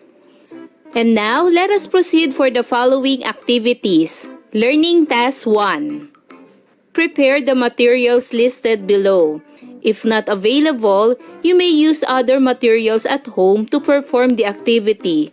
You may ask the help of your parents or guardians or any adult members of the family if needed. The title of this activity is Erosion by Water. The materials needed are 2 small pans, 6 cups of garden soil, and 2 bottles of 500 ml water. Here are the procedures. First, get 2 small pans and fill them with garden soil. Label one pan as A and the other as B. Second, pour water gradually in the soil on the first pan. What happened to the soil? Describe the movement of the soil. Third, repeat procedure number 2 on the second pan. This time, pour water rapidly into the soil. What happened? Compare the difference in terms of the movement of the soil from the first one. And lastly, record the time and measure your observations. After the activity, answer the following questions. Number 1 question is, based on your observation, in which setup did the soil move faster? Why? Number 2, based on your observation, in which setup did the soil move farther and why? Number 3, based on your observation, which setup moved more soil? Why? Number 4, as you observe, what happened to the color of the water? And number 5, based on the data collected in the experiment, what can you conclude about soil erosion? For learning task 2, prepare the materials listed below. If not available, you may use other materials at home to perform the activity. You may ask the help of your parents or guardians or any adult members of the family if needed. The title of this activity is Showing Wind Erosion. The materials needed are 1 cup of fine sand, hard cardboard, and paper plate. And here are the procedures. First, pour 1 cup of fine sand on a paper plate. Second, slowly fan the sand on the paper plate using the hard cardboard. What do you observe? Next, fan the sand bit faster. What happens? And lastly, try different speed of fanning. Draw what shape forms each time you change the speed. If you are done on this activity, answer this question. As you observe, how does the speed of fanning affect the shape of the sand form? For learning task 3, use a Venn diagram to compare and contrast mechanical and chemical weathering. Mechanical weathering is a physical wearing away of rocks without any change in their chemical nature.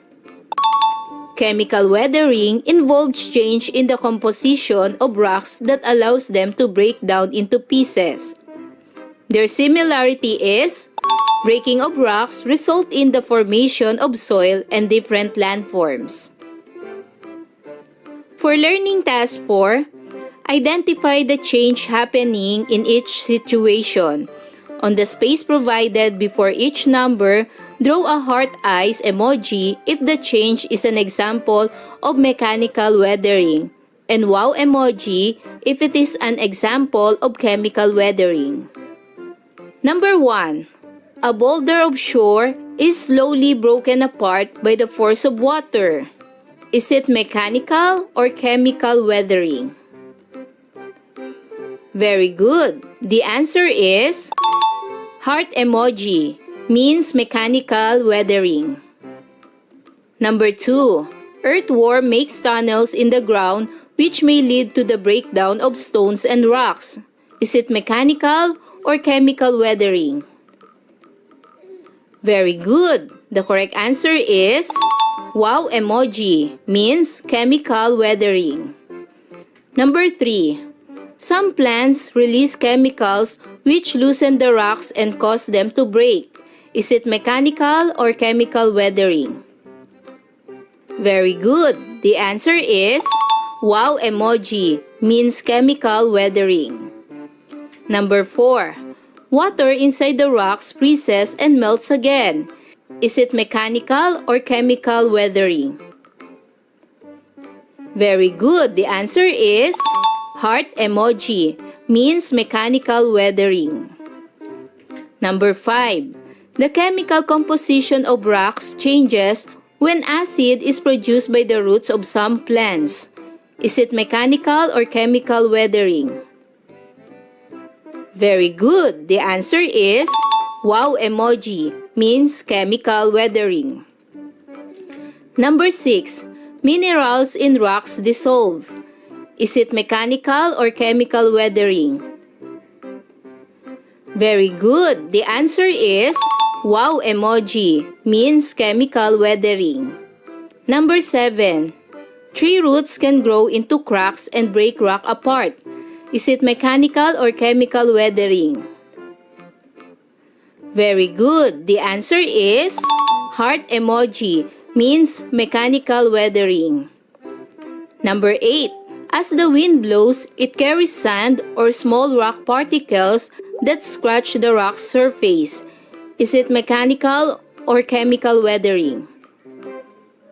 Very good. The answer is heart emoji, means mechanical weathering. Number 9. As the rocks expand, the cracks become deeper and new cracks are produced. Is it mechanical or chemical weathering? Very good. The answer is heart emoji, means mechanical weathering. And number 10, rocks exposed to the intense heat of the sun crack and crumble when rain falls or soak in the ground. Is it mechanical or chemical weathering?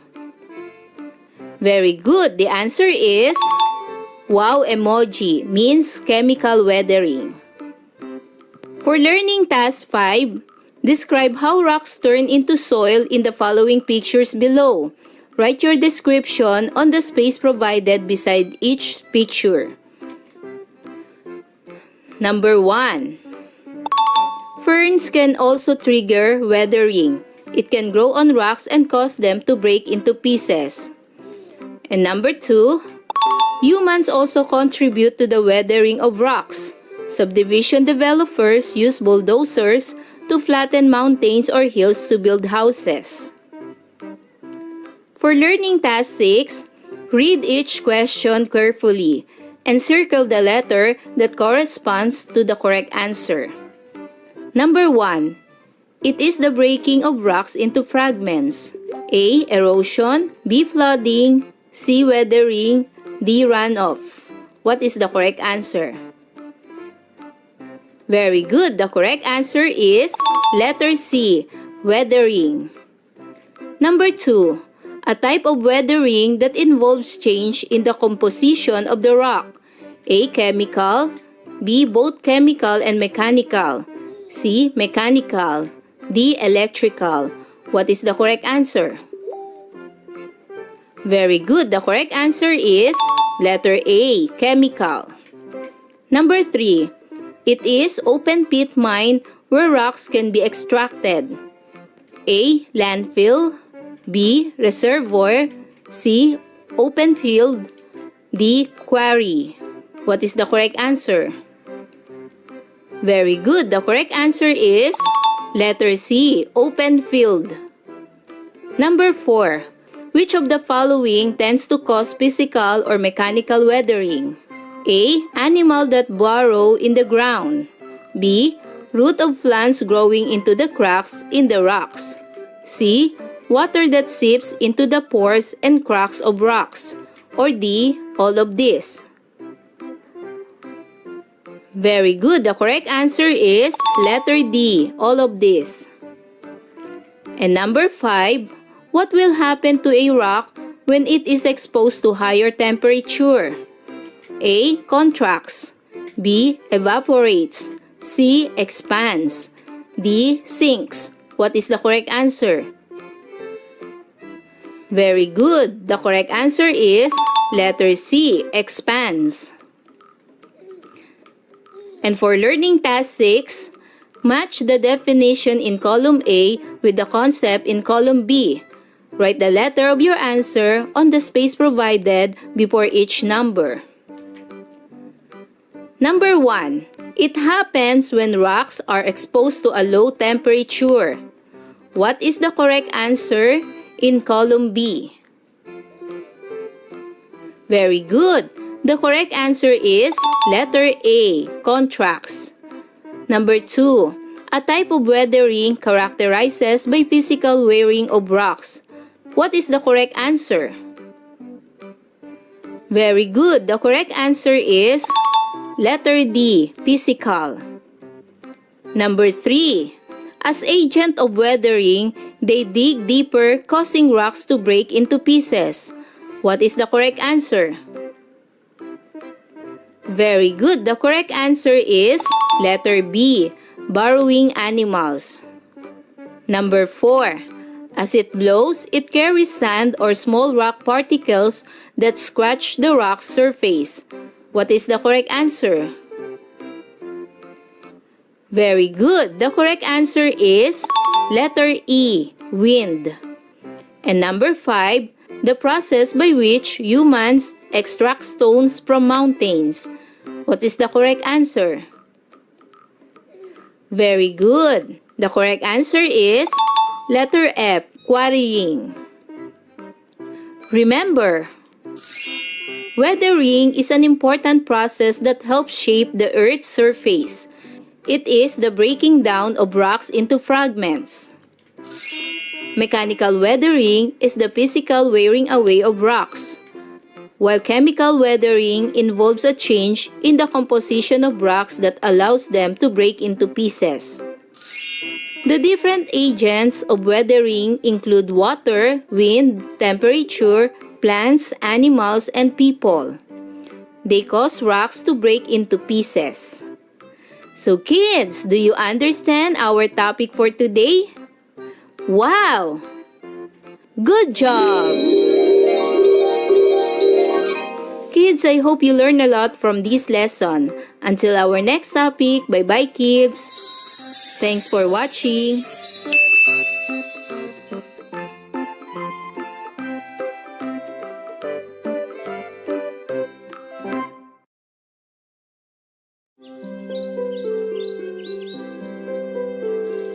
Noong unang panahon, sa isang kagubatan nakatira ang isang maliit na daga. Sa kalapit na kuweba ay may isang malaking oso na ilang buwan nang natutulog at napakalakas humilik. Isang araw, pinuntahan ng maliit na daga ang oso upang gisingin ito dahil hindi siya makatulog sa maingay na paghihilik nito.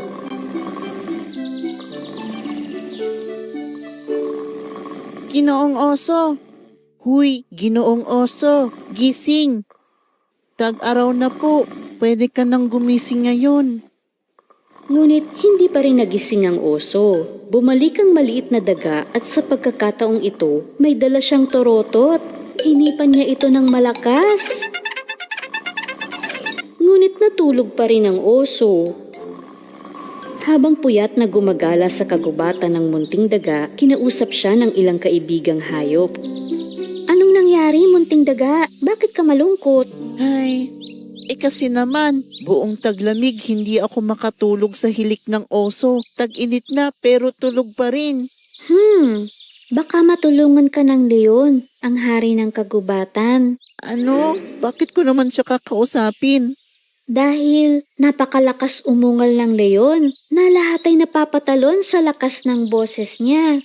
Bagamat medyo natakot ang munting daga, pumunta siya sa leon, ang hari ng kagubatan, para humingi ng tulong sa kanya. Natutulog noon ang leon sa harap ng kanyang kuweba. Natakot ang daga nang makita niya ang makapangyarihang hayop, kaya nagpa siyang umuwi na lang. Ngunit hindi sinasadyang may natapakan siyang isang sanga. Nagising ang malaking pusa sa maliit na tunog na narinig niya. Anong ingay yun? Anong ginagawa mo sa harap ng kuweba ko?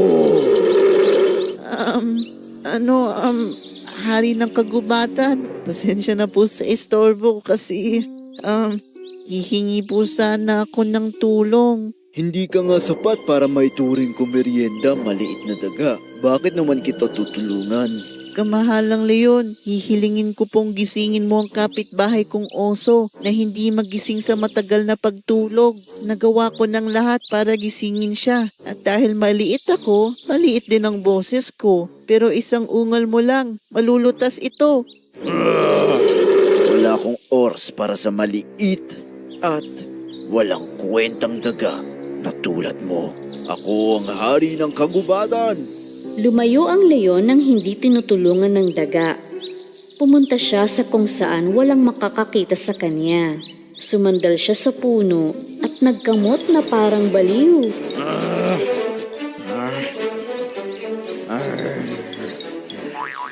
Kating-kati ang leon pero ayaw niyang may makakakita sa kanya ng ganito dahil siya ang hari ng kagubatan. Pauwi na ang malungkot na daga nang may marinig siyang paghinga mula sa liblib ng gubat.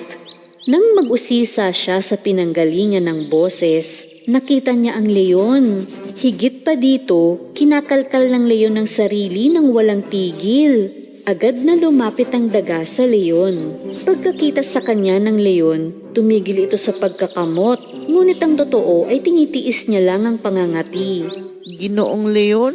Anong nangyayari sa'yo? Hindi ko alam, daga. Hindi ko alam. Hindi ko mapigilan naman pangangati ng likod ko. Ang kati. Wala kang nakita o narinig ngayon, daga. Nagkakaintindihan ba tayo? Tiningnang mabuti ng daga ang leon at nakita niya ang grupo ng maliliit na pulgas na nagtatalunan sa balahibo nito. Naunawaan ng daga kung bakit nangangati ang malaking pusa. Ah, may pulgas ka. Tutulungan kita. Paano mo ko tutulungan? Isa ka lang daga. Hayaan mo na ako. Ang kati. Buong tapang na tumalon ng daga sa kanya. Hindi pinapansin ang pagsusungit nito. Anong ginagawa mo? Lubayan mo ako. Gumapang ang daga sa makapal na balahibo at isa-isang itinapon ng mga pulgas. Ngunit nagpalala ito sa sitwasyon ng leon. Nagkamot ito kung saan nandoon ng daga. Ay! Uy! Aray! Hindi na kayanan ng leon ang kati, kaya sumandal siya sa puno at nagkuskus ng likod, pakanan at pakaliwa. Ako naman, muntik na akong madurog. Hindi ko mapigilan. Ang kati kasi. Pag kumikilos ka, lalo akong nangangati. Tumakbo ang leon sa malapit na lawa at mabilis na tumalon sa tubig. Muntik nang malunod ang daga na nasa likod niya. Ginoong Leon, umahon ka sa tubig. Malulunod ako. Umalis nga ang leon sa lawa, ngunit pag-ahon ay nagpagpag ito. Niyugyug nito ang katawan ng napakalakas at napakabilis na nahirapang maglambitin ng daga sa walang pakialam na leon. Malapit ko na matanggal lahat ng makati, Ginoong Leon. Konti na lang sa kaliwa. Pinigilan ng leon ang kanyang sarili, kaya naitapon ng daga ang mga natirang pulgas sa leon. Ano, makati pa ba? Parang... Aba, nawala nga ang kati. Dahil naalis ko na lahat ng pulgas sa'yo, sir. Napahiya ang leon sa pagiging bastos niya. Nang humingi ka sa akin ng tulong, tinanggihan at minaliit kita, daga. Pero ginawa mo pa rin ang lahat ng iyong makakaya para iligtas ako sa mahirap na sitwasyong ito. Salamat. Walang anuman, Ginoong Leon. Halika, sumakay ka sa likod ko at ihahatid na kita. Pagdating nila sa tahanan ng daga, nakarinig sila ng malalakas na hilik na umaalingaw-ngaw mula sa kuweba ng oso. Ha? Ano ang ingay na yun? Pumasok sila sa kuweba. Tama ka nga, daga. Dumating ng tag-araw at natutulog pa rin itong malaking oso. Uminga ng malalim ang hari ng kagubatan at umungal ng napakalakas sa tainga ng malaking oso na nayanig ang mga bato sa kuweba. Salamat sa malakas na dagundong ito. Sa wakas ay nagising ang oso at tumakbo palabas. Ha? Anong nangyari? May sakon na ba? Anong ganap? Tag-init na ba? Ang araw lumabas na? Asan na? Habang pinagtatawanan ng mga hayop sa kagubatan ng hangal na malaking oso,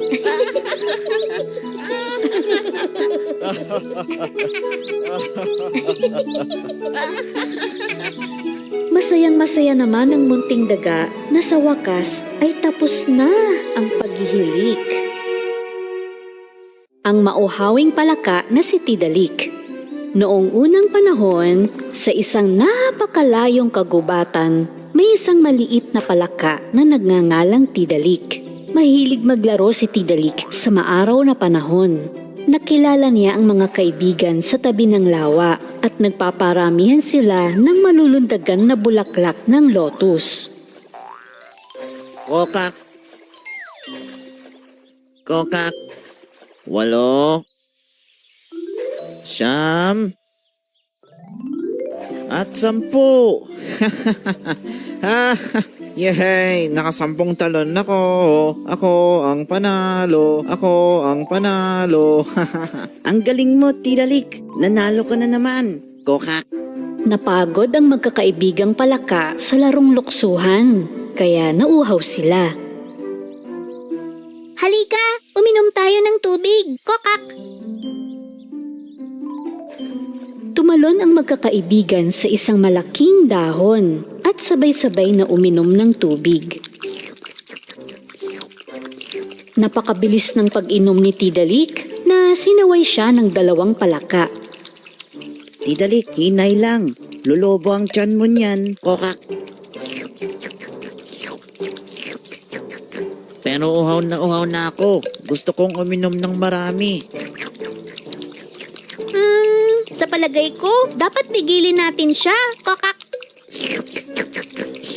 Ilang sandali pa, tumigil na si Tidalik dahil lumaki ang tiyan niya sa dami ng nainom. At dahil wala nang natirang tubig sa lawa na maiinom. Kokak. Ha? Maraming tubig dito kanina lang ah. Saan yun napunta? Kokak, kokak. Ininom mo ng lahat, Tidalik. Kokak. Ano? Kokak, kokak. Okay. Pero pakiramdam ko hindi pa ako nakakainom ng tubig. Kokak. Natuyo na ang lawa. Paano gusto mo pa rin uminom ng tubig, kokak? Saan pa ba ako makakahanap ng tubig sa kagubatang ito? Sabihin mo. Kokak, kokak, kokak.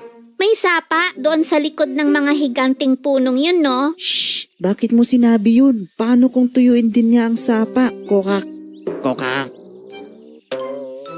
Lumundag palayo sa mga kaibigan si Tidalik na may namamagang tiyan.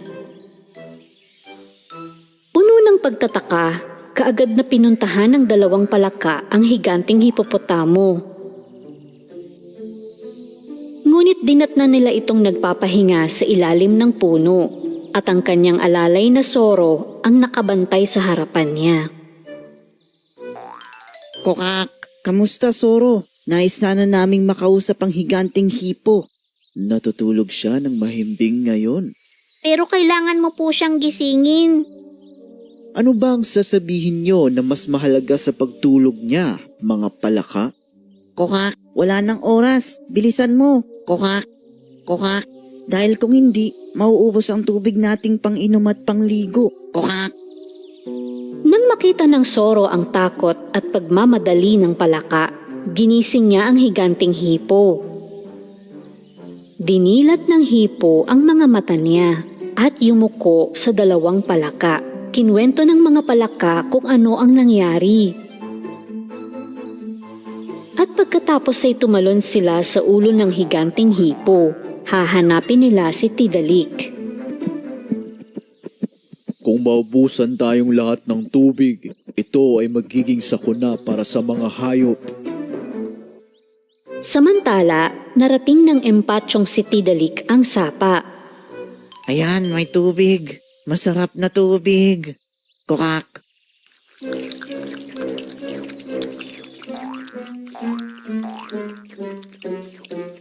Isang kuneho ang pumunta sa gilid ng sapa para uminom ng tubig.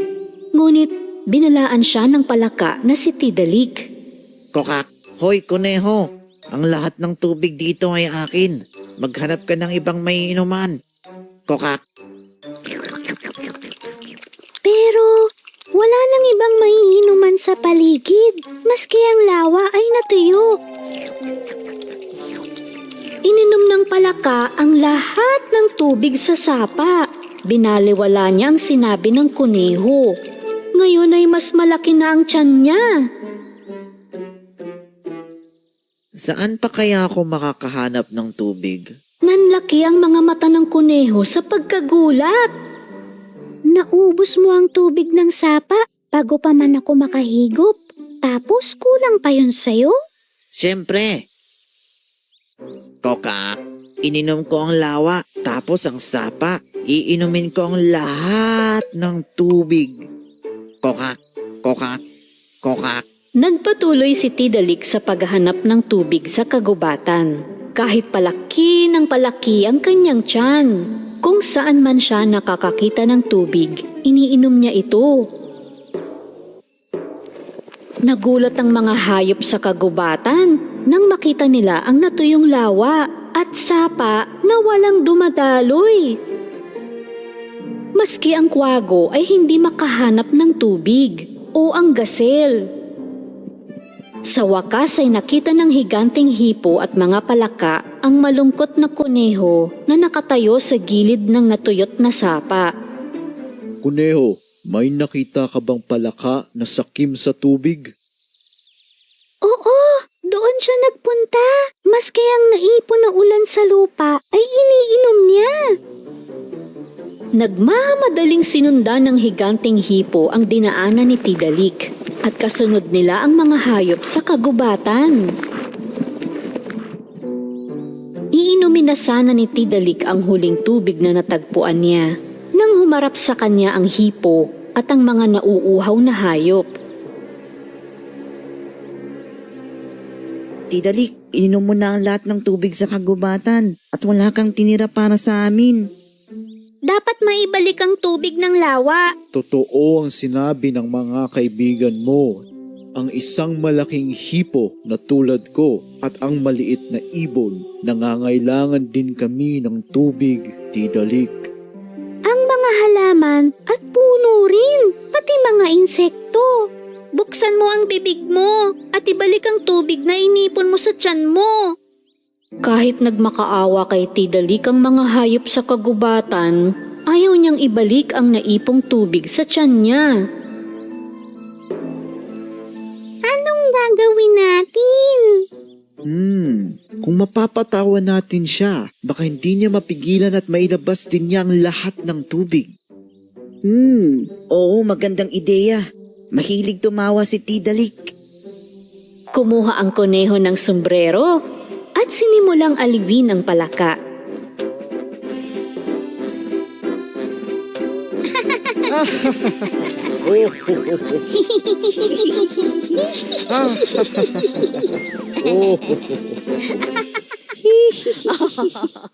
Bagaman natatawa si Tidalik sa kuneho, pinipigilan niya ang sarili na tumawa. Ngayon naman, ang panda ang nagpapalabas. Sumayaw siya ng nakakatawa, kung kaya't nagtawanan ang lahat sa kagubatan. Ngunit hindi tumawa si Tidalik sa sayaw ng panda. Pagkatapos, ang maliit na ardilya naman ang gumuhit ng larawan. Nasasabik na inabangan nila kung ano yun. Nagtawanan ng lahat nang ipakita ng ardilya ang larawang ginuhit niya. Ngunit hindi si Tidalik. Sa huli, gumit na ang higanteng hipo, hindi upang magpatawa kundi upang ipakita ang galit. Malapit na talaga akong magalit, Tidalik. Tumalon-talon sa inis ang higanteng hipo, nawari, ginagaya niya ang palaka. Natawa ang mga hayop sa pagtalbog-talbog ng katawan ng hipo.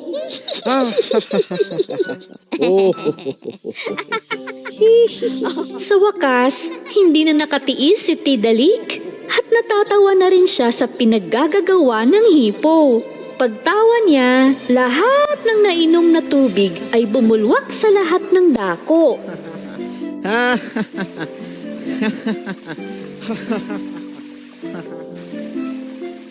Bumalik ang lawa sa orihinal nitong estado. Nagsimulang dumaloy ang sapa at maging ang lupa ay nagkatubig din. Habang tumatawa si Tidalik, lumiliit naman ang kanyang tiyan. Mabuti naman, Tidalik. Hindi mo kami hinayaang mauhaw. Kokak! Wala ka ng malaking tiyan. Pwede ka na ulit tumalon-talon sa mga dahon. Naimpatyo ang tiyan ko.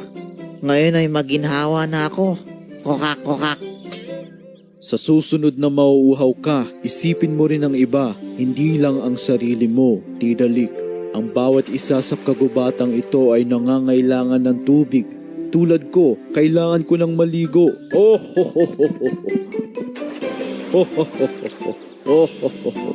Tama nga kayo, mga kaibigan ko. Kokak. Masayang masaya silang lahat na nagkaroon na uli ng tubig. Dahil ang tubig ang pinakamahalagang bahagi ng kagubatan.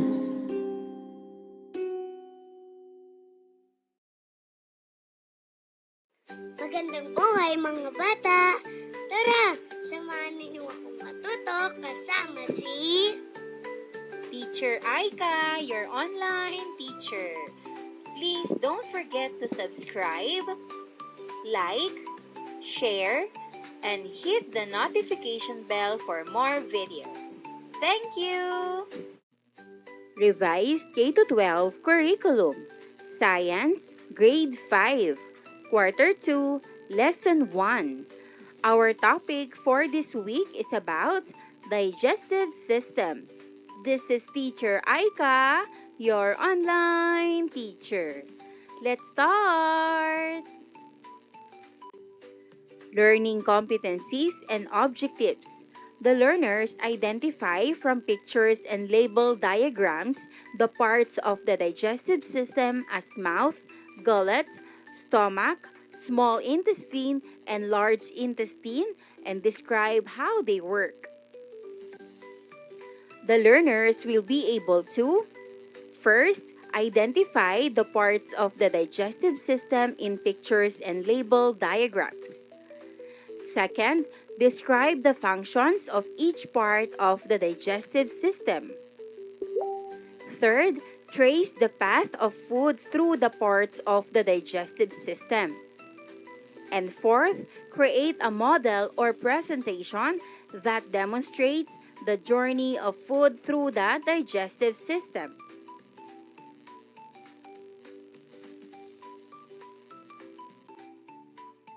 Day 1.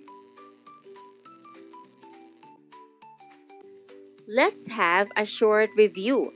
2 truths and a lie. Identify the 2 truths and 1 lie about digestive system.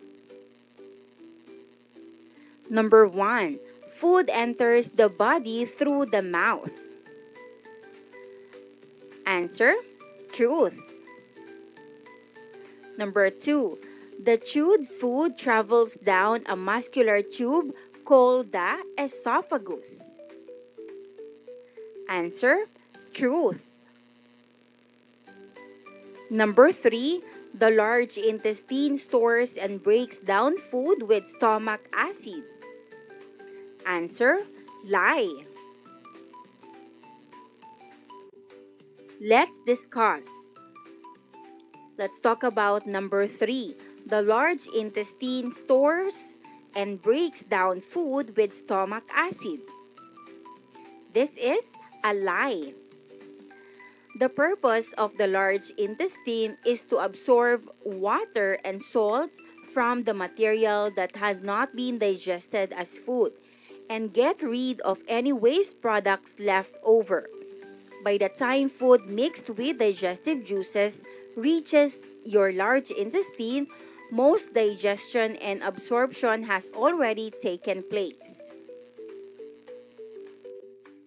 Next, number 1. Esophagus connects the mouth to the stomach. Answer: truth. Number 2. Large intestine is the largest organ in the digestive system. Answer: lie. Number 3. Waste products leave the body through the anus. Answer: truth. Let's talk about number 2. Large intestine is the largest organ in the digestive system. Answer: lie. The liver is the largest organ in the digestive system, while the intestines are longest.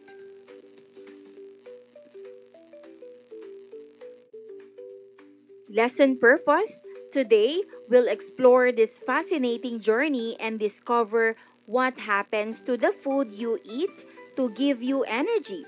Believe it or not, there's a whole amazing factory inside you called the digestive system that takes care of your food.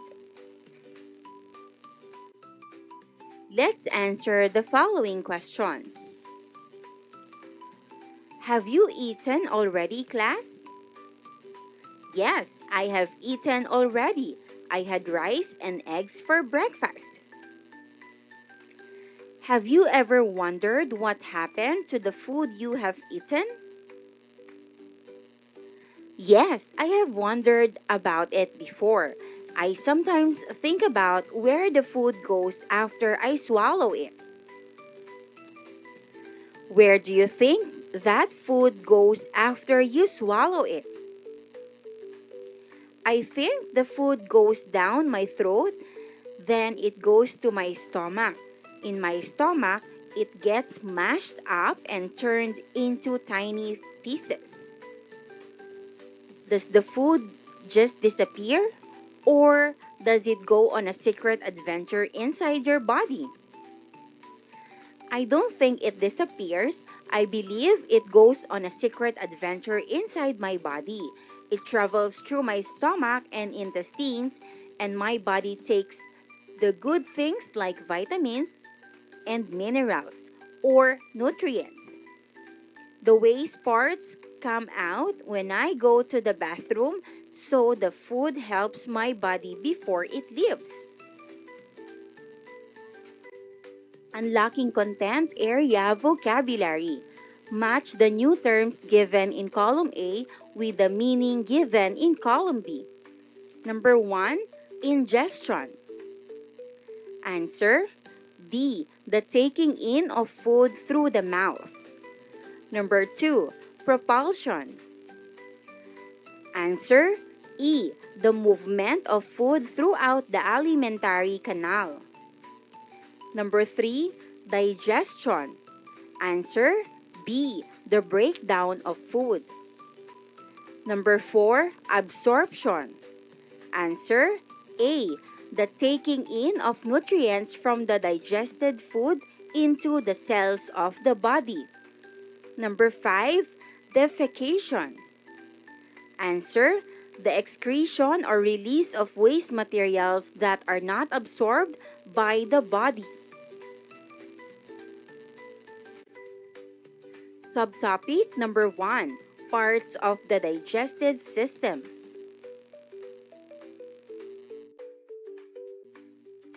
Activity number 1, gallery walk. Explore the amazing digestive system. Visit each station and answer the questions about the different organs. Use the pictures and your prior knowledge to jot down your ideas. Station 1, mouth. What happens to food in the mouth? How does this prepare food for the next step in digestion? In the mouth, the teeth chew the food into small pieces. Saliva mixes with the food to make it soft and wet. This helps make it easier to swallow and starts breaking it down so the stomach can finish the job later. Station 2, esophagus. This tube doesn't look like much, but it has an important job. What do you think the esophagus does with the food from the mouth? The esophagus is like a slide or a tunnel. It carries the food from the mouth down to the stomach. It squeezes the food down in a wave motion so the food doesn't get stuck. Station 3, stomach. This muscular sac churns and mixes food. What do you think does the stomach adds to the food to help break it down further? The stomach is like a mixer. It churns the food and mixes it with stomach acid and juices. These help break the food into smaller pieces so the body can get the good nutrients out later. Station 4, small intestine. Look closely. This long, winding tube is where most of the magic happens. What do you think gets absorbed here in the small intestine from the food mixture? In the small intestine, the tiny pieces of food get broken down even more.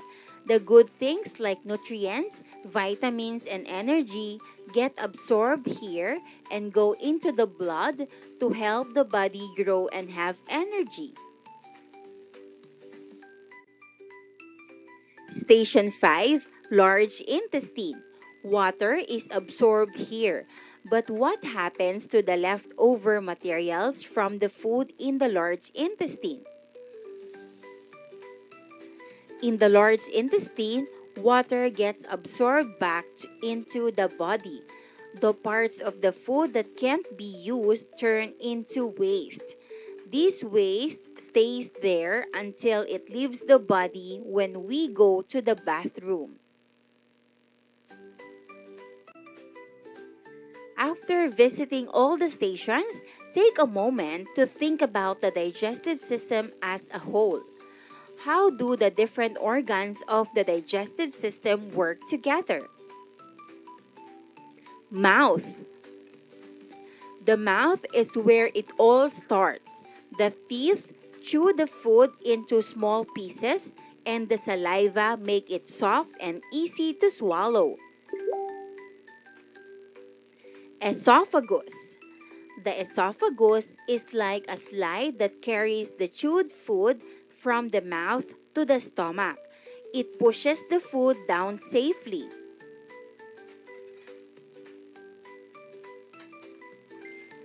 Stomach. The stomach is like a mixer. It churns the food and mixes it with stomach acid and juices to break it into even smaller parts.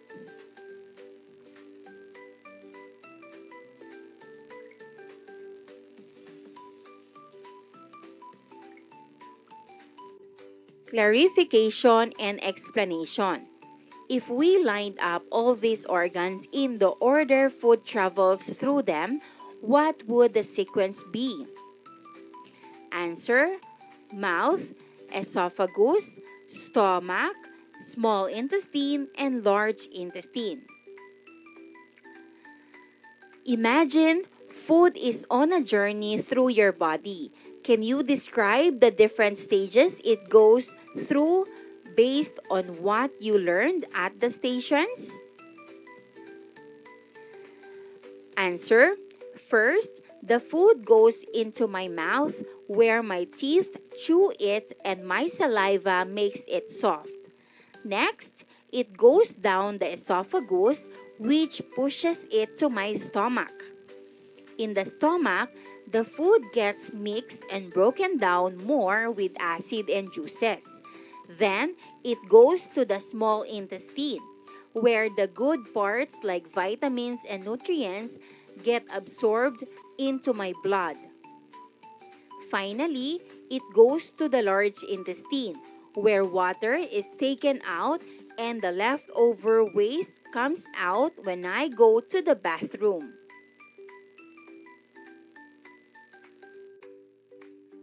Why do you think it's important for each of these organs to do its specific job?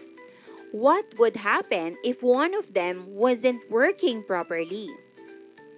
Answer: it's important because each organ has a special job that helps my body get energy and stay healthy. If one part didn't work, like if the stomach didn't mix food right, the food wouldn't break down well and my body wouldn't get enough nutrients. If the large intestine didn't work, my body might lose too much water or the waste wouldn't come out. So every organ has to do its job to keep me healthy. Day 2. Activity number 2, digesting like a pro, simulating digestion. Materials needed: Ziploc bags or resealable containers or small bowls or cups. Crackers, baking soda, warm water, paper towels. Activity number 2, digesting like a pro, simulating digestion. Instructions: Number 1, your teacher will provide your group with a Ziploc bag, some crackers, and a small amount of modeling clay. Mold the clay into a small ball to represent a bite of food. Number 2, put the crackers and the modeling clay inside the Ziploc bag. The Ziploc bag will represent the stomach. Then, squish them up inside the bag. Number 3, add a teaspoon of baking soda and a small amount of warm water to the bag with the crushed crackers. Number 4, seal the bag securely and gently massage the bag for a few minutes. Number 5, prepare a second Ziploc bag with a small amount of warm water in it. This represents the small intestine where nutrients are absorbed into the bloodstream. Carefully pour the contents from the first bag, representing stomach contents, into the second bag with water. Number 6, seal the second bag and massage it gently. Number 7, open the second bag representing the small intestine and pour out most of the liquid contents, representing absorbed nutrients. Number 8, a small amount of solid material may remain in the bag representing waste products. Answer the questions below. Number 1, what did the crackers in the bag represent in our activity? Answer, the crackers represented the food we eat. Breaking them in the bag is like how our teeth chew the food into smaller pieces in the mouth. It shows how chewing helps make the food easier to swallow and digest. Number 2, what do you think the baking soda represents in this activity? Why do you think our bodies need stomach acid to help digest food? Answer, the baking soda represents the stomach acid. Our bodies need stomach acid because it helps break down big, complex food pieces into smaller molecules so our bodies can use them. It helps break down proteins and kills germs too. Number 3, in the activity, we used separate bags for the stomach and small intestine. In reality, these organs are connected. How do you think food actually moves from the stomach to the small intestine? Answer, in real life, the food moves from the stomach to the small intestine through a tube. The stomach muscles squeeze and push the food into the small intestine using muscular contractions called peristalsis. It's like gentle squeezing waves that push the food along. Number 4, after we poured out some of the water from the second bag, what did it represent? How do you think nutrients from food get into our bloodstream? Answer, the water we poured out represents the nutrients and vitamins that our body takes from the food. In our body, these nutrients pass through the walls of the small intestine and go into the bloodstream. Tiny finger-like parts called villi or villi help absorb the nutrients. Number 5, what did the leftover solid material in the bag represent? Where do you think these undigested materials go after leaving the small intestine? Answer, the leftover solid stuff is the waste that the body doesn't need. After leaving the small intestine, this waste goes into the large intestine. The large intestine takes out extra water and then the waste leaves our body when we poop through the rectum and anus. Number 6, we focused on the organs directly involved in the food pathway. Are there any other organs that help with digestion? What do you think these organs contribute to the digestive process? Answer: yes. There are other organs called accessory organs. The liver makes bile that helps break down fats. The gallbladder stores the bile until the body needs it. The pancreas makes juices that help break down carbohydrates, proteins, and fats. These organs don't touch the food, but they help by adding special juices and chemicals that make digestion easier. Worked example, encouraging deeper understanding. Number 1, think about the food you eat. How might the size and texture of food affect how easily it's broken down in your digestive system? Answer: if the food is soft and cut into small pieces, it's easier for mouth and stomach to break it down. But if the food is big or hard, it takes longer to chew and digest. So chewing well and eating smaller bites helps my body break it down faster. Number 2, we used warm water in the small intestine. Why do you think it's important to stay hydrated for proper digestion? Focus on dissolving nutrients. Answer: staying hydrated is important because water helps dissolve the nutrients in food so they can be absorbed into the blood. Water also helps move the food through the intestines and keeps the waste soft, so it can leave the body easily. Number 3, imagine we didn't chew our food properly before swallowing. How might this affect the digestive process in our simulation and in our bodies? Answer: if we don't chew well, the food pieces stay too big. In the simulation, it would be harder to squish them in the bag. In our bodies, the stomach would have to work harder to break the food down, and the small intestine might not get all the nutrients out.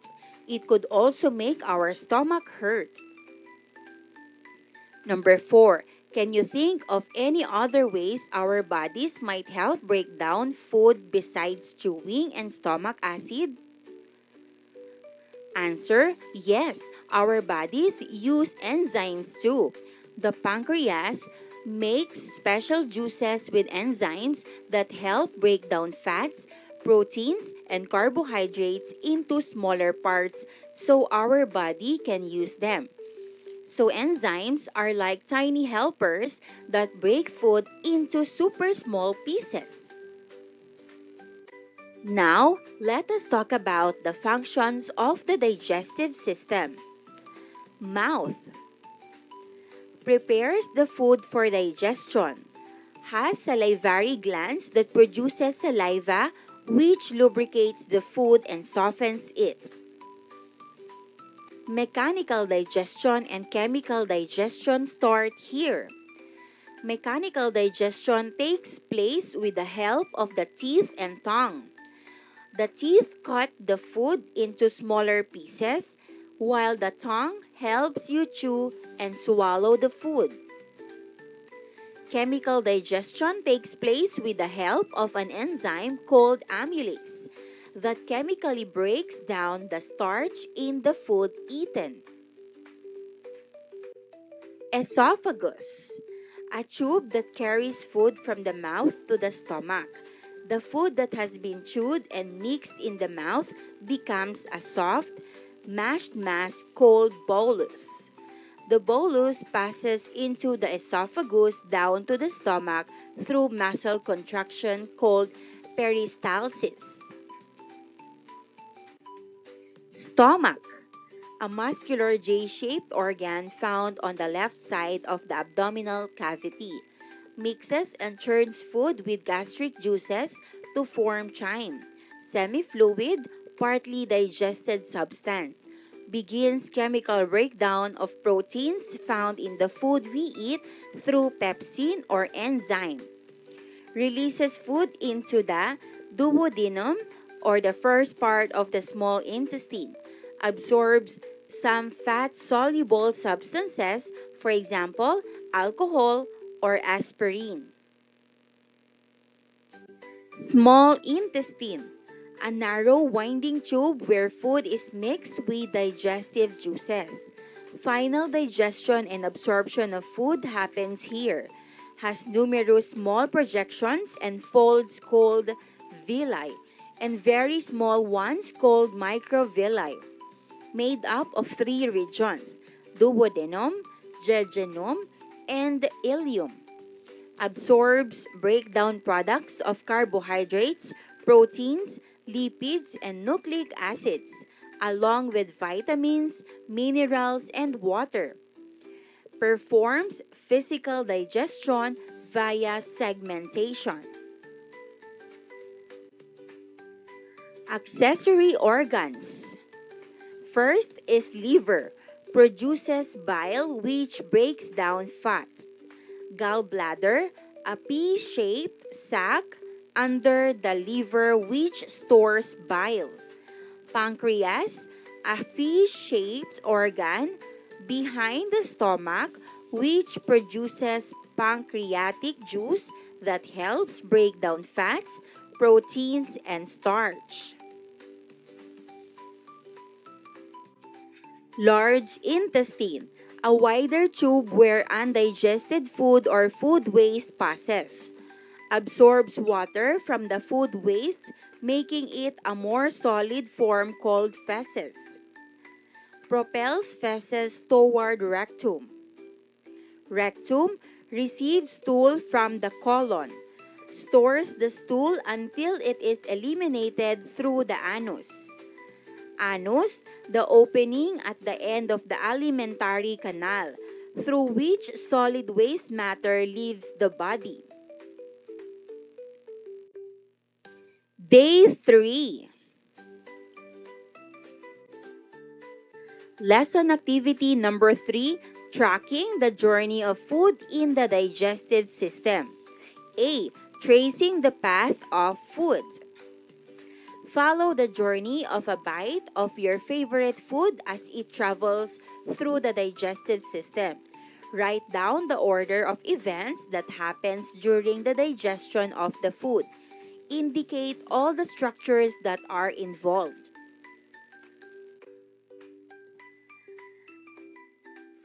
This is an example answer. Favorite food? Pizza. Event 1, I take a bite of pizza and chew it in my mouth. My teeth break it into small pieces and my saliva makes it soft and starts breaking it down. Event number 2, I swallow the pizza. It goes down my esophagus, which pushes it down to my stomach like a slide. Event number 3, the pizza reaches my stomach, where it gets mixed and churned with stomach acid and juices to break it into smaller pieces. Event 4, the mashy pizza goes into my small intestine. Here, juices from the pancreas and liver help break it down more. The small intestine absorbs all the good nutrients into my blood. Event number 5, the leftover parts go to my large intestine. The large intestine takes out extra water and forms waste. Finally, the waste leaves my body through the rectum and anus when I go to the bathroom. B. Digestive system labeling activity. Study the diagram of the digestive system below. Identify each organ by writing its correct name in the box. Let's answer. Mouth, liver, stomach, large intestine, pancreas, rectum, small intestine, anus.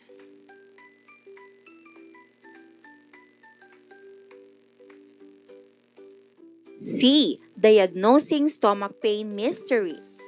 Mia is at a birthday party and excitedly grabs a handful of birthday cake.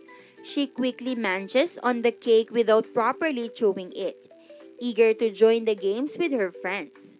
Shortly after, Mia starts to feel a dull ache in her stomach and has less energy to play. What do you think is happening to Mia's body? Use your knowledge of the digestive system to explain how chewing her food properly might have helped avoid her discomfort. Answer: Mia is feeling a stomach ache because she didn't chew her birthday cake properly. When we don't chew our food well, the pieces are too big for the stomach to break down easily. The stomach has to work much harder to churn and mix the big chunks, and it takes longer to digest the food. This can cause a stomach ache and make her feel tired because her body is busy trying to break the food down instead of giving her energy to play. If Mia would have broken it into smaller, softer pieces, this would help her stomach and small intestine digest the food faster and get the nutrients and sugar for energy. So, chewing properly helps avoid stomach pain and keeps us feeling good for playing and having fun.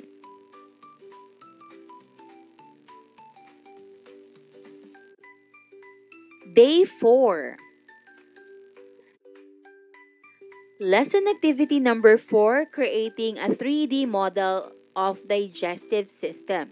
Materials needed: physical model creation, pictures of the parts of the digestive system, cardboard boxes, different sizes for various organs, construction paper or fabric scraps for organ linings, modeling dough, clay or play dough for shaping organs, recycled materials like bottles, cans, egg cartons.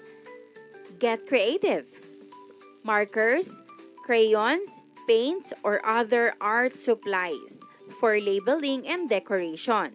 And last, pipe cleaners, yarn or string for connecting organs. Digital presentation creation, presentation software, Google Slides, or Microsoft PowerPoint. Tablets or computers with internet access for researching visuals and information. And drawing apps for creating visuals if presentation software doesn't have them. Instructions. As a group, come up with a plan or design on how you will create a model or presentation to demonstrate the journey of food through the digestive system. Be sure that each group member contributes to the completion of the task either as planner, designer, IT expert, researcher, etc. Learners' takeaways. I learned, I wonder, I still want to know chart. Example answer. I learned that the digestive system breaks down food so my body can use the nutrients. I learned that the mouth, esophagus, stomach, small intestine, and large intestine all work together like a team. I wonder how long it really takes for food to travel all the way through my body. And I still want to know how the liver and pancreas really help with digestion and what happens if they stop working. Reflection on learning. Digestive health habits checklist. Number 1. Do I take the time to chew my food thoroughly before swallowing? Number 2. Do I include plenty of fruits and vegetables in my daily diet? Number 3. Do I choose whole grains and fiber-rich foods regularly? 4. Do I drink enough water throughout the day? Aim for 8 glasses. Number 5. Do I generally feel good after eating, or do I experience frequent discomfort like bloating, gas, or constipation?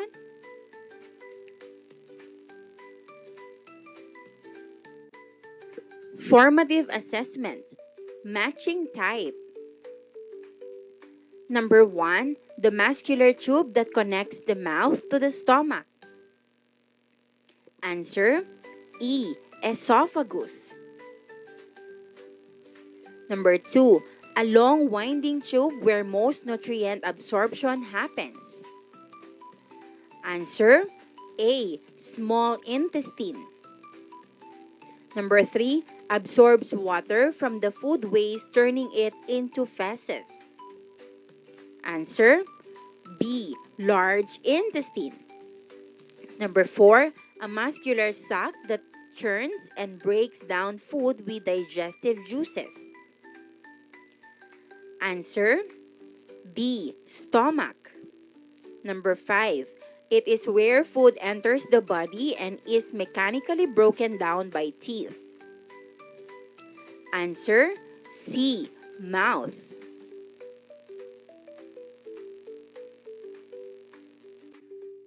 B. The following statements are the processes of digestion and absorption in the body.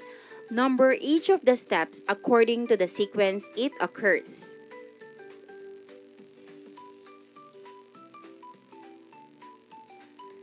Let's answer.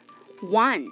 Food is broken into small pieces, mechanically and chemically. 2. Food is liquefied and digested into forms that cells can absorb. 3. Nutrients pass through the intestinal wall into the bloodstream. 4. Water is absorbed back into the bloodstream. 5. Waste products are removed from the body through the anus. And that wraps up today's lesson. If you enjoyed this video and want to see more content like this, don't forget to hit the subscribe button and ring the bell so you never miss an update. Thanks for tuning in.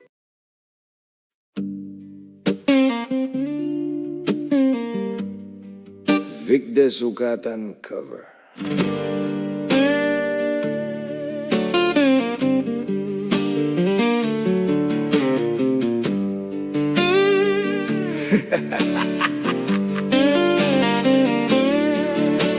Kaniyad tong sa dato pa ako,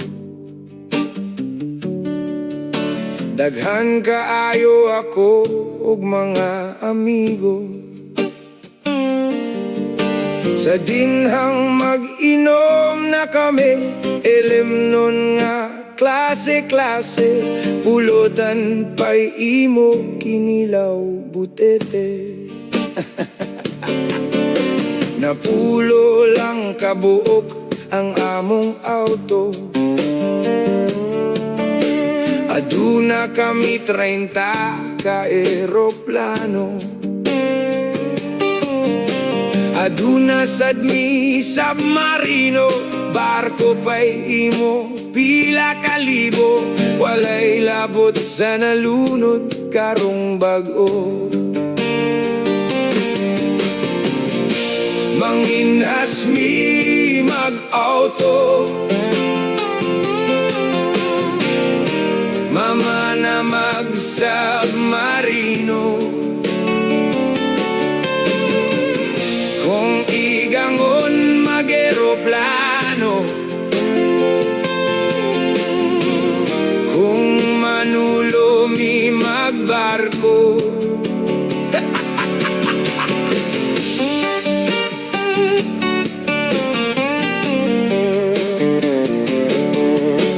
Nadugay na napordoy mi og kalit, nadaot sa bisyo sa akong ginikanan.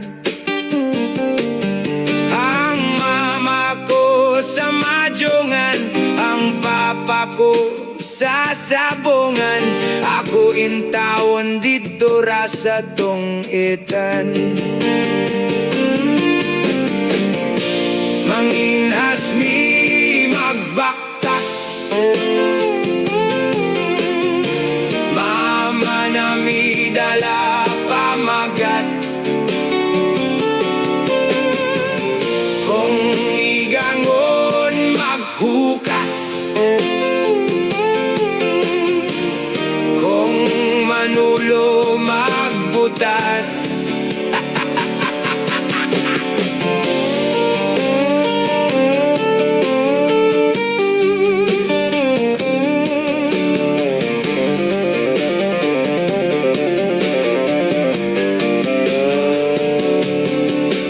Wala damha ni asenso na sadni, ang papa ko nakakalutog daghang bulawan. Among labandera si Aramina, among kusinera si Rosana, akong bodyguard si Erap Estrada.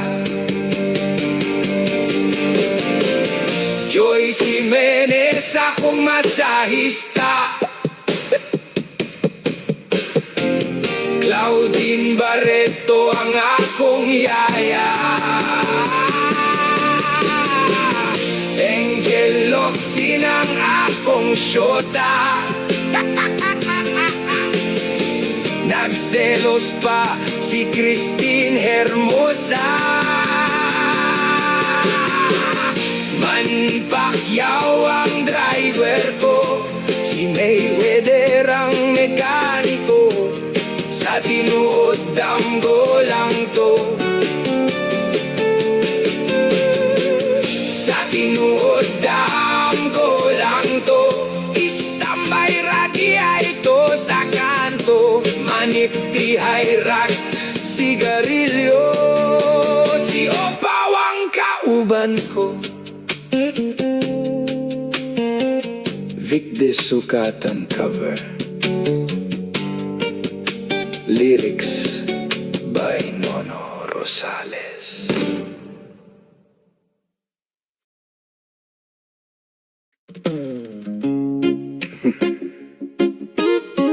Vic de Sukatan cover.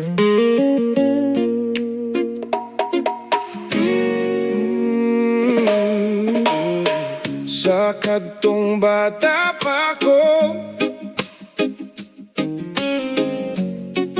imo kong giati man og maayo, ako agi pasagdan mo, yeah. Gipa eskwela o gipanggam mo, unya karon dako nako, kusog na kay ko mo sukol nimo, kung kasaban mo mutubag na ko. Pasaylo ako sa nabuhat ko, nagmahay ko nganong ni sukol ko nimo. Di na ko madawat karon ng tanan, di na ko malimtan, palangga ko ikaw akong amahan.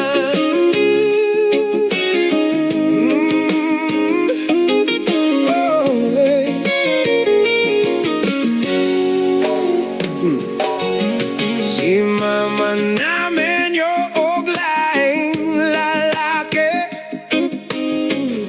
maong ikaw na lang sa ako nagbuhi. Papa, wala ko nimo pasagde, yeah, yeah. Tungod dili ka tao nga irresponsable, ang tanan gibuhat mo, ang kasakit giantos mo, tungod kay ako gipalangga mo. Paselo ako sa nabuhat ko, nagmahay ko nganong ni sukol ko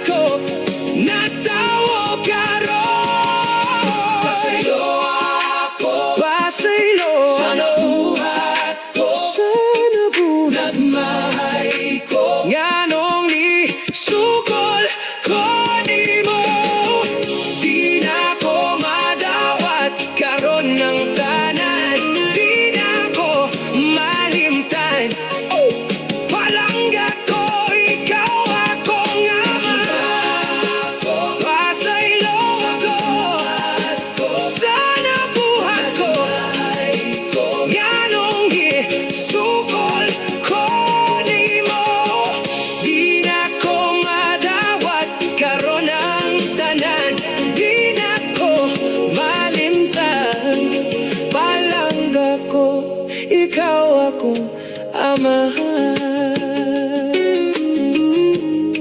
Vic de Sukatan cover.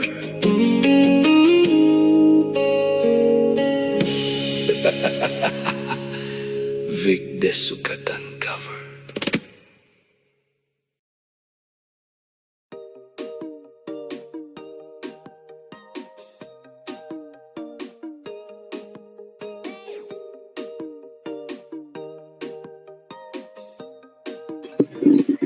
Good day, young scientists! So, are you ready to explore the amazing world of science today? So, in our class, we ask questions, make discoveries, and learn how the world around us works. So, whether it's about plants, animals, energy, or the earth itself. So, science helps us understand it all. So, get your minds ready and your curiosity switched on because today we're not just learners, we're scientists in action. So, let's begin our exciting science adventure together. So, for this week, we're going to talk about steps in a simple scientific investigation for Science 5, Quarter 1, Week 6. So, let's have our learning competency.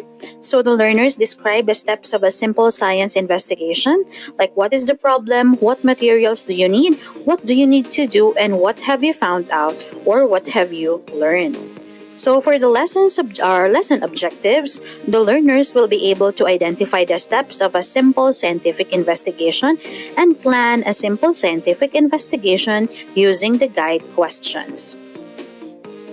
So for day 1, let's have a quick short review about science skills. So which one do you possess? So recall the different science process skills you learned so far from previous lessons. So identify which science process skill is being demonstrated in the examples given below. So you're going to choose from communicating, observing, classifying, predicting, measuring, and inferring.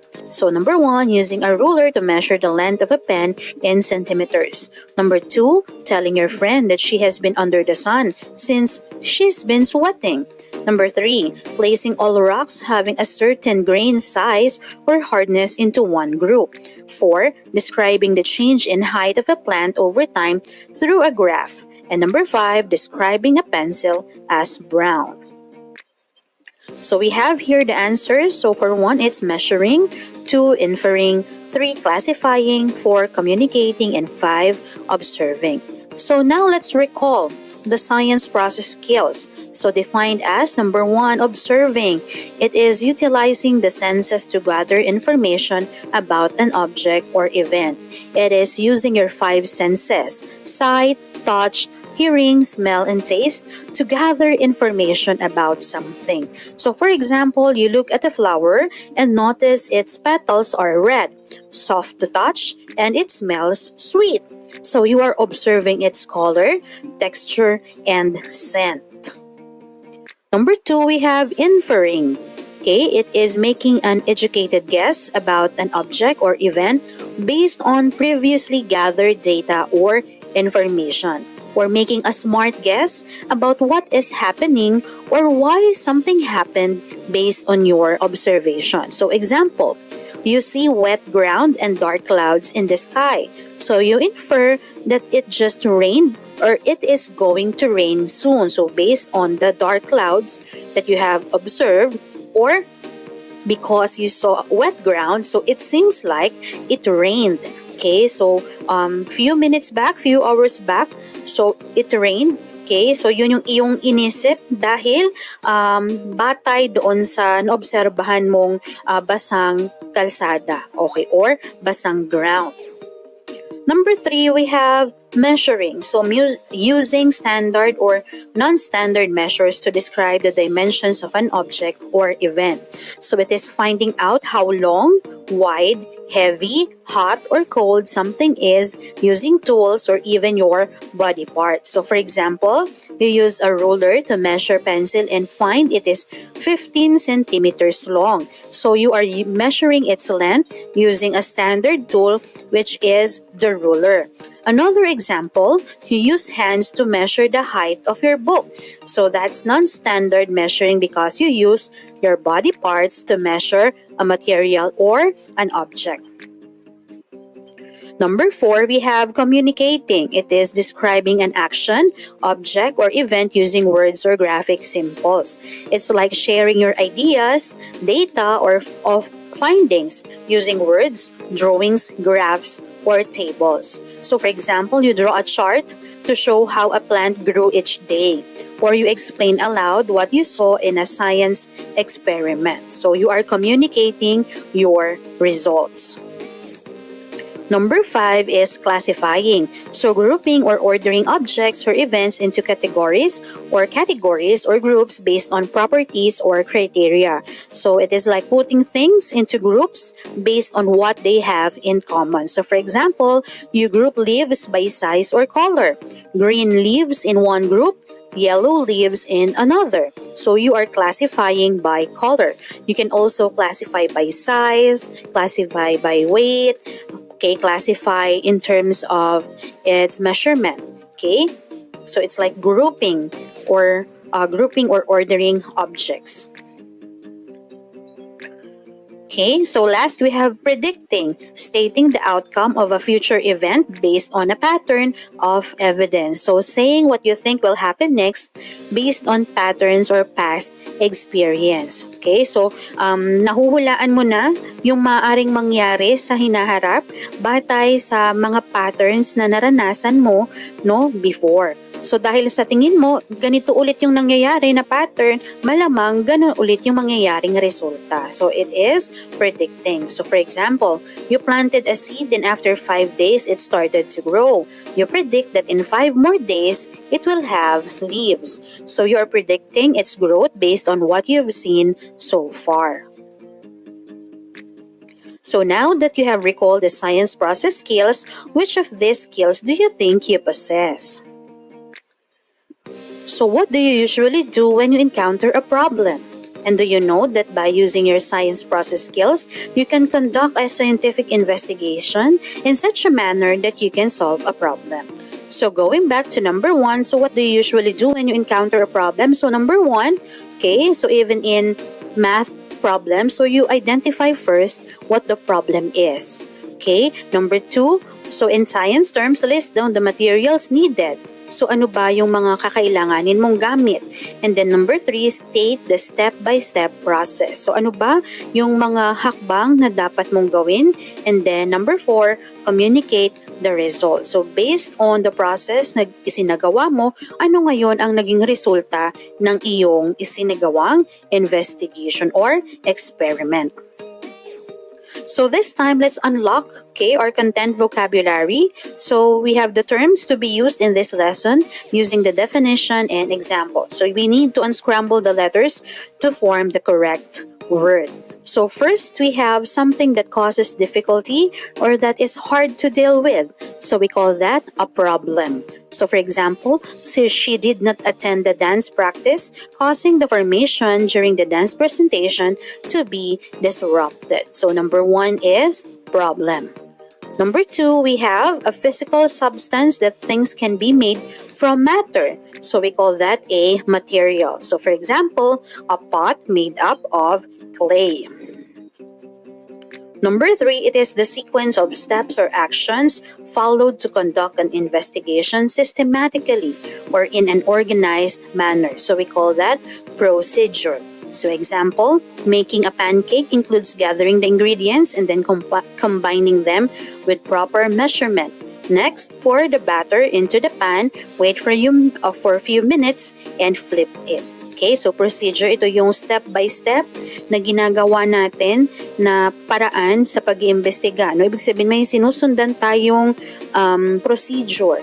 No? May sinusundan tayong instruction kung paano maisagawa yung isang investigation or yung isang experiment. So, nang sa gayon, okay, we could come up with a good or kumbaga tama yung magiging result ng ating experiment.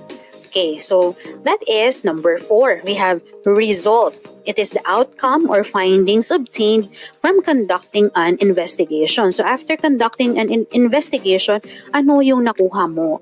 Ano yung nalaman mo o ano yung lumabas mula doon sa experiment or investigation na ginawa mo?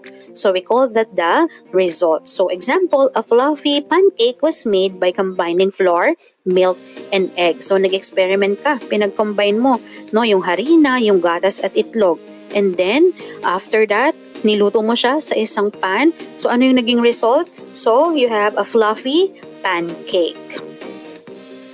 And number 5, it is experiment. Is an operation to discover something unknown or to test a principle. So, para malaman mo kung ano ba yung magiging resulta, you need to conduct an experiment. So, example, testing whether the rust on the nail can be removed or not. Okay, so let's have here a text. Okay, it is about the mysterious case of the disappearing ice cubes. So let's read. In the small town of Frostville, where everything is usually cold and frosty, something strange is happening. Ice cubes from the town's storage room seem to be disappearing faster than usual. The townsfolk are puzzled and concerned. So what could be causing this mysterious disappearance? The curious kids of Frostville think that it might have to do with the sunlight. They decided to conduct an investigation to solve the mystery of the vanishing ice cubes. First, they collected several ice cubes from the freezer and placed them in separate cups or bowls and placed them in different parts of the village. Others inside their houses, while the rest were placed outside. Then they started the timer and observed how long it took for each ice cube to melt completely. As each ice cube melts, they record the time it takes to melt completely and any observations they make during the experiment. After all the ice cubes have melted, they gather their data and analyze it to see if there are any pattern or trends. Through their scientific investigation, the kids of Frostville discovered several interesting findings. They noticed that ice cubes placed in warm or warmer areas melt faster than those in cooler areas. Ice cubes in direct sunlight melt faster than those in the shade. With these observations and findings, they conclude that the disappearing ice cubes. So with the disappearing ice cubes are likely due to the environmental factors such as increased temperature and exposure to sunlight. They communicated their findings with the whole Frostville community. Armed with their newfound knowledge, they come up with strategies to prevent the ice cubes from melting too quickly in the future, ensuring that Frostville stays cool and frosty all year round. Okay, so we have some processing questions. So did the kids of Frostville uncover the reason why the ice cubes vanished? So yes. So how do you think they were able to solve the mystery state? Okay, how do you think they were able to solve the mystery? So state them step by step. So paano ba nila na-discover? No? Paano ba yung ginawa nila? Ano yung ginawa nila para ma-discover nila yung kanilang findings? So first, they teamed up and checked out the clues one at a time, like following a recipe to figure out why the ice cubes were disappearing. First, they took a good look at the problem. They saw the ice cubes were vanishing and wanted to know why. Then they came up with ideas of what might be causing the ice to disappear. Next, they put those ideas to the test. After the experiments, they checked their results. Did their ideas match what they saw was happening? Finally, once they figured out the real reason, they explained it to everyone in Frostville and tried to come up with a solution to the problem. So what science process skills have they exhibited in conducting their investigation? So the science process skills such as observing, inferring, measuring, predicting, and communicating. So now for day 2, you have to work, okay, with your own simple scientific investigation. Okay, so you can have your learning activity sheet number 1 for Science 5, Week 6. So you can work with that worksheet.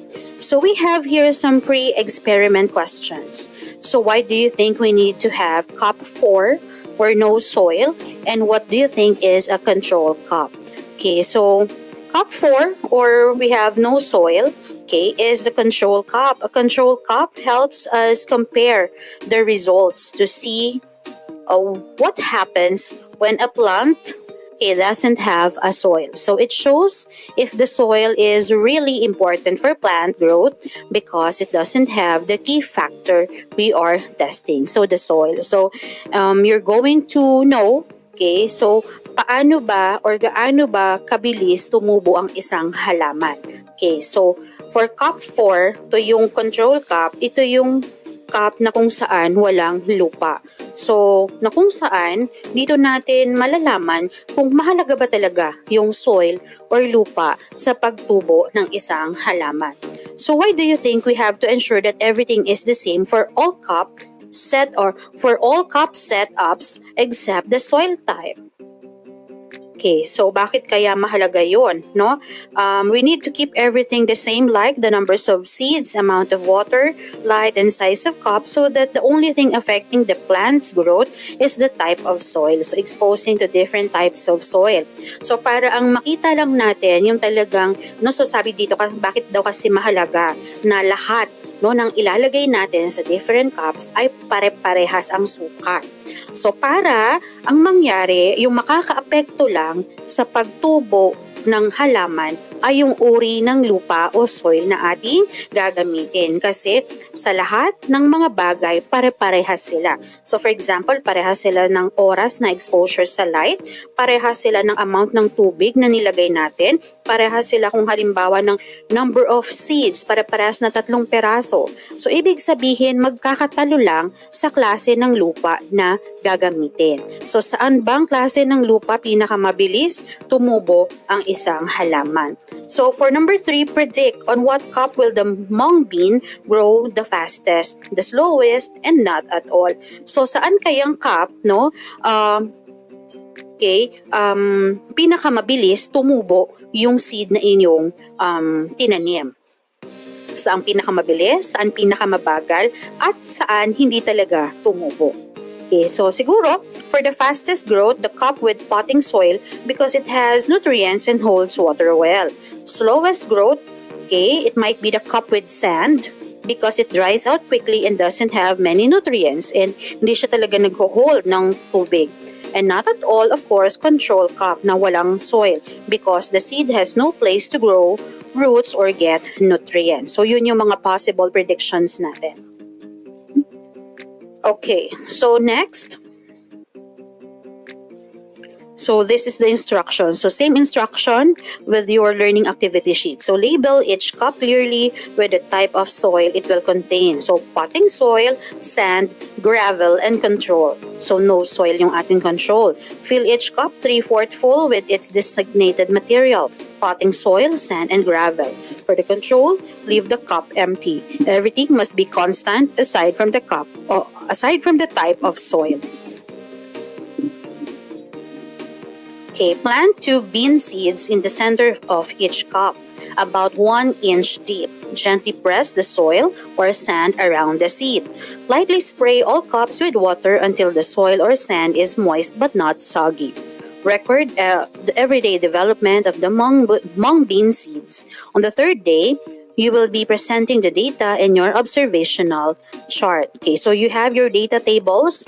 So provide the table with sections for each cup.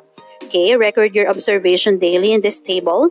Remember that you will have to report your preliminary results from day 1 to day 3 as your performance task for this week. But continue the observation up to day 5 and present your final result next week. So we have here your data table for your potting soil cup. Okay, we also have your sand cup. Okay, control or no soil. Okay, control cup. And gravel cup. So we have here some guide questions. So what do you think plants need to grow? So of course, plants need water, sunlight, air, the right temperature, and nutrients from the soil to grow. These things help the plant make its food and become healthy and strong. So what is the role of soil for plants? Soil gives plants a place to grow. It holds the roots and provides water and nutrients that the plants need to live. Good soil helps the plant grow faster and healthier. And how do you think the different materials in each cup will affect the seed growth? Okay, the potting soil will help the seeds grow best because it has nutrients and holds water well. The sand may not hold water well, so the seeds might grow slowly or not at all. The gravel is too rocky and dry, so the seeds will likely not grow well. The control cup without soil will probably not grow at all because it has no support, water, or nutrients for the seed. Okay, so for day 3, okay, you have your lesson activity, design and solve. So you have here, we need to have form groups of 5. Choose among the given observations below and design the procedure to test and solve them. So you have different activities here that you can try. Okay. So use the guide questions below in designing your investigation. So you can pick or choose one. So among the topics, okay, or the problems that we presented a while ago, and then you need to use these guide questions in designing your investigation. So what is the problem? What materials do you need? What do you need to do? And what have you found out or learned? So write your answer in a sheet of paper or any visual aid that may help you present it in class. Okay, so for day 4, okay, you have the takeaways. Okay, so have your entrance ticket. As a review activity, please prepare an entrance ticket summarizing one concept you've learned from our class, discussion, and experiment. So one entrance ticket is equivalent to a merit point in class. And you also have your reflection on learning. Okay, so what did you learn about the steps involved in a scientific investigation? Was your experiment successful? Okay, why or why not? Okay, sometimes our experiment is successful and sometimes it is not. So it is for us to find out bakit ba, what went well and what went wrong. Okay, so it's time for us to reflect. Bakit hindi ba nag-succeed? Hindi nag-progress yung ating experiment? So what part of the experiment went wrong? So ano ba yung mali? Baka may mali tayong nagawa kaya hindi naging successful yung ating experiment. And then what would you do differently if you repeated the experiment? So after finding out, okay, baka dahil hindi naging pantay yung paglagay natin ng tubig, no? Instead of equally, okay, watering the plant, baka dun sa isa sobra yung tubig na naidilig natin. So if you're going to repeat it, paanong gagawin mo? So of course, you need to correct kung ano yung hindi magandang nangyari during the first experiment, so to come up with a good result. So kumbaga maging tama na yung result na lumabas, no? Or baka naman talaga during the process, okay, may hindi nagkamali ng calculation, or maybe, no, may ibang result talaga tayo na ina-expect out from that experiment. Okay, so for your formative assessment, so you're going to present the preliminary results of the experiment. So yung kanina, no, kasi you're going to plan, okay, and then you're going to observe that for 5 days until next week. Okay, but for your performance task, yung preliminary results muna. For example, first 3 days. So what happened? Ano ba yung naging observation mo for the first 3 days? So you have here the rubrics on how you're going to be assessed and graded. Okay, and graded. Paano ba kayo bibigyan ng grade? Okay, in terms of presenting your preliminary results. Okay, and with that, I would like to say thank you so much. So I hope you learned something, especially in conducting a simple investigation or simple experiment. So of course, we need to know more, okay, about experimenting in terms of investigation. But of course, since we are young, okay, since you are still at your 5th grade, so we are going to start with simple investigation. So later on, okay, if you find it exciting, you find it interesting, so slowly but surely you can have your experiment, no? But then, okay, be careful, of course, during or have in terms of experimenting on in terms of having your investigation, always be cautious, okay, especially sa mga gamit na gagamitin natin. So laging mag-ingat and always ask for the guidance of your teachers or of course your parents or guardians. Okay, so thank you so much. If you have any question, so don't hesitate to comment and I will try my best to answer all your queries and your questions. So this is Teacher Aiza. Thank you so much. I hope you learned something from our lesson for this week. So thank you so much. See you again next week and bye-bye.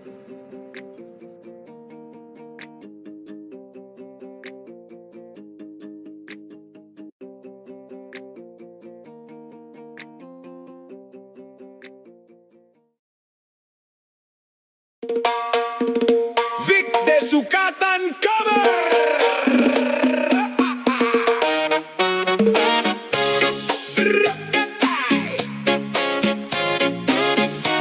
Le, le, le, le, le, le, le, le. Vic. Yeah. Lana yun puting bato, pagkagamay sa piso, kani ato tabangan ug tulo. Okay kaayo kami kontento, apan karon sa piso ikaw katulgon, imong sulohon maayo pa'y undangon. Karon wala na ako, mo enter niya ng abisyo,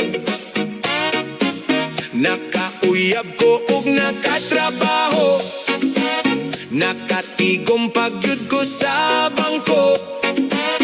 Ang piso-piso nga para unta sa bisyo, gitigom ko, nakapalit kog auto, sakay ko sa kong auto, paingon sa trabaho, intawon na kong mga amigo, classmate ko sa bisyo kani ato, nagsigig paso-paso sa dalan, nagyaw-yaw bisan og walay tao, nalooy ko ay pastilan ning bisyo, busa atong makitan ang dakong kalainan, kinabuhi atong ampingan, o sara dili mapulihan, ug kung bawion na sa tag-iyangan naa sa kahitasan, andam ka ba, amigo ko? Undang nalagian ang bisyo, oh, kay dili jud na siya maayo, kaugmaon nimo ko ba nakaayo, kaiwa na ilami kaayo, ayaw stigig kaon, oh siya, boy! Karon wala na ako, mo enter niya ng bisyo, nakauyab ko ug nakatrabaho, nakatigom pagyud ko sa bangko, ang piso-piso nga para unta sa bisyo, gitigong ko, nakapalit kog auto, kung sa atong makipan, ang dakong kalainan, kinabuhi atong ampingan, usara dili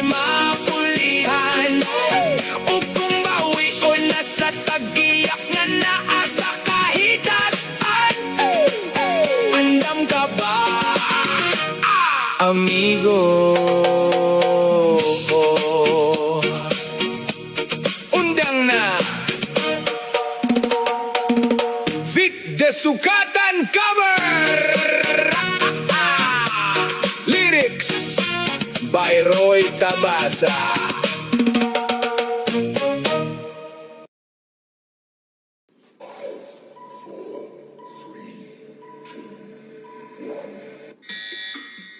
Paging Dr. Gary C. Please proceed to the geriatrics department.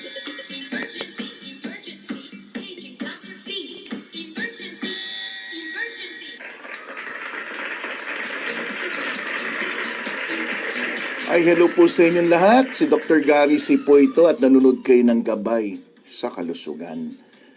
Ma-special ang pag-uusapan natin ngayon kasi napag-uusapan na po natin yung saging, pakwan, abokado, lemon at marami pang iba. Pag-uusapan po natin ngayon ay yung paborito ng maraming senior citizen o hindi lang, pati mga bata, paborito po ito, guyabano. Sour soft o kaya graviola. Okay. Ito po ay maaring siguro mga ilang taon na nakaraan. Naalala ko may mga local company na gumagawa ng mga guyabano juice, guyabano shake at sinasabi maganda raw to laban sa kanser. At may mga pag-aaral po ba yan? Meron. So ngayon pag-uusapan natin ano ba ang health benefits ng guyabano at ano ba mga sustansya na pwedeng ibigay na to sa atin. Okay?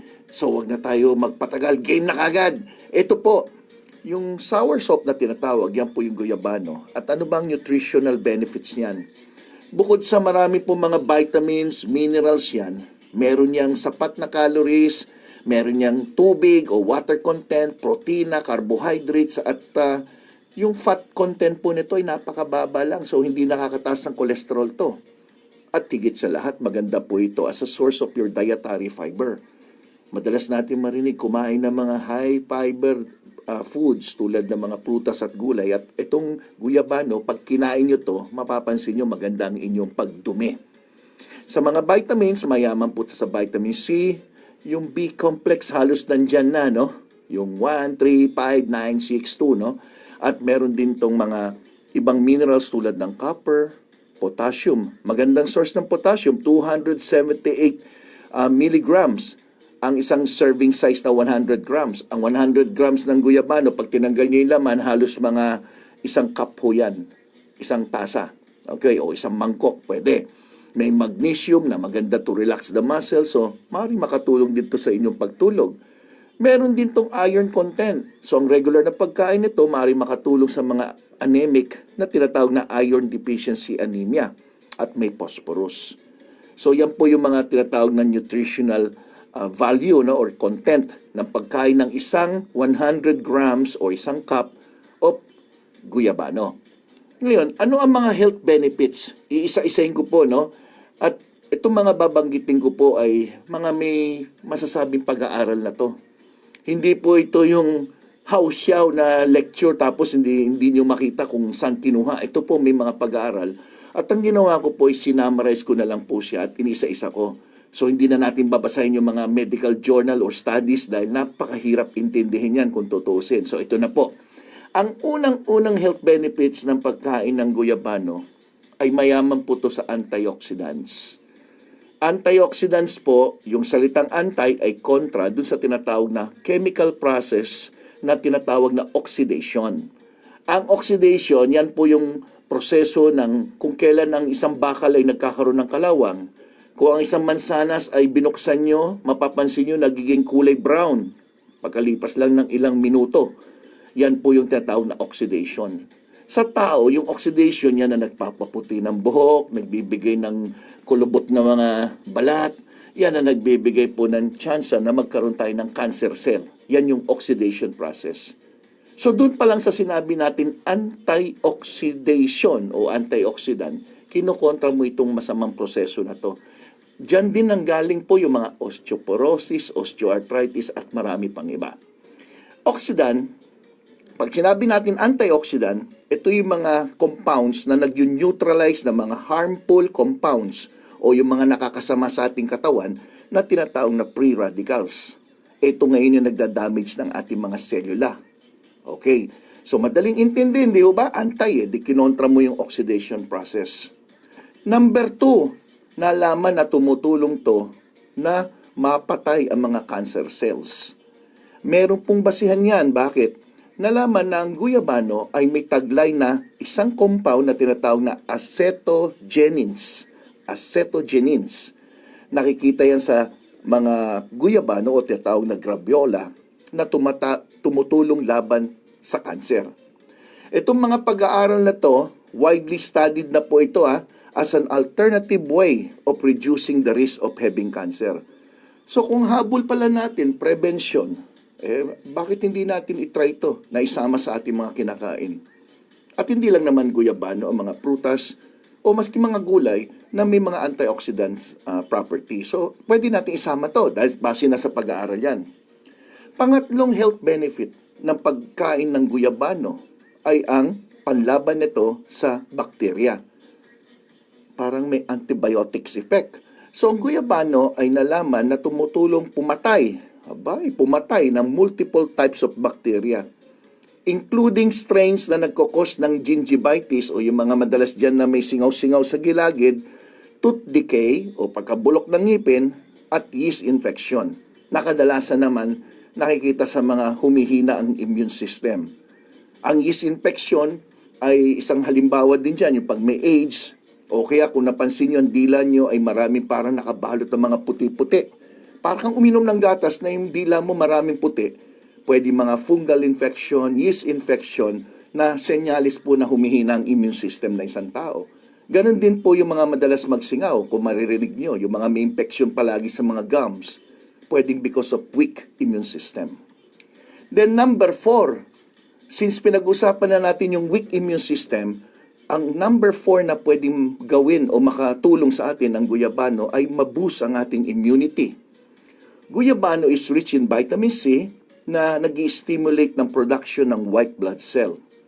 Kung inyong maalala kamakailan, nag-lecture po ako tungkol sa immune booster o mga pwede nyong kainin na magpapatas ng inyong immune system. At isa doon ay nabanggit ko nga yung kahalagahan ng pagkain ng vitamin C. Mga pagkain mayaman sa vitamin C. Kung ayaw nyo ng mga pagkain ganyan, pwedeng uminom ng mga supplements na may taglay na vitamin C. Okay. Then, number 5, tumutulong para ma-improve ang inyong gastrointestinal health. Ano yung gastrointestinal health? Di ho ba nabanggit natin din sa isang lecture yung tungkol sa acute gastroenteritis na tumataas ang bilang sa Baguio City? Ito po, pwedeng isang alternative. Either yung dahon lang ng guyabano ay pwedeng pakuluan at yun ang gagawin na parang inumin.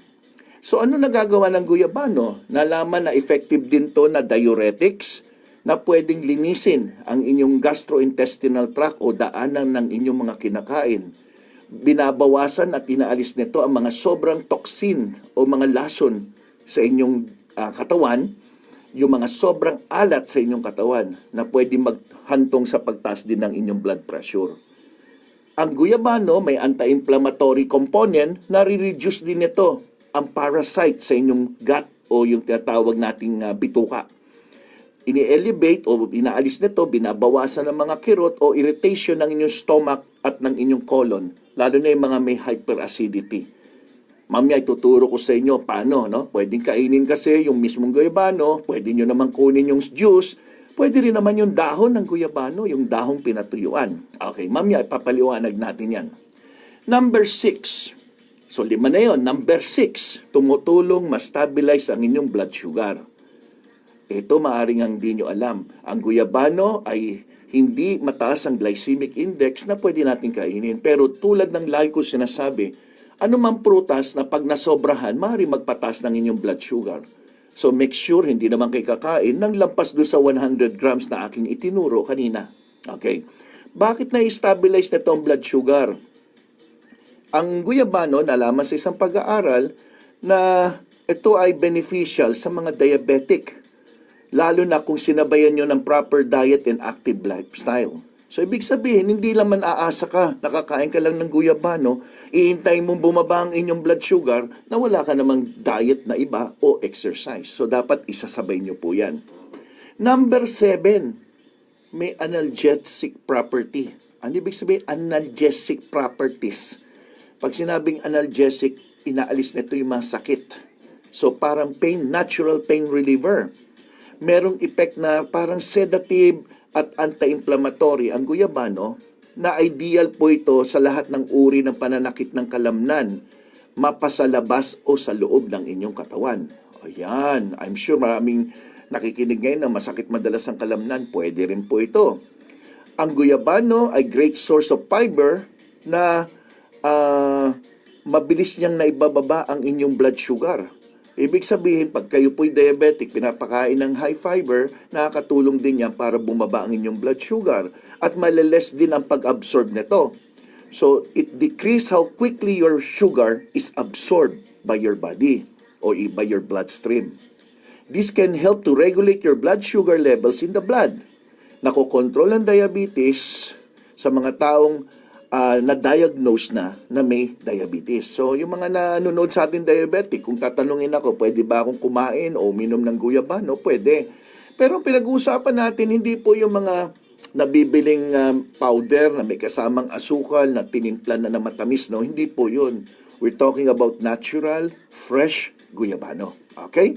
Number 8, sa mga medyo lumalabo mata, nakakatulong din ito para sa inyong eye health o sa inyong paningin. Guyabano contains lutein, kilalang kilala yan, di ba? Pampalinaw ng mata. At bukod doon, ito ay isang antioxidant na mahalaga po sa ating paningin.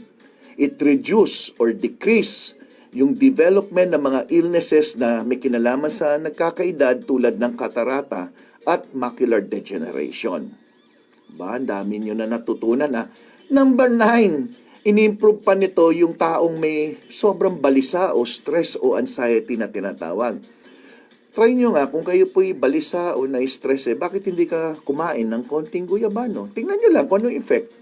Medyo mapapansin nyo, mas kalmado kayo. Ang guyabano po ay meron pong nalaman na may taglay sa dahon na tinatawag na anonane saka asimilobin. Hirap ng pangalan, no? Huwag nyo nang i-memorize yan. Pero yan po mga sangkap na yan, nalaman may soothing property o pampakalma ng inyong central nervous system. I'm sure marami sa inyong mga stress out yan, di ba?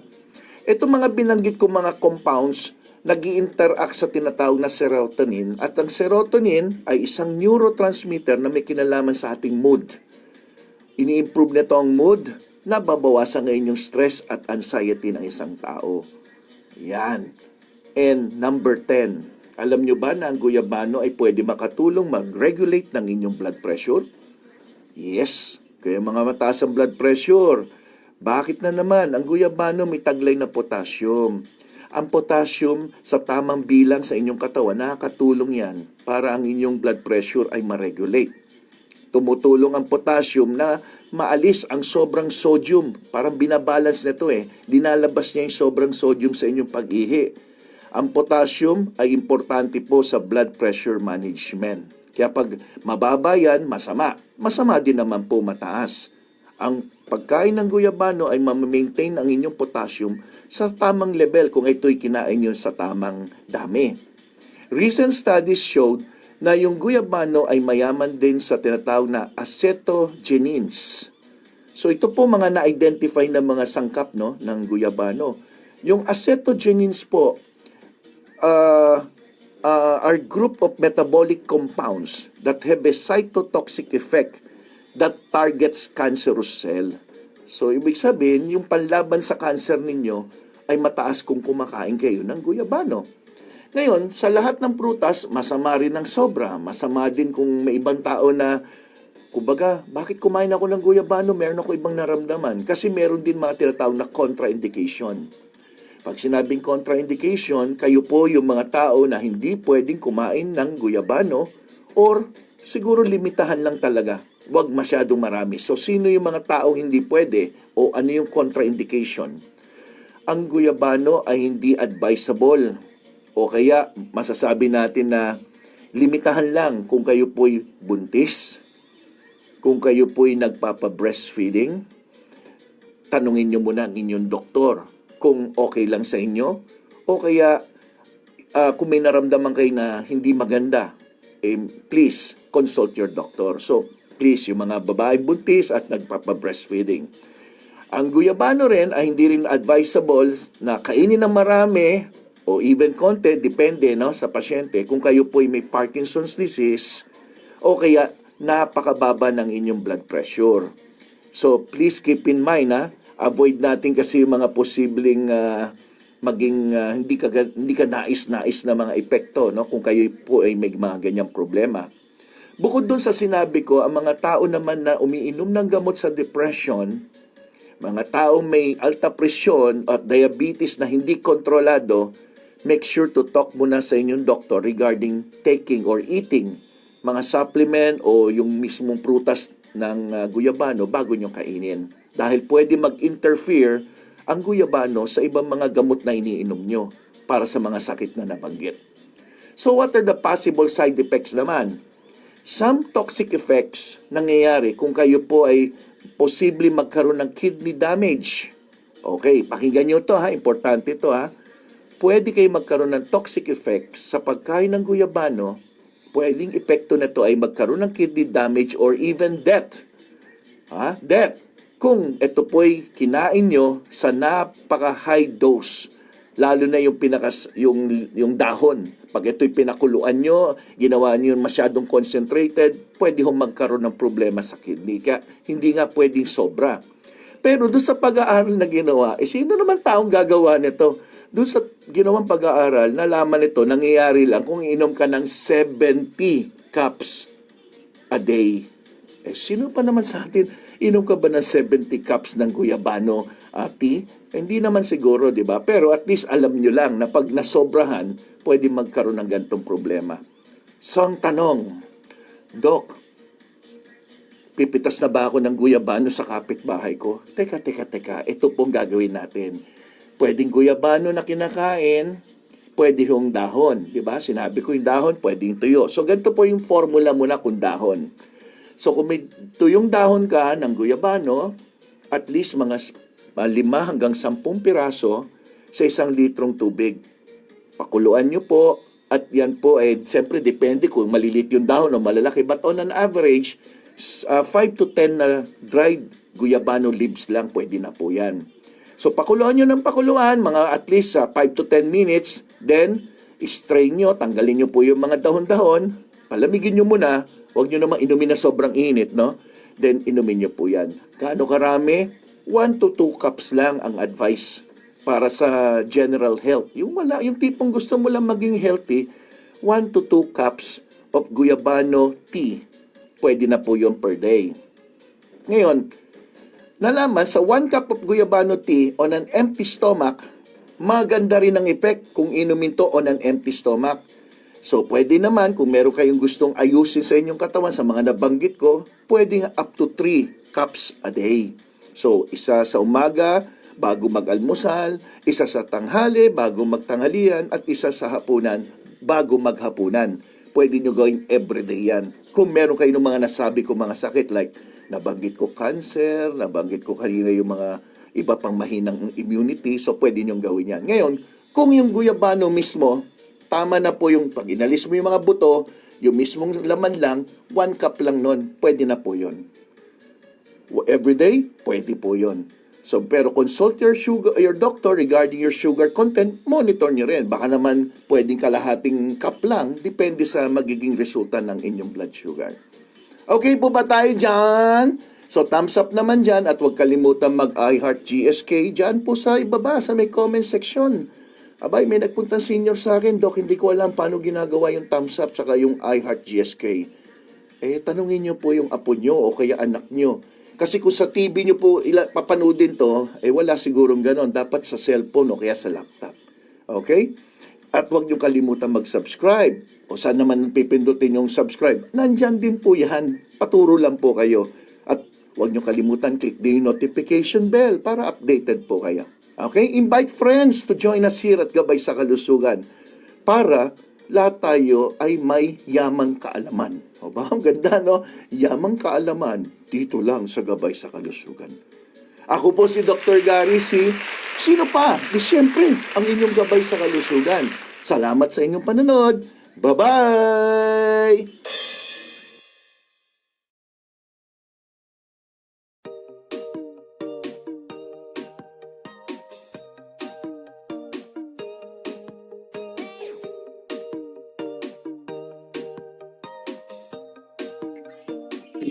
Hello there to our young scientists and to our young explorers. How are you? I hope you're doing well and good. And we are here at quarter 1, week 7. Okay, 1 week before the end of our first quarter. So are you ready to learn more about Science 5? So now let's explore, okay, and dig deeper with our few lessons, okay, for quarter 1. And this time, we're going to discuss about the use of units in measurements. Okay, specifically, okay, the use of units in simple science activities. Okay, so for day 1, what we have here, okay, is a short review, okay, of your previous lesson. Okay, and at the same time, we're going to have the learning competency. Okay, you should be able to identify and appropriately use units in simple science activities such as milligrams, grams, kilograms, and degrees centigrade. So when do we use milligrams? When do we use grams, kilograms, and degrees centigrade?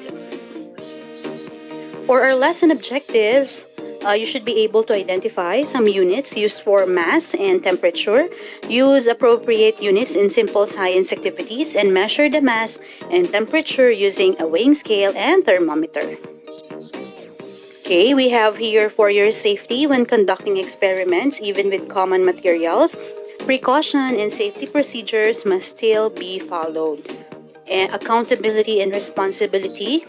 Learners should understand that different materials can be beneficial if you use it in the right way and proper way, and it can also be harmful if used otherwise. For measuring skill, we're going to focus on the science process skill and the value of precision. Okay, let's have a review about the science process skills. Okay, so you're going to present the final data from your experiment and your answers to the guide questions. So you will be graded using the rubric found in Science 5, Week 7 Worksheet Annex A. So dun yung makikita, yung rubric na gagamitin kung paano kayo gigradean. So you're going to present yung inyong final data, ano ba yung nag-gather yung data and observation with your last experiment. So another review, amazing hunt. Okay, so you're going to answer your assignment last week. So which path is the right one to reach the center? So we on the next slide, we have there a maze. Okay, and of course, alam natin kapag maze, you're going to find which way is the best way to go to the center or the finish line. So what are the measuring tools seen along the path in the maze, and what type of measurement do we usually use them for? Okay, so we can see here the maze, okay, and along the way, we can see temperature, okay, what do we use in measuring the temperature? We have the thermometer, we also have the weighing scale or the balance for the weight, and we can also see rulers to measure the length, okay, of an object. Okay, so which one? So we have here, okay, for example, you have your teacher having 2 boxes of the same size. Okay, I need volunteers to lift and compare the 2 boxes. So which box is heavier, and how do we confirm that one box is heavier than the other? What are we measuring?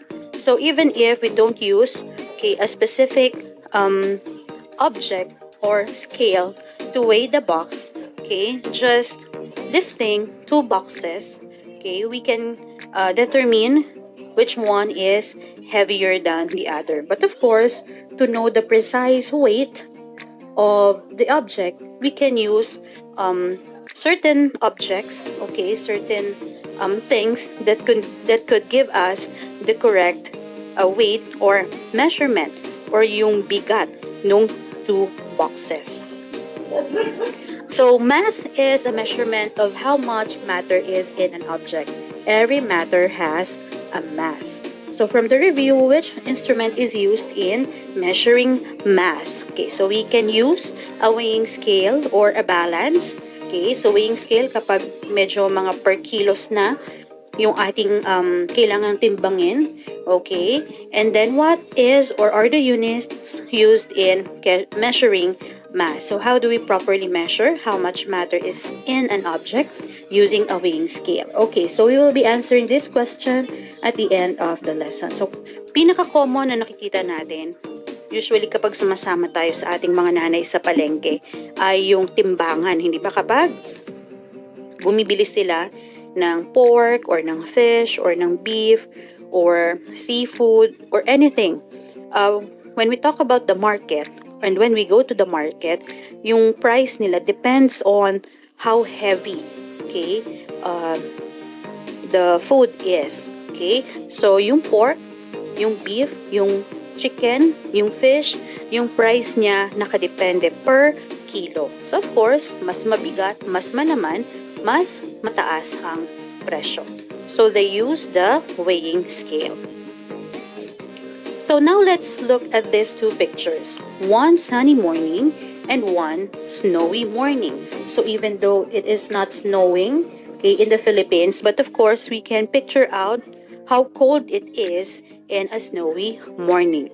And of course, kapag gigising tayo sa umaga na tirik ang araw, we can almost feel the sun, okay, diba? Passing through the windows. Okay, especially, for example, sa aming classroom, pagpatak ng around 7:30 or 8 o'clock, nafe-feel talaga namin yung rays o yung init ng araw na nagpapass through sa window. And they would request to have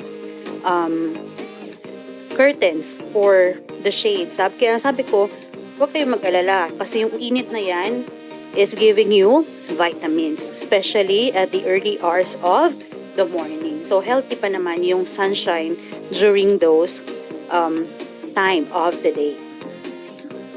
So which one seems hotter? How do we confirm which one is hotter than the other? So what are we measuring? Okay, from the review, which instrument is used in measuring temperature? So let's answer one by one. Okay, based on our observation and perhaps some of the experience o kaya naman based on dun sa mga napapanood natin. So which one seems hotter? So it is the sunny morning, of course. How do we confirm which one is hotter than the other? So kita pa lang natin sa picture yung init ng araw na nagpapass through sa window. And then of course, the other picture, di ba nakikita natin na almost the entire place is covered with snow. So what are we measuring? So we are trying to measure the temperature of the day. From the review, which instrument is used in measuring temperature? So we can see their thermometer, okay? Specifically, yung thermometer na may mercury. But nowadays, kumbaga sa mga panahon na ngayon, ang ginagamit na natin ay digital thermometer. So especially may mga room thermometers na rin tayo. Pero para sa iba, baka feeling nila mas accurate, no, yung ating usual thermometer with mercury. Pero yung iba, ang ginagamit na ay digital thermometer. What is or are the units used in measuring a temperature? So we use degree centigrade. Alright? Now, how do we properly measure how hot or cold the temperature is using a thermometer? Okay, so we will be answering this question at the end of the lesson. Kasi there are several ways and there are, kumbaga, proper ways on how we measure the temperature. Okay? Kumbaga, iba yung paraan ng pag-measure ng body temperature, iba rin yung paraan ng pag-measure ng room temperature. Di ba? At kumbaga, iba't iba yung ginagawa nating ways at may mga tamang paraan kung paano natin makuha yung temperature ng isang object. So now let's unlock our content vocabulary. Okay, you can answer this matching type.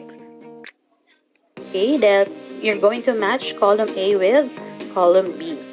Okay, and later on, we're going to find out if our answers are correct. Okay, so for column A, we have gram, Celsius, kilogram, milligram, and unit. So we're going to find its meaning from column B.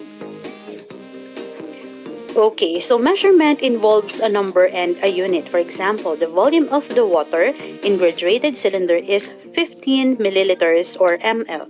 15 is the number while the milliliter is the unit of volume. So combination siya. When we talk about measurement, it's a combination of a number and the unit of measurement. So for the example, 15 milliliters, 15 is the number and the milliliter is the unit of volume. So do you know which unit to use when measuring? So alam mo ba kung ano ba yung dapat nating gamiting unit kapag tayo ay may sinusukat? So for example, kapag length o yung haba yung ating sinusukat, ano bang unit of measurement ang dapat nating gamitin? Diba? Is it centimeter? Is it inches? Is it feet? Okay. So, is it meter? Kapag halimbawa naman ang sinusukat natin ay volume, okay, what are we going to use? Is it milliliter? Okay, is it centiliter? Is it liter? Okay, or what if yung mass naman ng isang bagay? Do we use pounds? Do we use kilograms? Okay, or what unit are we going to use in measuring different kinds of objects? So now let's imagine there are two aspiring scientists just like you who want to share their experiments results. They both measured the mass of the container containing the chemicals used in the experiment using a balance. And they had the same number of measurements. However, they used different units. Aspiring scientist A said his result is 43 grams, while aspiring scientist B said it should be 43 milliliters or ml. Now, let's have some processing questions. Which one presented a correct measurement for the mass of the container? Okay, the answer is aspiring scientist A. So, aspiring scientist A presented the correct measurement for the mass since grams is the appropriate unit in measuring mass of materials. How important is the unit of measurement? So, gaano ba ka-importante ang paggamit ng unit of measurement such as grams, kilograms, liters, milliliters, okay, or centimeters, okay, or pounds? So the answer, units provide a standard way to express and compare measurements, ensuring that they are precise and accurate. So yung mga units ang nagbibigay sa atin ng standard, no? Kung paano natin i-express at kung paano natin ihahambing at ikukumpara ang mga sukat na ito, na kung saan ito ay nagbibigay sa atin ng tiyak at wastong sukat ng mga bagay-bagay. Now, again, how important is the unit of measurement? Okay, so yun nga, yung ating binanggit kanina. So kapag tama yung ating ginamit, nagiging tiyak tayo. Alala na, very important yung precise and accurate measurement, especially for those who are, for example, they are baking. They are trying to, or for someone who is counting calories. Diba may mga tao na nagka-count na because they are now, nagiging aware na sila sa kanilang mga kinakain. So, meron na silang mga food scale, food weighing scale, na kung saan, for example, for this day, isang matchbox size lang ng meat ang kakainin nila, na dapat ay, for example, 100 grams lang. So, kailangan nila yung timbangin to make sure na tama at sakto yung kanilang makakain para tama din yung calorie intake na kanilang makukuha for that day. So in that way, tama yung diet na sinusunod nila, and then because of the proper way kung paano nila sinusukat yung kanilang food. So that is how important the use of unit of measurement. So now let's go to some key concepts. Gram, kilogram, and milligram are some of the units of measurement for mass. Gram is the base unit, adding prefixes like kilo means 1,000, and milli, 1,000. the unit measures differently. The appropriate unit for measuring mass is typically chosen based on which unit conveniently expresses the value, making it easier to read and understand without using excessively large or small numbers. Kasi kapag tiningnan natin to, yung may mga decimal points, di ba? 0.000. So, di ba may conversion pa tayo? How do we convert milliliter to liters, centiliter to milliliter? Kapag tiningnan natin, di ba? Parang, mag-iilang move to the left tayo, move to the right ng ating decimal point. So, to express yung tamang conversion of units natin. Objects with smaller masses may opt to use milligrams, like medicinal capsules with 200 to 500 milligrams. So, usually, kapag yung mga gamot ng ating mga parents, okay, yung mga capsules or mga tablets, pag bumibili sa butika, di ba, tinatanong, ma'am, ilang milligrams po ba? Is it 100? Okay, is it 500? Is it 10 milligrams? Is it 5 milligrams? Kasi masyadong maliliit. So, ang ginagamit nila is milligrams or mg. Objects with masses beyond 1,000 grams are often expressed in kilograms. So, ibig sabihin, kapag kilograms na, 1,000 grams na yon. So, for example, one cement bag weighing 40 kilograms instead of expressing it as 40,000 grams. Diba? Mas simple yung 40 kilograms than 40,000 grams. So, kumbaga, yung paggamit natin ng unit of measure na kino-convert na ay mas madali para sa atin gamitin in our daily lives or in our everyday life. So, activity time. So, you're going to identify which unit of measuring mass is used in the following items. Okay, for pencil. And number 2, for basket of fruits. Okay, so however, comparing two objects can only be valid when they have similar units.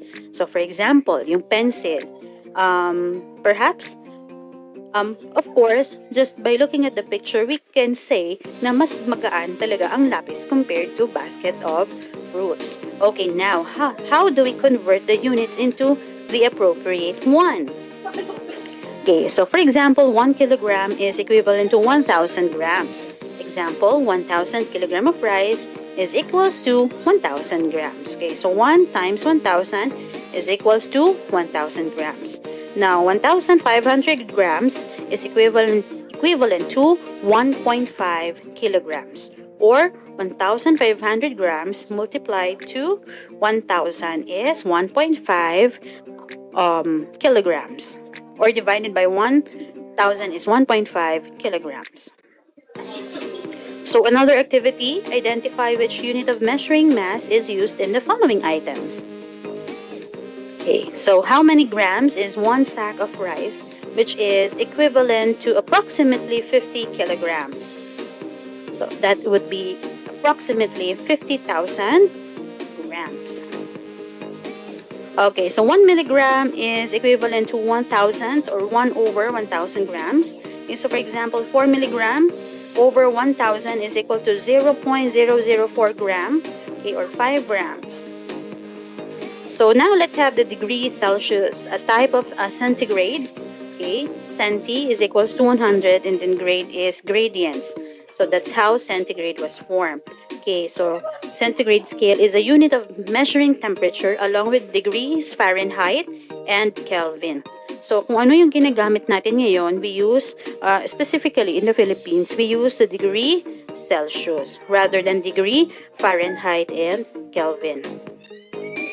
Example, the boiling point of water is at 100 degrees Celsius. So that's the time when the water reaches its boiling point. Okay, so for day 2, we have worked example, measurement of matter. Okay, let us use the units you learned in our simple investigation. Okay, so with this are the materials that you need. Okay, if you have an electronic balance or weighing scale, the teacher will be providing one if there is. Again, you can have 5 objects of different sizes. You can have an eraser, pencil, paper clip, okay, a fastener, okay, and 2 more or one more. And then a thermometer. Okay, so the teacher will be providing the thermometer and then 3 glasses of water. So we have here the instructions. So you are in a group of 5 members. So collect 5 objects of different sizes. Can you guess which one has the most mass? Write your prediction by arranging the objects from the one with the greatest mass to the one with the smallest mass. Okay, so you're going to collect 5 objects. Okay, pwede kayong magdala, pwede kayong maghanap sa paligid ng room ninyo or sa paligid ng school. And then predict, alin kaya sa mga nakuha nyong mga object ang pinaka mabigat at ang pinaka magaan. So you're going to arrange the objects from the greatest mass to the smallest mass. To confirm your prediction, make use of the balance or the weighing scale. Place the object one at a time. Just like reading time on a watch, a manually operated weighing scale is can be read by looking at the number where the hand is pointing. So for example, the small watermelon weighs 1 kilogram while the bigger one weighs 2 kilograms. But if you are using an electronic balance, you just read to record immediately the measurement displayed on the screen after placing the object on the pan. So just a note, do not forget to identify what unit is used by the scale or balance. Kasi makikita nyo naman doon kung ano yung kanyang ginagamit. So is it kilogram, okay, or what other unit of measurement? Okay, number 4, measure each object using the electronic balance or weighing scale. Record your measurements, including the number and unit, in the data table. Arrange the objects from the heaviest to the lightest based on the measured mass of the object. So rank 1 as the heaviest and 5 as the lightest. Number 6, compare your prediction and actual measurement. Identify which unit is best fit to use in measuring the masses of the chosen objects. So we have here your data table. Write down the object, the mass and the unit, the rank, and then convert to a more appropriate unit if applicable. So for the next part, we have the temperature test. The teacher will provide 3 sets of glasses with water. Can you guess which one has a higher temperature? Write your prediction by arranging the glasses from the one with the greater temperature to the least. So label the glasses first. Okay, now how do we use the thermometer? This is a thermometer with a degree or with unit degree in degrees Celsius. The red bulb at the bottom expands when exposed to any matter, even the air. The value corresponding to the increase of the red line is the temperature of the object. So example, the red line is located between the 37 degrees Celsius and 38 degree marks. Count the number of small divisions between 37 and 38. In this instance, there are 9 small lines with 10th line being 38 degrees Celsius. Therefore, each small line represents 0.1 Celsius. Counting up to the 5th smallest line indicates a temperature of 37.5 degree centigrade or degree Celsius. So always measure the temperature at eye level. Okay, measure the temperature of the water by submerging the thermometer into the water without touching the bottom of the glass. Do this for all glass containers. Compare and rank the glasses of water in terms of their temperature. Rank 1, highest temperature, and then rank 3 is the lowest temperature. So you have here the table for your temperature test. So we have here some guide questions. So were your predictions correct regarding the mass of the objects? Why or why not? Were your predictions correct regarding the temperature of the water? Why or why not? And is it important to use an appropriate unit when measuring? Why or why not? Okay, so we have here some key concepts. Okay, mass can be measured using gram, kilogram, and milligram. Grams and milligrams are appropriate measurement units for small, tiny, or light materials, while for big or heavy materials, we use kilograms. You can use your senses and observe when predicting mass, but using equipment like a balance or weighing scale can help you accurately compute the mass of a material. Okay, so we can always say which one is heavier, okay, which one is lighter, which one is hotter, and which one is colder. But if you want the precise and accurate measurement of those hotness and coldness, okay, lightness or heaviness, we can always use the different equipment such as the thermometer or the weighing scale or electronic balance, okay, to have the exact weight or temperature of the object you want to measure.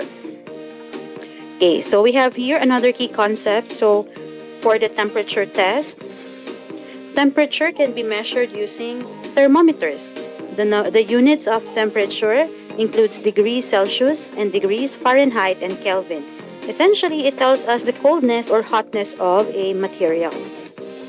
Okay, so for day 3, okay, so let's practice more. Be ready with your answers afterwards, and we're going to allot 20 minutes for the presentation. So you have here another group activity or another activity or observation. So you can refer to your learning activity sheet 2, Science 5, Week 7 worksheet. Okay, so here are the criteria on how you're going to be graded. So accuracy of content, 40%, delivery, 30%, organization and coherence, 20%, and teamwork, 10%, for a total of 100%. So we have here the instructions. You will work on this worksheet with your group mates. Group yourselves into 6 and work simultaneously or collaboratively for parts A and B. For part A, appropriate unit to use. Which unit is appropriate to use to measure the following? Choose between grams, kilograms, and milligrams. Okay, so for capsule, for cement, okay, for a sharpener. So for capsule and sharpener, we can use, okay, milligram. Okay, for the sharpener, we can use gram. For cement, we use the kilograms. Okay, letter B, show the mass. Display the correct measurement of the mass using a weighing scale by drawing the hand of the scale corresponding to the measurement. Okay, so 4 kilograms. So how do we express 4 kilograms? So draw a hand pointing to 4 kilograms. Okay, 2,500 grams. Okay, so how do we express that using this scale? So you can draw a hand, okay, yung katulad nung hand ng clock.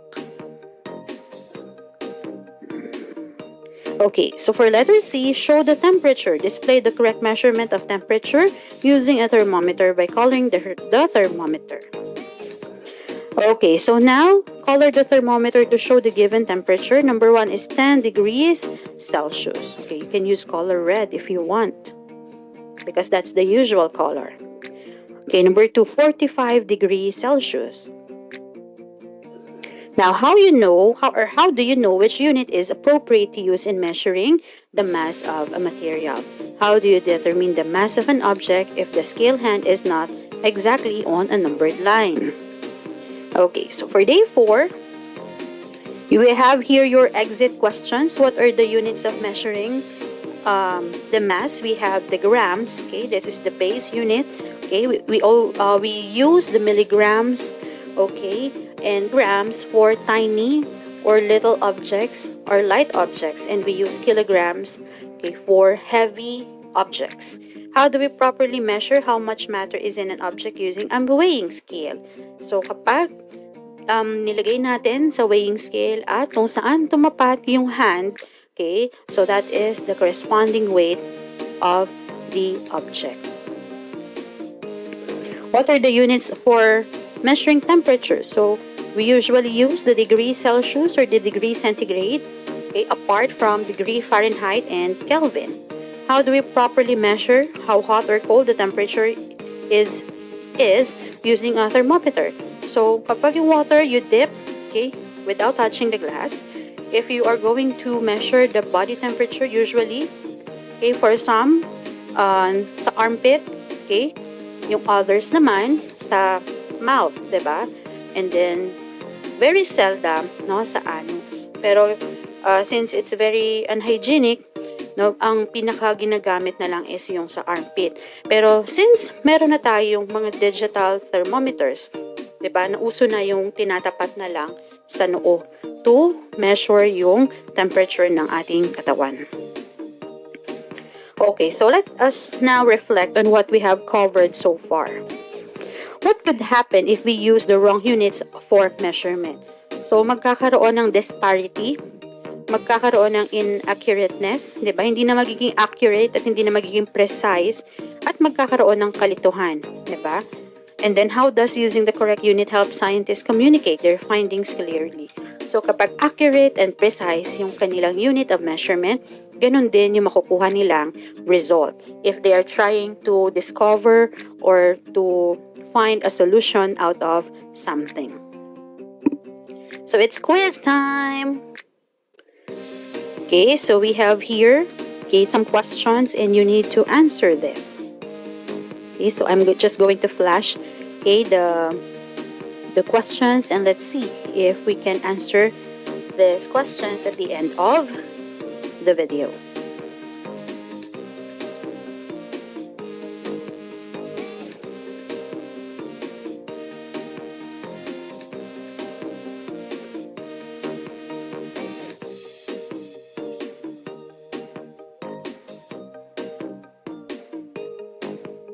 Okay, you have a matching type.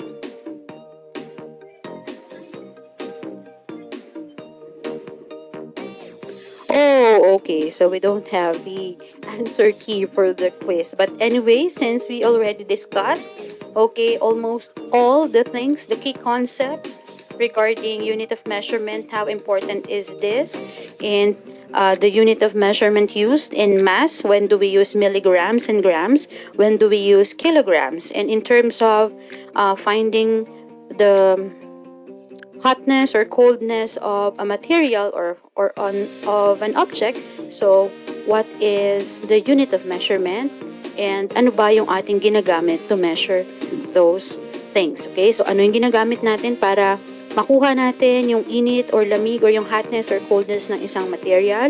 Bakit ba ito mahalaga? Okay. And bakit mahalaga yung paggamit natin ng unit of measurement? So, with that, I would like to say thank you so much for being with me. And if you do have any questions, so don't hesitate to ask for help. Okay, you can comment. Okay, at the comment section, I will try my best to answer. Okay, if not, kung hindi ko man siya masagot right away, so you can always ask your teachers for clarifications. Okay, so thank you so much. I'm Teacher Aisa and see you again with our last lesson for quarter 1 in Science 5. Bye-bye!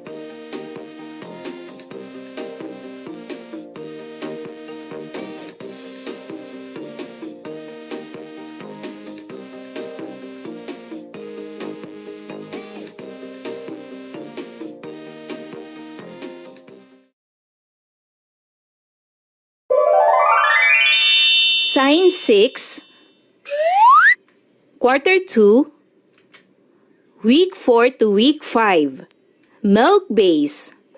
Let's learn about the characteristics of vertebrates and invertebrates. Hello kids, it's me, Teacher Frel. Don't forget to subscribe, like, and share. And hit the notification bell for the latest video. You can also follow my Facebook page, Teacher Frel TV.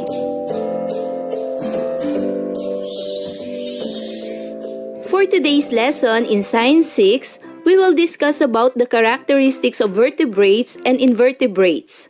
This is week 4 to 5 of quarter 2. For most essential learning competencies, determine the distinguishing characteristics of vertebrates and invertebrates. Different animals share our planet with us. Many are alike and many are different. Scientists classify based on characteristics, their similarities, and dissimilarities. As you go through this lesson, you should be able to describe the characteristic of vertebrates and invertebrates and practice ways of caring and protecting animals. As we go on with the topic, please try to scan the following questions so that you will have an idea what this lesson is all about. What is an invertebrate? What is a vertebrate? What are the distinguishing characteristics of a vertebrate and invertebrates? How do we classify them? Give some examples of vertebrates and invertebrates. Let's find out the distinguishing characteristics of vertebrates and invertebrates. What is a vertebrate? Vertebrates. Animals that have backbones are called vertebrates.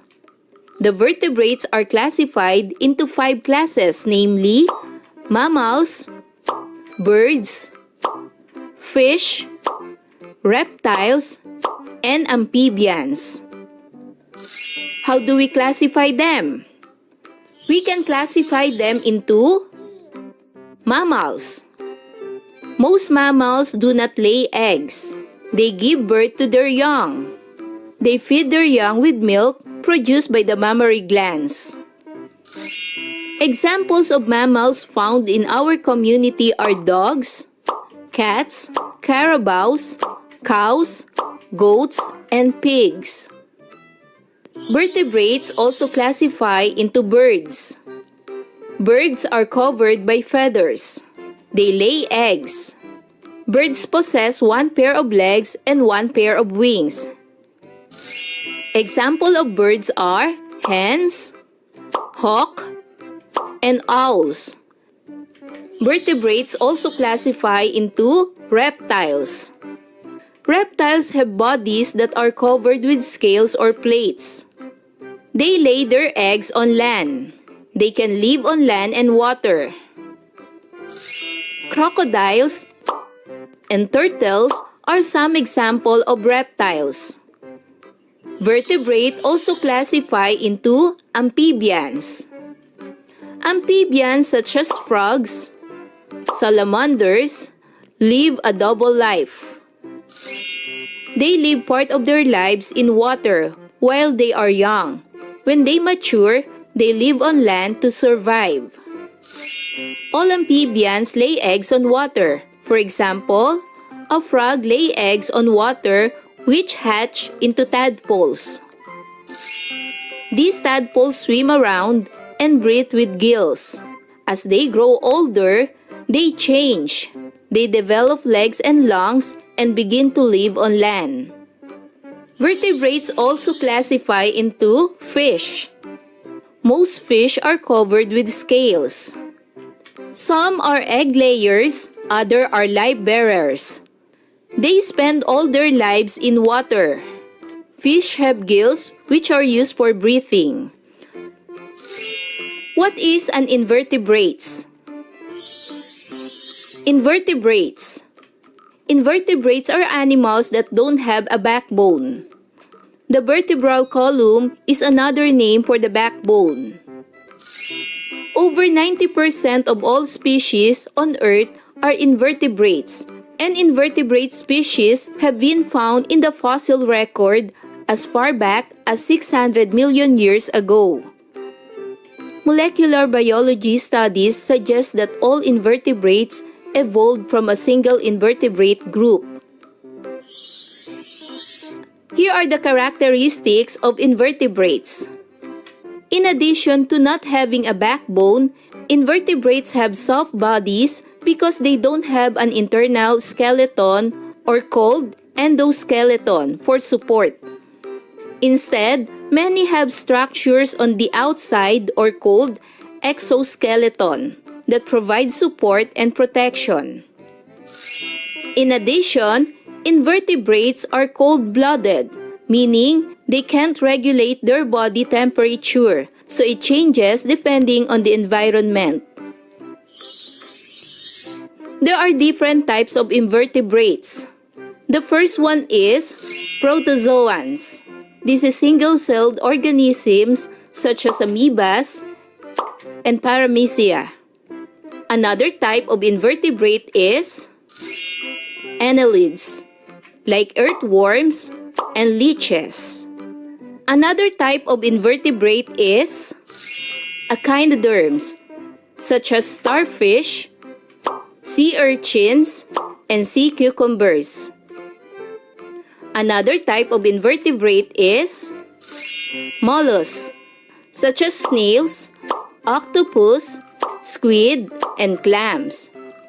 Another type of invertebrate is arthropods, such as insects, spiders, crustaceans such as shrimp, crabs, and lobsters. And now, let us proceed for our activities. Let's do learning task 1. Choose the correct answer. Write your answers on your answer sheet. Number 1. Birds are able to fly because blank. Is it A, they are able to control air currents? B, they have colorful feathers. C, they have light and hollow bones. And D, they have scales all over their bodies. What is the correct answer? Very good. The correct answer is letter C. They have light and hollow bones. Number 2. Which of the following is not considered a worm? A. Ascaris. B. Fluke. C. Planaria. D. Millipede. What is the correct answer?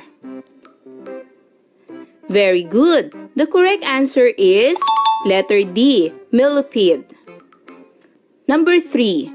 Which of the following animal is not a vertebrate? A. Frog. B. Birds. C. Reptiles. D. Insects. What is the correct answer? Very good. The correct answer is letter D. Insects. Number 4. Which of the following animal is a vertebrate? A. Worms. B. Snakes. C. Snail. D. Jellyfish. What is the correct answer? Very good. The correct answer is letter B. Snakes. Number 5. Between 90% to 95% of all animals on Earth can be classified as blank. A. Invertebrates. B. Vertebrates. C. Reptiles. D. Mammals. What is the correct answer?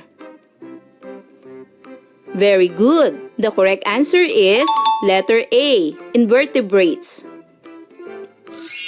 For learning task 2, fill in the table using the list of animals below. List those animals inside the box with backbone and those animals without backbone. Centipedes, with backbone or without backbone? Very good. Centipedes is without backbone. Dolphin, with backbone or without backbone? Very good. Dolphin is with backbone. Tamaraw, with backbone or without backbone? Very good. Tamaraw is with backbone. Monkey, with backbone or without backbone? Very good. Monkey is with backbone. Mosquito, with backbone or without backbone? Very good. Mosquito is without backbone.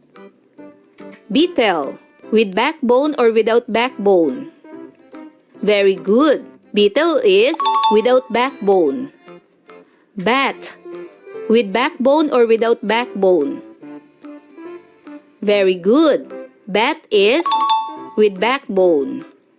Mouse, with backbone or without backbone? Very good. Mouse is with backbone. Rabbit, with backbone or without backbone? Very good. Rabbit is with backbone. And the last one is ant, with backbone or without backbone? Very good. Ant is without backbone. The question is, What is your basis for grouping them into two? In the first column, these animals are called vertebrates because they have backbones.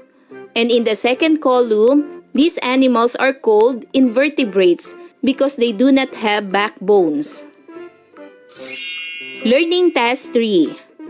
Put a letter V if the animal is a vertebrate and I if invertebrates. Write your answer in your notebook. Let's identify the first picture. Fish. Is it vertebrate or invertebrate? Very good. The answer is V, vertebrate. Next picture, jellyfish. Is it vertebrate or invertebrate? Very good. Jellyfish is an invertebrate, I. Next picture, chicken. Is it vertebrate or invertebrate? Very good. Chicken is a vertebrate, V. Next picture, worm. Is it vertebrate or invertebrate?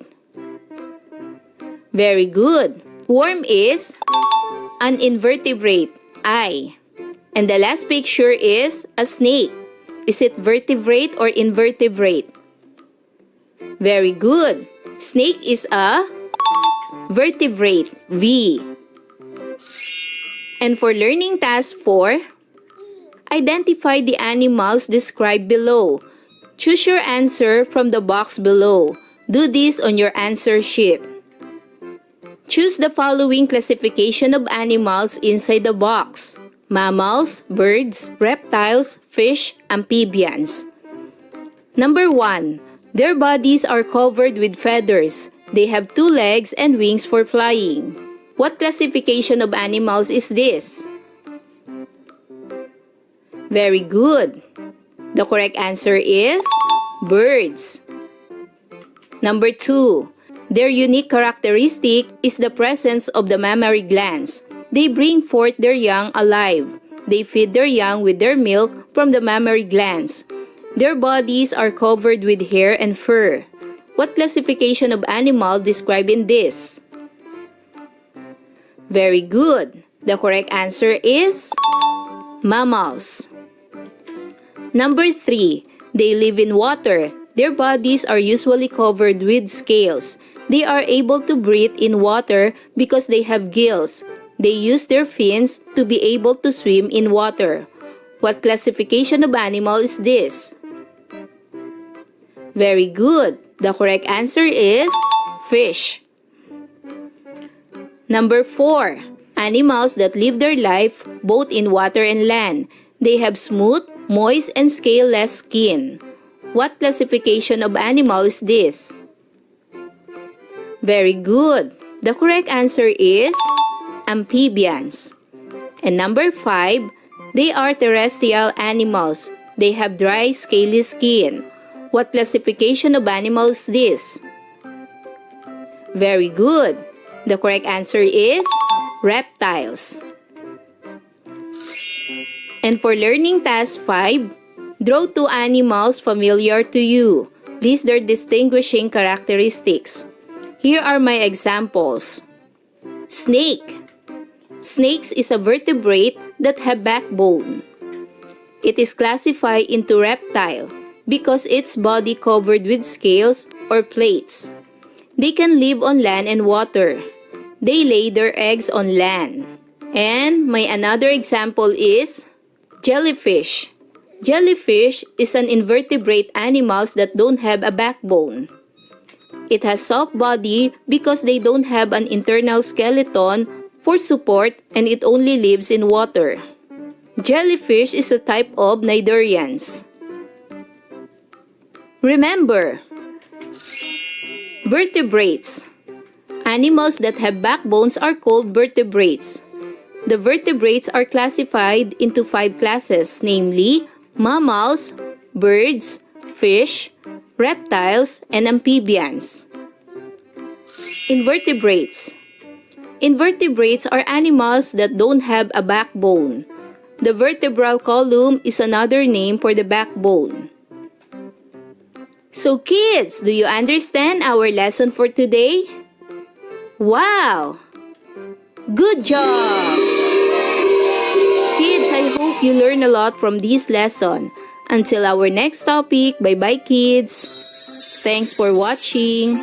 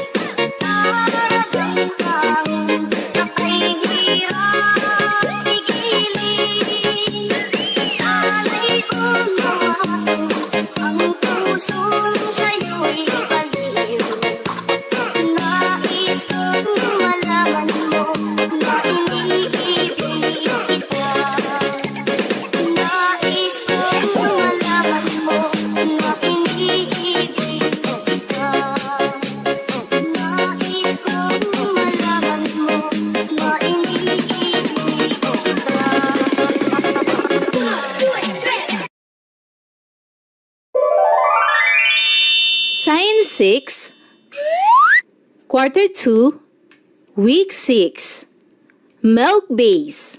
Let's learn about tropical rainforests, coral reefs, and mangrove swamps.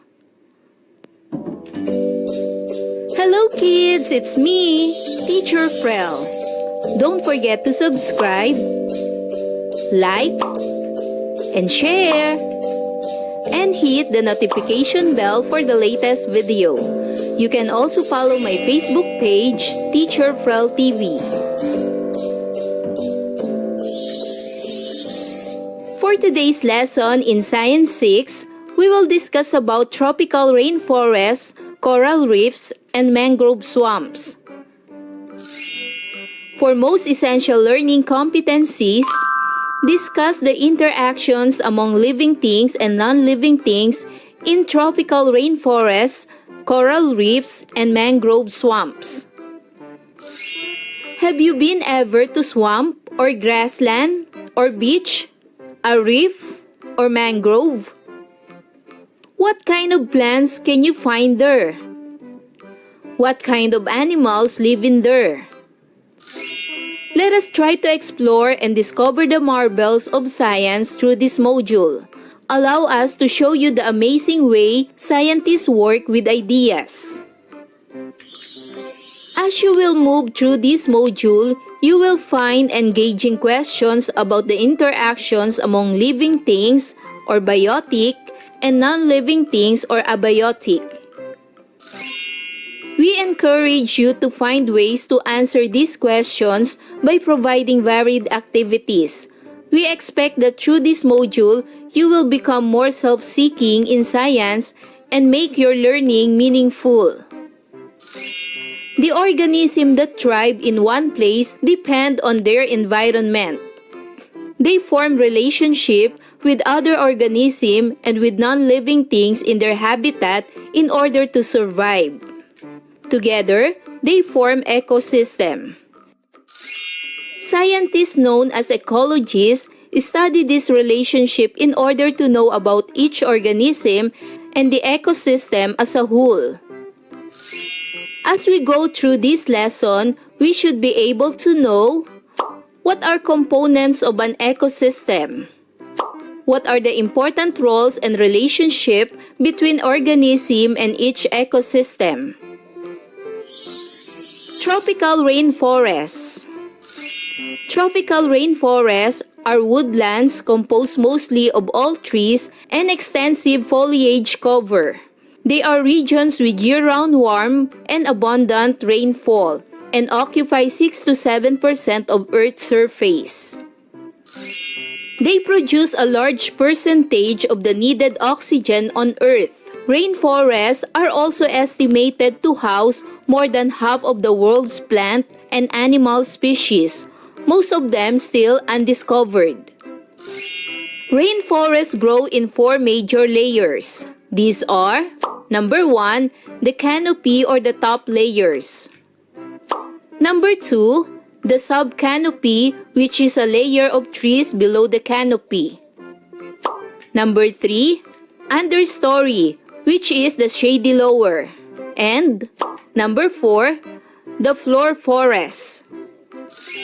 More than 70% of the organisms in the forest live in the canopy and subcanopy. The shady understory mostly has small palms, young trees, and non-woody plants. The floor of the forest has a thin layer of fallen leaves and branches, as well as scattered seeds and fruits that some animals gather and eat.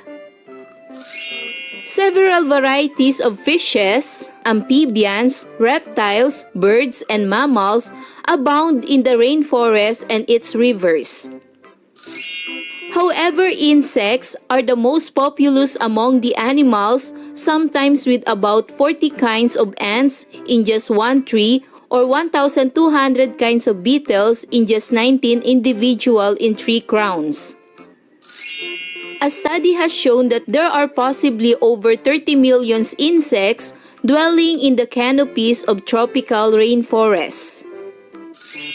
Because of the great diversity of the life in them, rainforests are ranked as the most complex on land. Philippines used to have about 70% of its rainforest 100 years ago. Presently, only less than 8% of the country rainforests are untouched by deforestation and urbanization.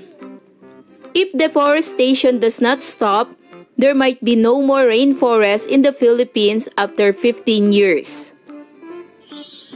Next is the coral reefs. Coral reefs are also one of the most biologically diverse ecosystems on Earth and are called the rainforests of the sea. They are mostly found in shallow tropical seas. Coral reefs are made up of limestones, which is secreted by corals and deposited in a period of thousands to millions of years. They can be of three types. These are fringing reefs, barrier reefs, and atolls. Fringing reefs are underwater stands of living coral animals that grow fairly close to the shore. Barrier reefs occur farther offshore and are separated from the shoreline by channels called lagoons. Atolls are roughly circular reef systems that surround a deep or large lagoon. Coral reefs are formed when coral polyps from their limestone skeleton by absorbing calcium from seawater.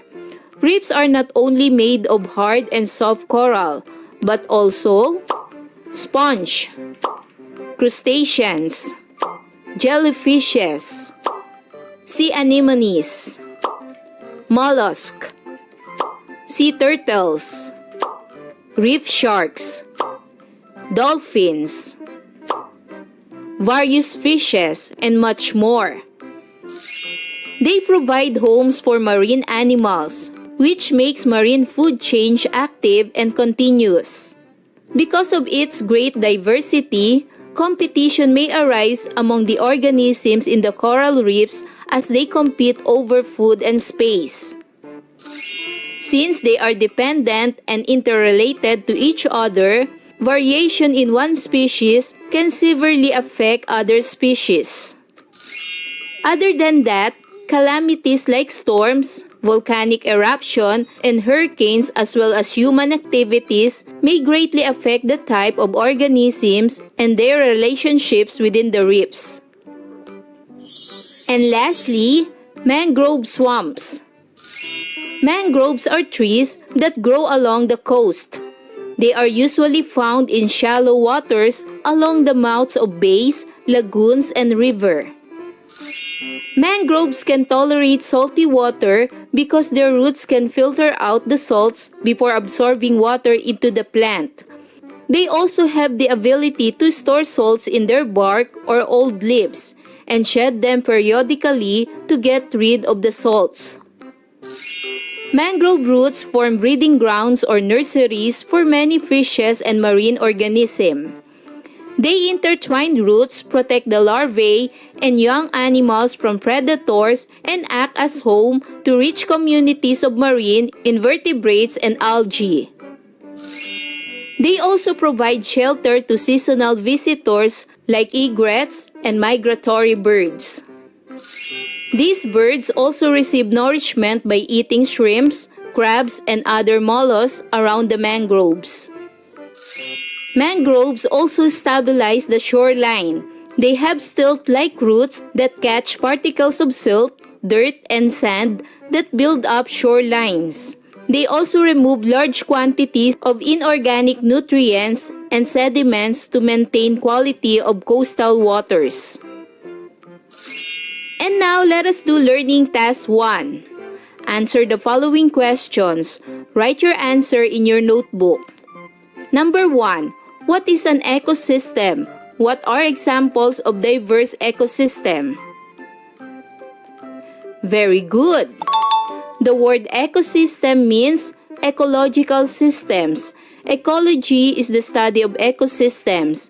An ecosystem includes all the living things like plants, animals, and organisms in a given area, interacting with each other and with their non-living environments like weather, earth, sun, soil, climate, atmosphere. Number 2. What is a rainforest? Why is rainforest known as the lungs of the earth? Rainforests are woodlands composed mostly of old trees and extensive foliage cover.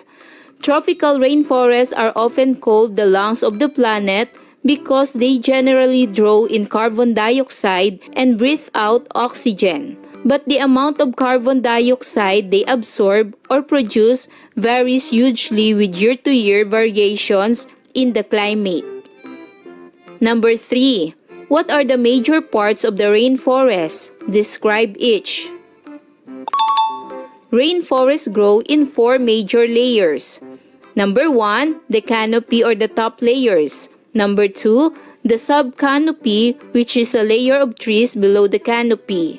Number 3, the understory, which is the shady lower. And number 4, the floor forest. Number 4, what are coral reefs? Where are they found? Why are they important to marine lives? Coral reefs are also one of the most biologically diverse ecosystems on Earth and are called the rainforests of the sea. They are mostly found in shallow tropical seas. Coral reefs are made up of limestones, which is secreted by corals and deposited in period of thousands to millions of years. They provide homes for marine animals, which makes marine food chain active and continuous. And for number 5, what are the different types of coral reefs? Describe each. They can be of 3 types: fringing reefs, barrier reefs, and atolls. Fringing reefs are underwater stands of living corals animals that grow fairly close to the shore. Barrier reefs occur farther offshore and are separated from the shoreline by channels called lagoons. Atolls are roughly circular reef systems that surround a deep or large lagoon. For learning task 2, fill in the blanks. Write your answer on a separate sheet. Choose the correct answer inside the box: breeding ground, aquatic, roots of the sea, coastal, marine. Let's answer. If there are no mangrove forests, then the sea will have no meaning. It is having a tree with no roots, for the mangroves are the... What is the answer? Very good. The correct answer is roots of the sea. Mangrove swamp are found along the blank area. What is the answer? Very good. The correct answer is coastal area. They are important to blank life. What is the correct answer? Very good. The correct answer is aquatic. They are severe as blank ground for fishes and marine organisms. What is the answer? Very good. The answer is breeding ground. They protect the blank from erosion and effects of storms. What is the answer?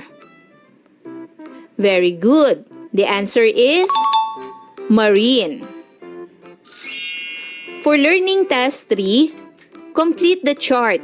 Copy this in your answer sheet.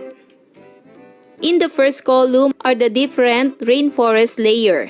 In the second column, write their description. Number 1, canopy. The description for canopy is the top layers. Number 2, subcanopy. The description for subcanopy is a layer of trees below the canopy. Number 3, understory. The description is which is the shady lower. Number 4, floor of the forest. The description is a thin layer of fallen leaves and branches. Next, in the first column are the different types of coral reefs and write their description. Number 1, fringing reefs. The description is are underwater stands of living coral animals that grow fairly close to the shore. Number 2, barriers reefs. The description is occur farther offshore and are separated from the shoreline by channels called lagoons. Number 3, atolls. The description is are roughly circular reef systems that surround a deep or large lagoon.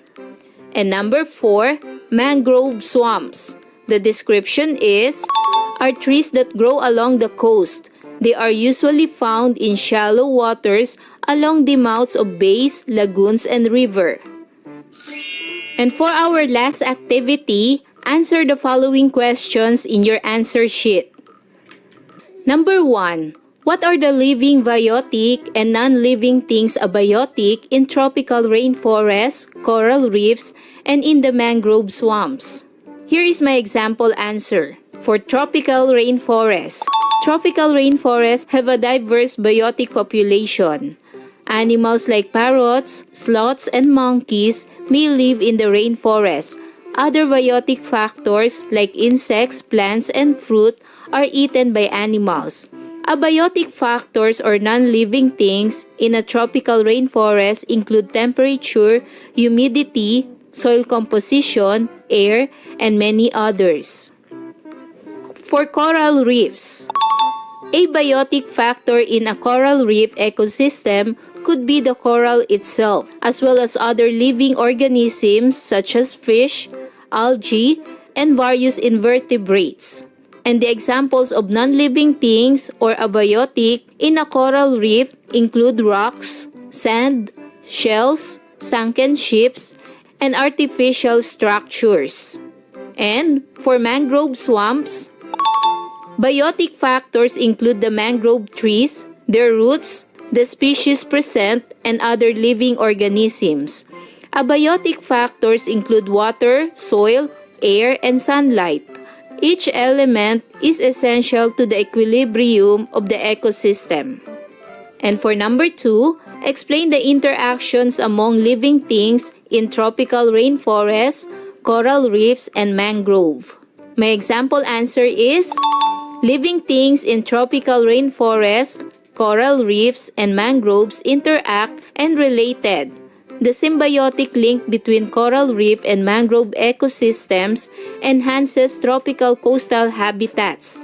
Coastal mangrove forests protect shorelines, remove pollutants, enhance water quality, and provide nursery habitat for fisheries. So this information is from Google reference. Remember, tropical rainforests are woodlands composed mostly of all trees and extensive foliage cover. They are regions with year-round warm and abundant rainfall and occupy 6 to 7% of Earth's surface. Coral reefs are also one of the most biologically diverse ecosystems on Earth and are called the rainforests of the sea. They are mostly found in shallow tropical seas. Mangroves are trees that grow along the coast. They are usually found in shallow waters along the mouths of bays, lagoons, and rivers. So kids, do you understand our lesson for today? Wow! Good job! Kids, I hope you learn a lot from this lesson.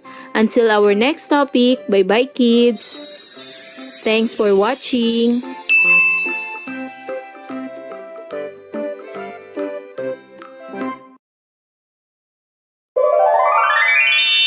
Science 6, Quarter 3, Week 1 to Week 2, Milk Base. Let's learn about how do gravity and friction work. Hello kids, it's me, Teacher Frel. Don't forget to subscribe, like, and share. And hit the notification bell for the latest video. You can also follow my Facebook page, Teacher Frel TV. For today's lesson in Science 6, we will discuss about how do gravity and friction work. For most essential learning competencies, infer how friction and gravity affect movements of different objects. In this lesson, you will learn that gravitation and frictional forces affect the movements of different objects. You will understand also that gravity and friction are always present and have big influence in the activities that you do and in the things that you use. These forces are naturally occurring. Gravity and friction work in your daily life. Both gravity and friction are kinds of forces. Gravity keeps everything on Earth firmly on the ground, while friction is a force that resists the movement of an object sliding against another. Frictional force keeps cars from slipping off roads and helps certain machineries function properly. Have you ever tried going down a slide like what the boy is doing on the illustration below? Slides can be a pool or a playground. You may have observed that the more upright the slide is, the faster you fall downwards. The downward force pulling on you towards the ground when you slide is referred to as gravity. The slide's smoothness or wetness also adds speed when going down. When force between two objects in contact with each other, like the clothes you are wearing rubbing against the slide, is an example of friction. It takes place when two objects rub against each other. Gravity and friction also affect every activity that you do, from walking to running, going up and down the stairs, and even when sleeping or just standing on the ground. You naturally encounter gravity and friction, and these help us with our daily life. When you throw stone upward, the stone will fall down. This is because the earth is using a strong attractive force on the stone you have thrown that is called gravity. Without gravity, things will float on Earth's surface. Looking back at the illustration above with the boy playing on the slide, friction, unlike gravity, is a force that acts between two bodies that are in contact with each other. In this case, the boy's clothes in contact with the slide produce the force called friction. Take for example, whenever you comb your hair, friction takes place as you rub your hair using the comb. Friction happens not just between the comb and your hair strands, but also between the comb and your fingers holding the comb. Friction keeps the comb stays in your hands. It helps you in doing the combing of your hair. And now let us do learning task 1. Study the illustration below and answer the questions that follow. Sipa is one of Philippine national symbols. It is our Philippine national game. Answer the following questions on your answer sheet. For question number 1, what do you think will happen with the sipa if the boy did not catch it with his foot? Do you think it will fall to the ground? Why or why not? Here is the possible answer. Yes, it will fall to the ground because of the gravity. Number 2. What kind of force acts on the object that makes it move downward every time it is tossed upward?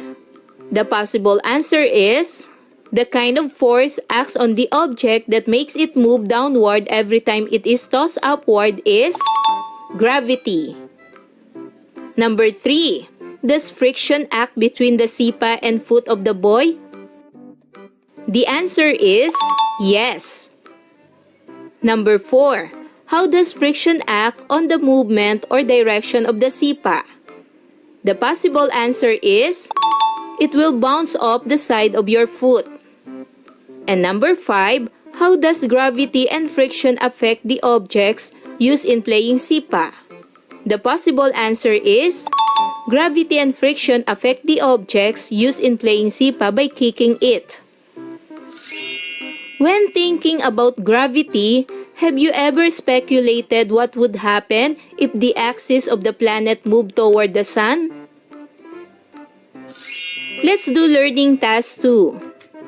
Do this activity and find out. As a form of family bonding, perform this activity with 4 of your family members. The activity title is Observing Gravity. Materials: large tablecloth, large stone, and marble. Procedures: first, ask your family members to tightly hold the corners of a large tablecloth or sheet. Second, Place a heavy object, such as a stone, in the center of the cloth. This makes the center of the cloth bend downward. Third, roll a marble so that it spirals around the stone. Observe what happened. Fourth, change the speed and the initial angle of the marble as you roll the marble on the cloth. Record what you have observed. Fifth, replace the heavy stone with a lighter stone in the center of the tablecloth and roll the marble again. Observe the movement of the object compared with the previous observations. 6. Replace the marble with other round objects like table tennis ball, small ball bearing, and the like. Observe the movement happened. And 7. Record your observation on the table. In the first column are the list of the objects used in the center, which are heavy stone and lighter stone. In the second column, write the observations on the movement of the object, marble, when rolled. And in the third column, write the observation of the movement of the other objects, replacing the marble when rolled. For the guide questions, write your answer on your answer sheet. First question, how do the speed and the angle of the marble rolled on the cloth affect the path and movement of the rolling marble? So your answer may vary for this question.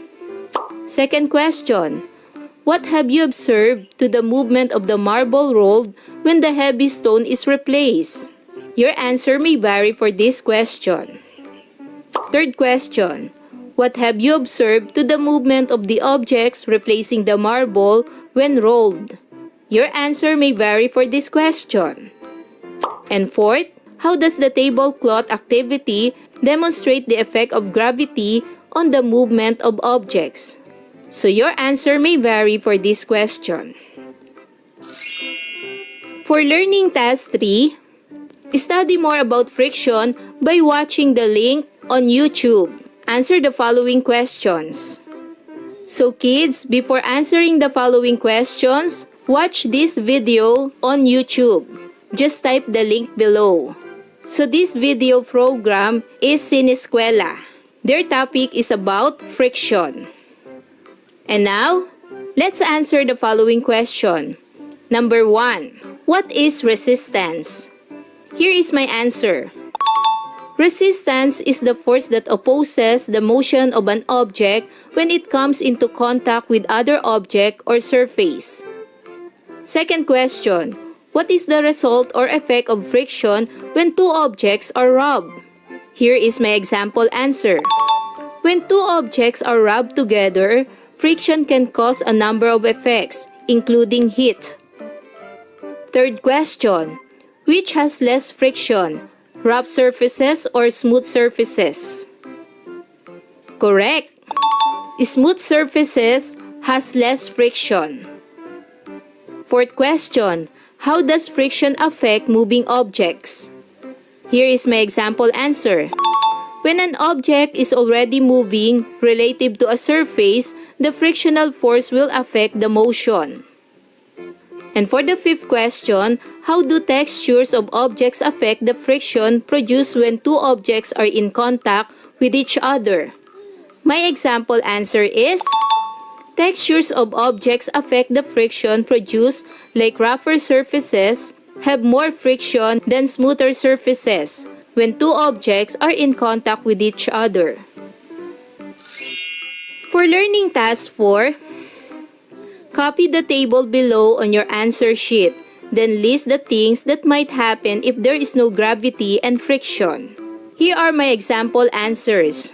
Let's answer first the gravity column. What might happen if there is no gravity? If there is no gravity, objects would float. Humans would float. Structures would collapse. The Earth's orbit would change.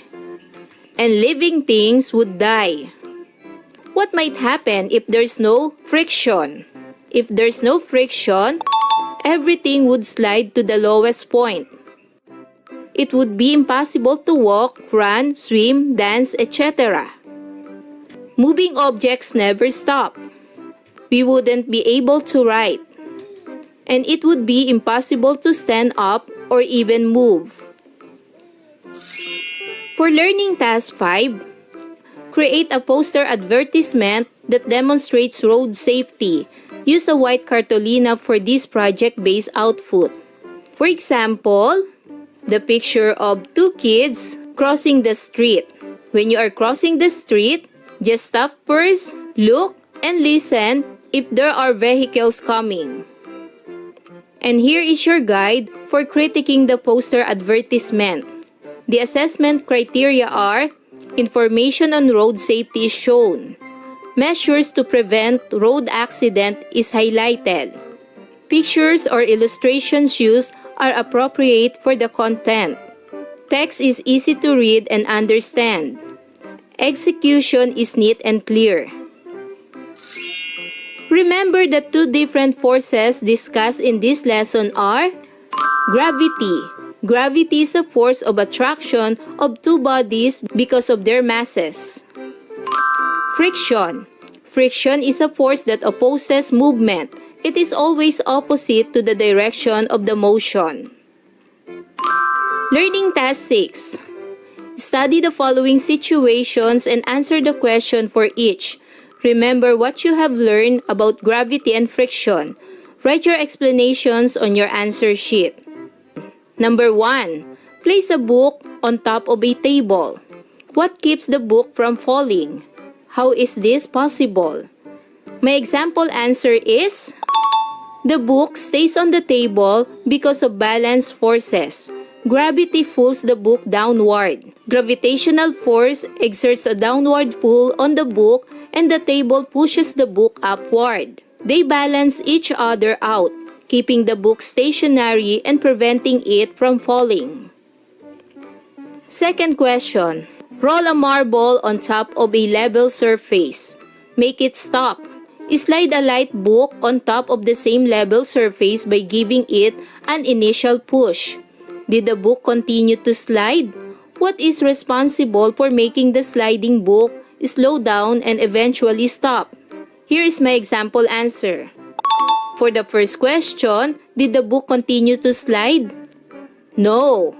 For the second question, what is responsible for making the sliding book slow down and eventually stop?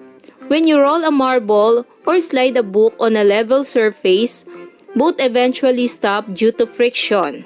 The marble rolls because of the initial force you apply. The book slides because of the initial push you give it. Third question. Drop a small stone and piece of paper from the same height at the same time. Observe closely the motion of the stone and the paper as they fall. Which of them reached the ground first? Why did not the other one reach the ground at the same time as the first? Here is my answer. When you drop a small stone and a piece of paper from the same height at the same time, the stone reaches the ground first, while the paper takes longer to fall. The paper is affected much more by air resistance because it has a larger surface area relative to its weight, slowing it down as it falls, while the stone is heavier and more compact, so air resistance has much smaller effect on it, allowing it to fall more quickly. Fourth question. What is the importance of friction in our daily life? Here is my answer. Friction plays an important role in our daily lives, enabling many essential activities. Examples are walking and movement, driving, holding and gripping objects, writing and drawing, building and construction, heating, safety in sports, and preventing accidents. And for fifth question, why do we need gravity? Here is my answer. Gravity is essential for the functioning of the universe and life as we know it. We need gravity to keep objects anchored to the earth, maintains Earth's atmosphere, facilitates the water cycle, enables planetary orbits, support biological functions, allows us to walk and move, and influences Earth's tide. And for the last activity, learning task 7, read the questions carefully. Choose the letter of the correct answer. Number 1. Where is gravitational force directed as you stand on the floor? A. Upward. B. Forward. C. Backward. D. Downward. What is the correct answer? Very good. The correct answer is letter D, downward. Number 2. Which of the following shows the presence of friction? A. Cars continuously roll down hills. B. Things fall off on smooth surfaces. C. People stay in place as they move. And D. Car stops when the driver steps on the brakes. What is the correct answer? Very good. The correct answer is letter D. Cars stop when the driver steps on the brakes. Number 3. What is the direction of the frictional force that acts on an object moving to the left? A. Upward. B. Downward. C. To the right. D. To the left also. What is the correct answer? Very good. The correct answer is letter C, to the right. Number 4. Which of the following statements is not true about friction? A. It acts upward opposing the pull of gravity. B. It prevents things from sliding off surfaces. C. It keeps things that are in contact with each other. D. It holds objects that are separated by the great distance. What is the correct answer? Very good. The correct answer is letter D. It holds objects that are separated by the great distance. And number 5, a delivery man uses wooden ramp when he delivers. Thus, packages do not slide off easily, making his work take longer. What would be the best way to make the packages slide easily? A. Make his wooden ramp wider. B. Use water on his wooden ramp.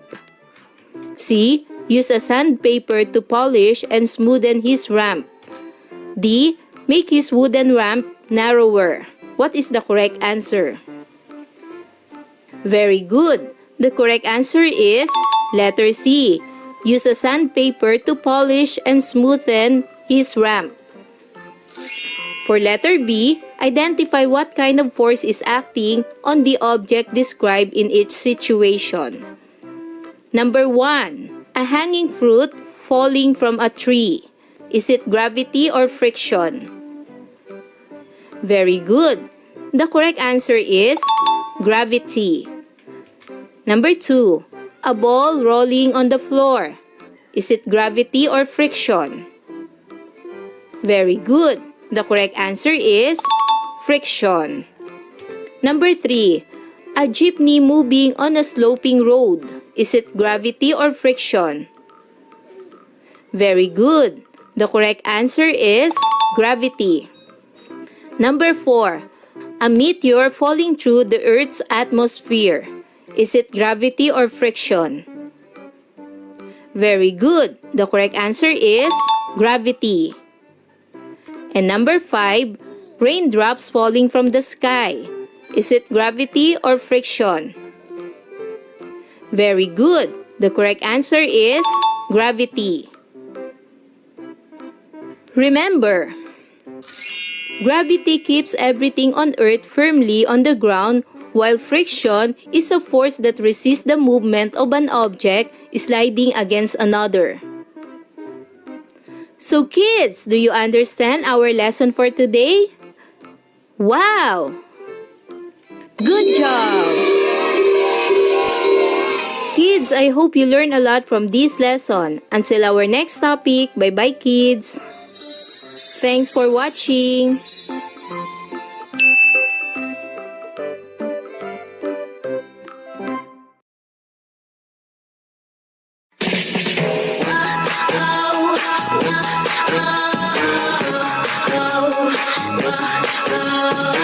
What's up, it's your boy Silento. Sophia Grace. Oh! every day, like hello beautiful. 'Cause this world is so crazy and it can bring you down. You're too short, too fat, too skinny. Hey, well excuse me if I think that I'm pretty. So I don't care what you say, 'cause I'm original. And I learned how to love me from my head down to my toes. Let 'em know if you're with me. Hey, 'cause I finally found the answer is me. My mama, she say,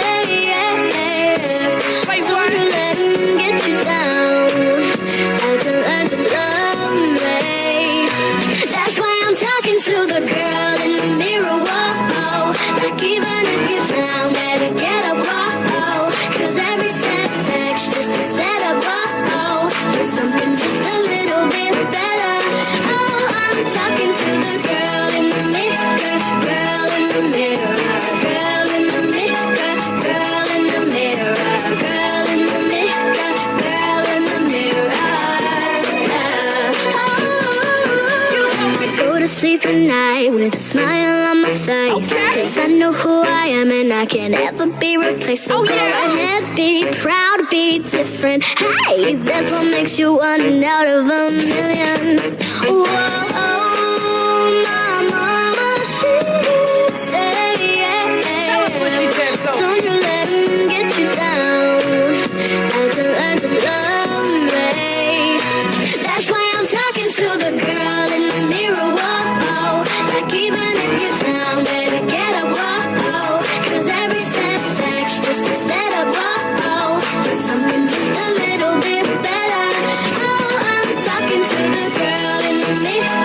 Girl in the mirror. Girl in the mirror. Girl in the mirror. Girl in the mirror. Girl in the mirror. Sophia, you did it. You took it to the top. You gotta keep going with the grind. Don't stop. See you on YouTube without on views. Yeah, girl, I'm watching you. You got that swagger. You got that glow. To all the doubters, just let them know. Count on more as the day just goes. I love your style and your rhythm flow like oh, ooh, yeah. Yeah, I'm like oh, ooh, yeah. Put your hands in the air. That girl power. That girl power. Put your hands up for the girl power. I like it. I won't bite it. Keep it all going 'cause I'm watching. And you know it. Just kill it. Sophia Grace is the number one chick. Girl in the mirror. Hey Samantha, is there anything that you would change about yourself? I dance a lot, but I don't think I would change anything. What about you? No, I like who I am. You like who you are too? I'm talking to the girl in the mirror. Girl in the mirror. Girl in the mirror. Girl in the mirror. Girl in the mirror. Girl in the mirror.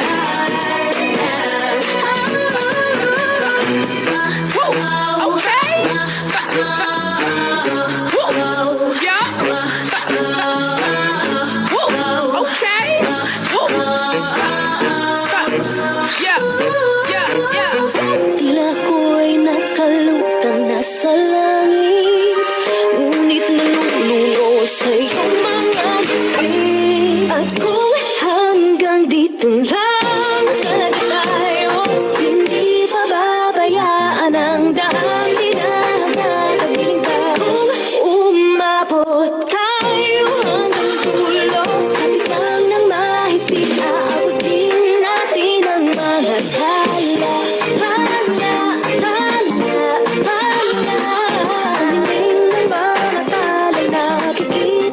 Sa iyong mga mata,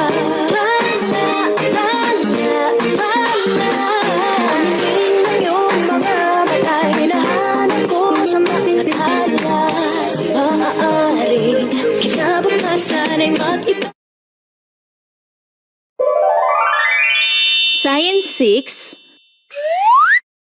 Quarter 3, Week 3 to Week 5, Milk Base. Let's learn about transformation of energy. Hello kids, it's me, Teacher Frel.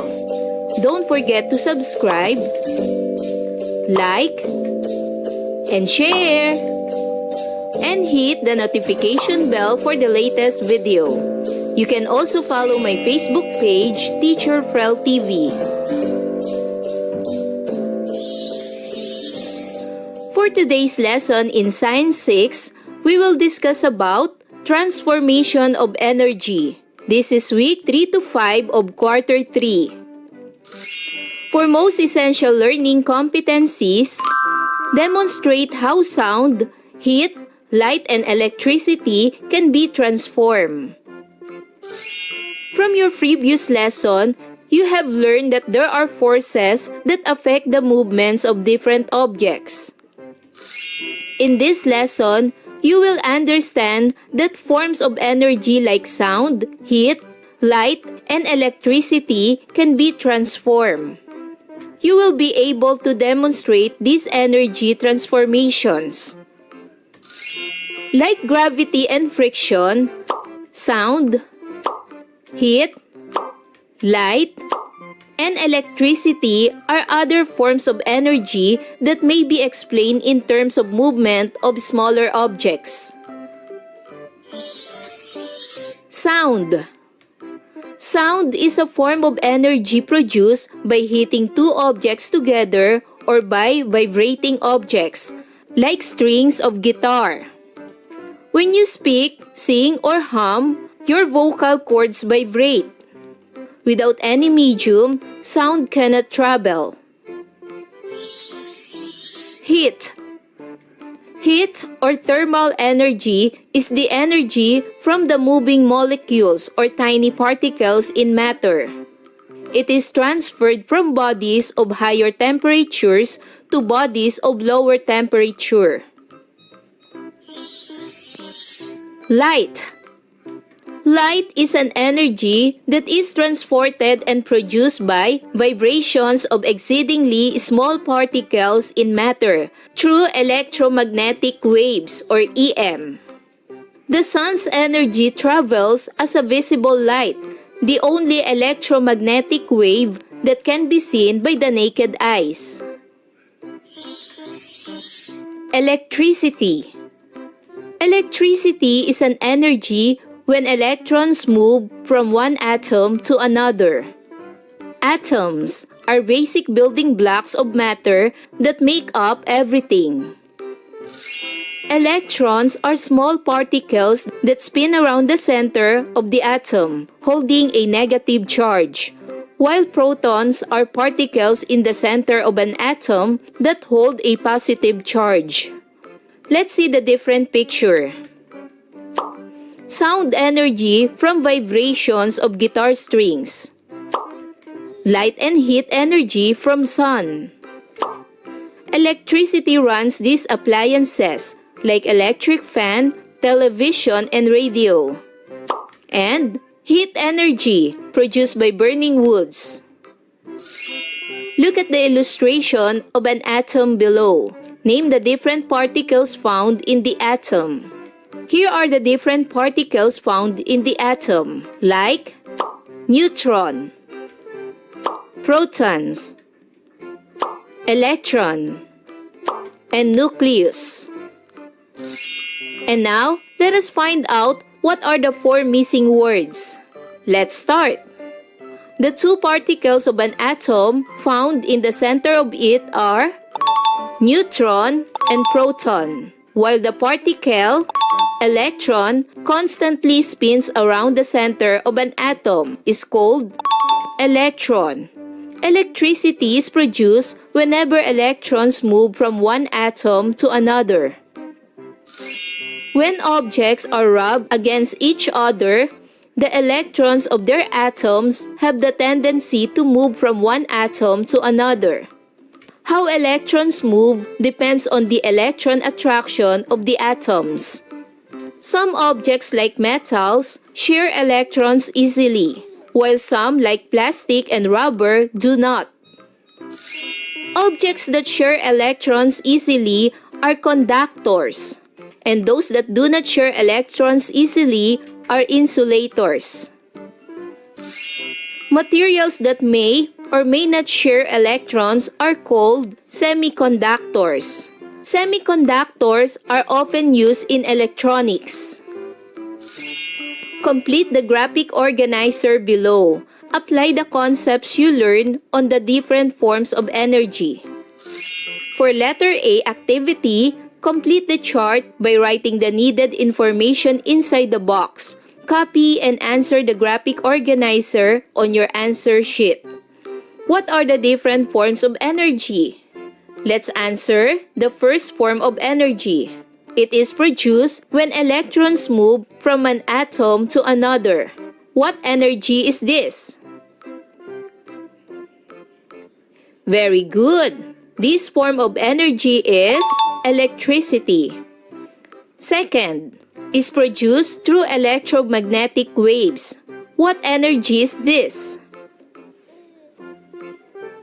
Very good. This form of energy is light. Next, it is produced through constant movement of molecules. What energy is this? Very good. This form of energy is heat. And lastly, it is produced by making vibrations or heating objects. What form of energy is this? Very good. The answer is sound. Have you ever wondered how a phone call transfers voice of the caller to the receiver from the other end of the line? In this activity, you will demonstrate how sound is transformed by making an improvised telephone. For activity B, the activity title is Makeshift Telephone. The materials in making this are 2 disposable cups or empty clean tin cans, long string or thread, and 2 matchsticks. Here are the procedures.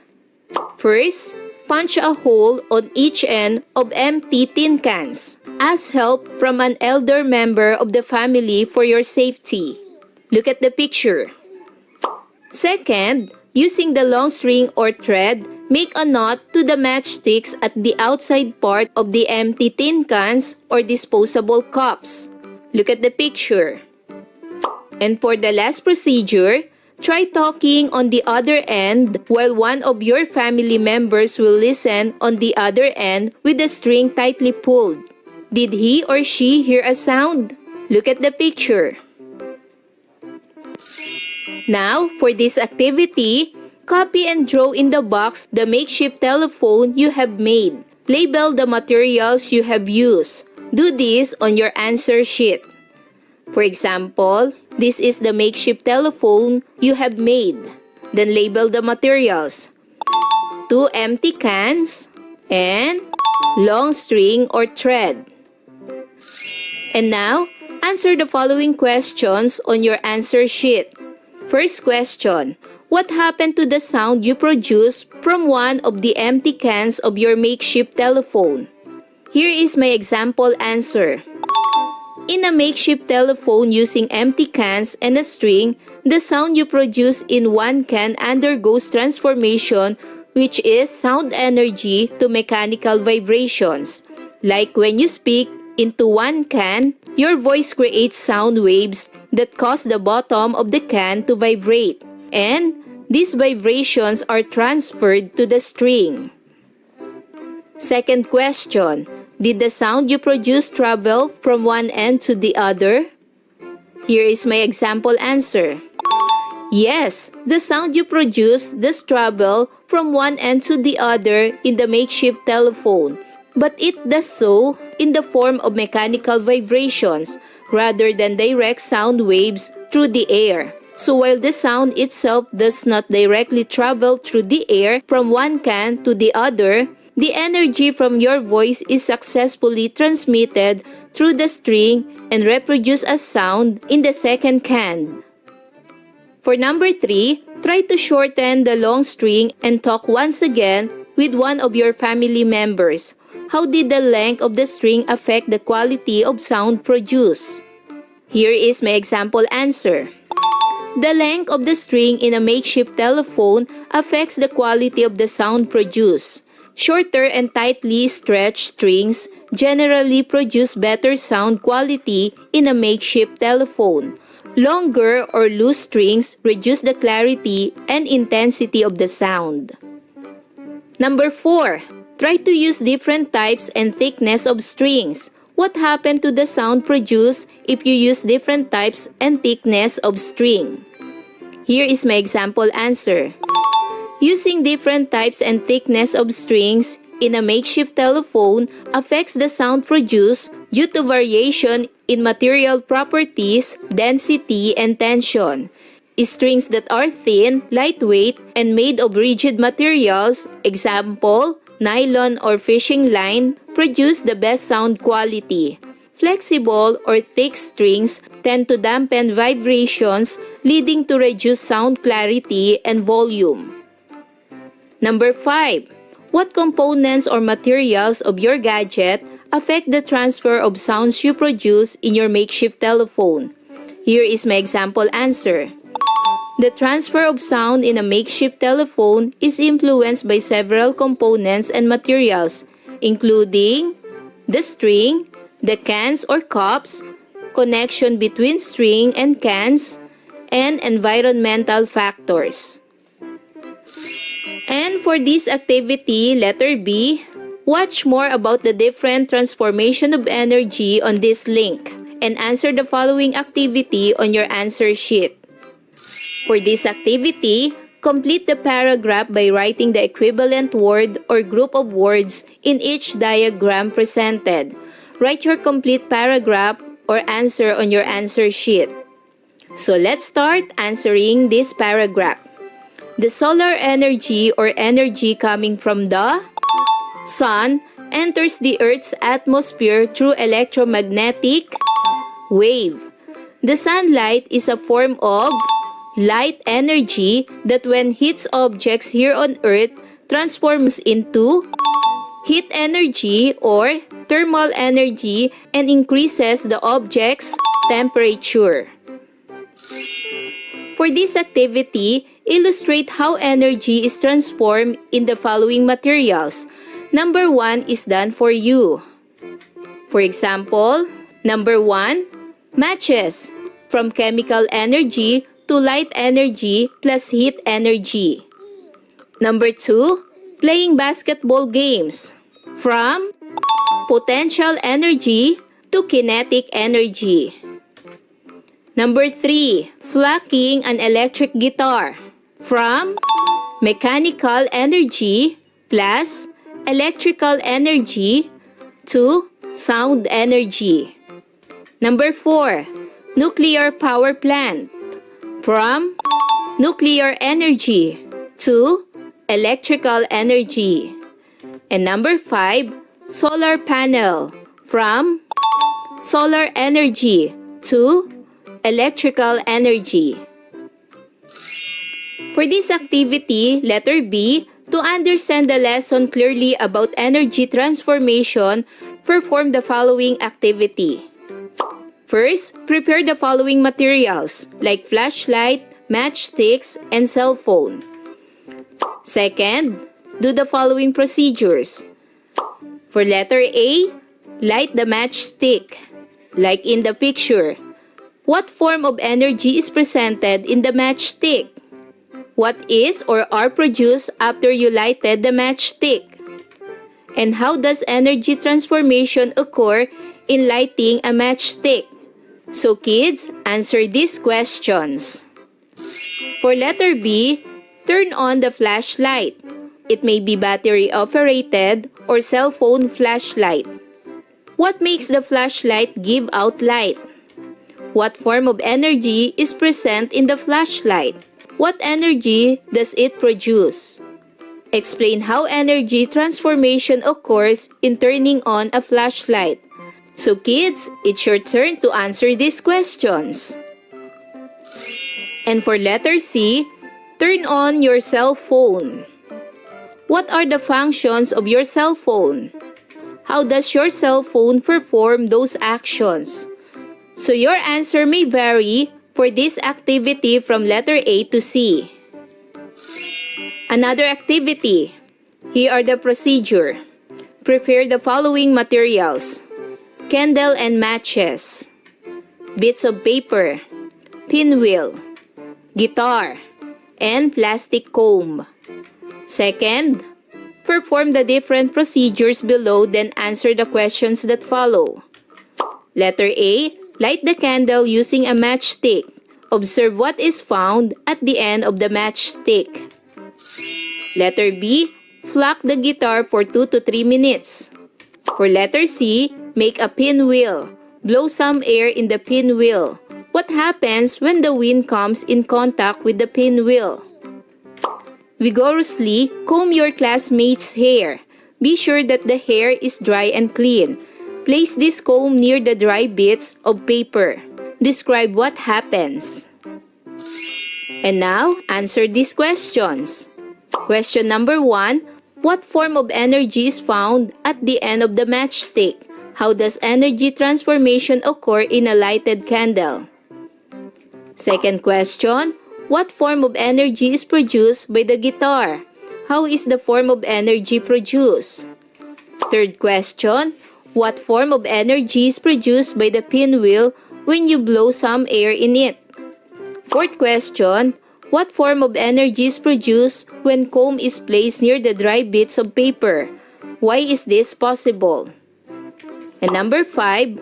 What conclusions can be made after performing this activity? So your answer may vary for this activity. For letter B, enrichment activity, do a research about the following energy resources found in Calabarzon area. Solar Organic Farm in Amadeo, Cavite. Windmill Farm in Pililla, Rizal. Solar Farm in Calatagan, Batangas. So you have to do a research about the following energy resources. These all found in Calabarzon area. You may use the Google for this information. Explain how renewable energy sources help in reducing the effects of global warming. Number 3, observe proper use of punctuation marks, capitalization, indentation, and spelling in writing your research. And for the last activity, letter A, multiple choice, choose the letter of the best answer. What energy is present in a moving object? A. Chemical energy. B. Kinetic energy. C. Nuclear energy. D. Potential energy. What is the correct answer? Very good. The correct answer is letter B. Kinetic energy. Number 2. What does energy transformation occur? Energy transformation occurs when A. Energy moves from one place to another. B. Energy changes from one form to another. C. When energy is created or destroyed. D. When energy remains the same. What is the correct answer? Very good. The correct answer is letter B. Energy changes from one form to another. Number 3. How does energy transformation occur in a ceiling fan? A. From electrical to mechanical energy. B. From electrical to chemical energy. C. From mechanical to electrical energy. And D. From mechanical to thermal. What is the correct answer? Very good. The correct answer is letter A. From electrical to mechanical energy. Number 4. Explain how energy transformation occur in a green plant on a sunny day. When A. Light energy transforms into mechanical energy. B. Chemical energy transforms into mechanical energy. C. Light energy transforms into chemical energy. D. Chemical energy transforms into light energy. What is the correct answer? Very good. The correct answer is letter C. Light energy transforms into chemical energy. And number 5, how does energy transformation occurs when you rub your hands together? A. From mechanical to heat. B. From mechanical to chemical. C. From heat to light. And D. From heat to mechanical. What is the correct answer? Very good. The correct answer is letter A. From mechanical to heat. And for activity letter B, give examples of objects for each of the following energy transformation. Number 1, chemical energy to heat and light energy. And here is my example answer. Example, a candle. When the wick of the candle is lit, the chemical energy stored in the wax is transformed into heat and light energy. For number 2, electrical energy to sound energy. Here is my example. For example, a speaker. In a speaker, electrical energy from an audio device is converted into sound energy as the electrical current causes the speaker's diaphragm to vibrate, producing sound. Number 3, chemical energy to heat, light, and sound energy. Here is my example. When a firecracker is ignited, the chemical energy in the gunpowder is converted into heat, light, and sound energy, or explosion noise. Number 4, electrical energy to mechanical energy. Here is my example. For example, an electric fan. An electric fan transforms electrical energy into mechanical energy to rotate the blades, creating airflow. And number 5, electrical energy to mechanical, wind, and sound energy. Here is my example. For example, a vacuum cleaner. The vacuum cleaner converts electrical energy into mechanical energy to power the motor, which moves air or wind and produces sound energy from the motor and air movement. Remember, like gravity and friction, sound, heat, light, and electricity are other forms of energy that may be explained in terms of movement of smaller objects.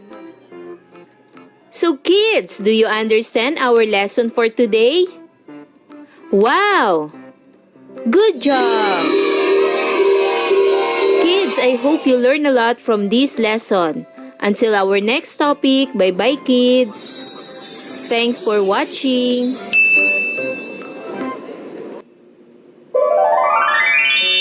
Science 6, Quarter 4, Week 1, Milk Base. Let's learn about changes due to earthquakes and volcanic eruptions. This is from Learner's Packet Lip.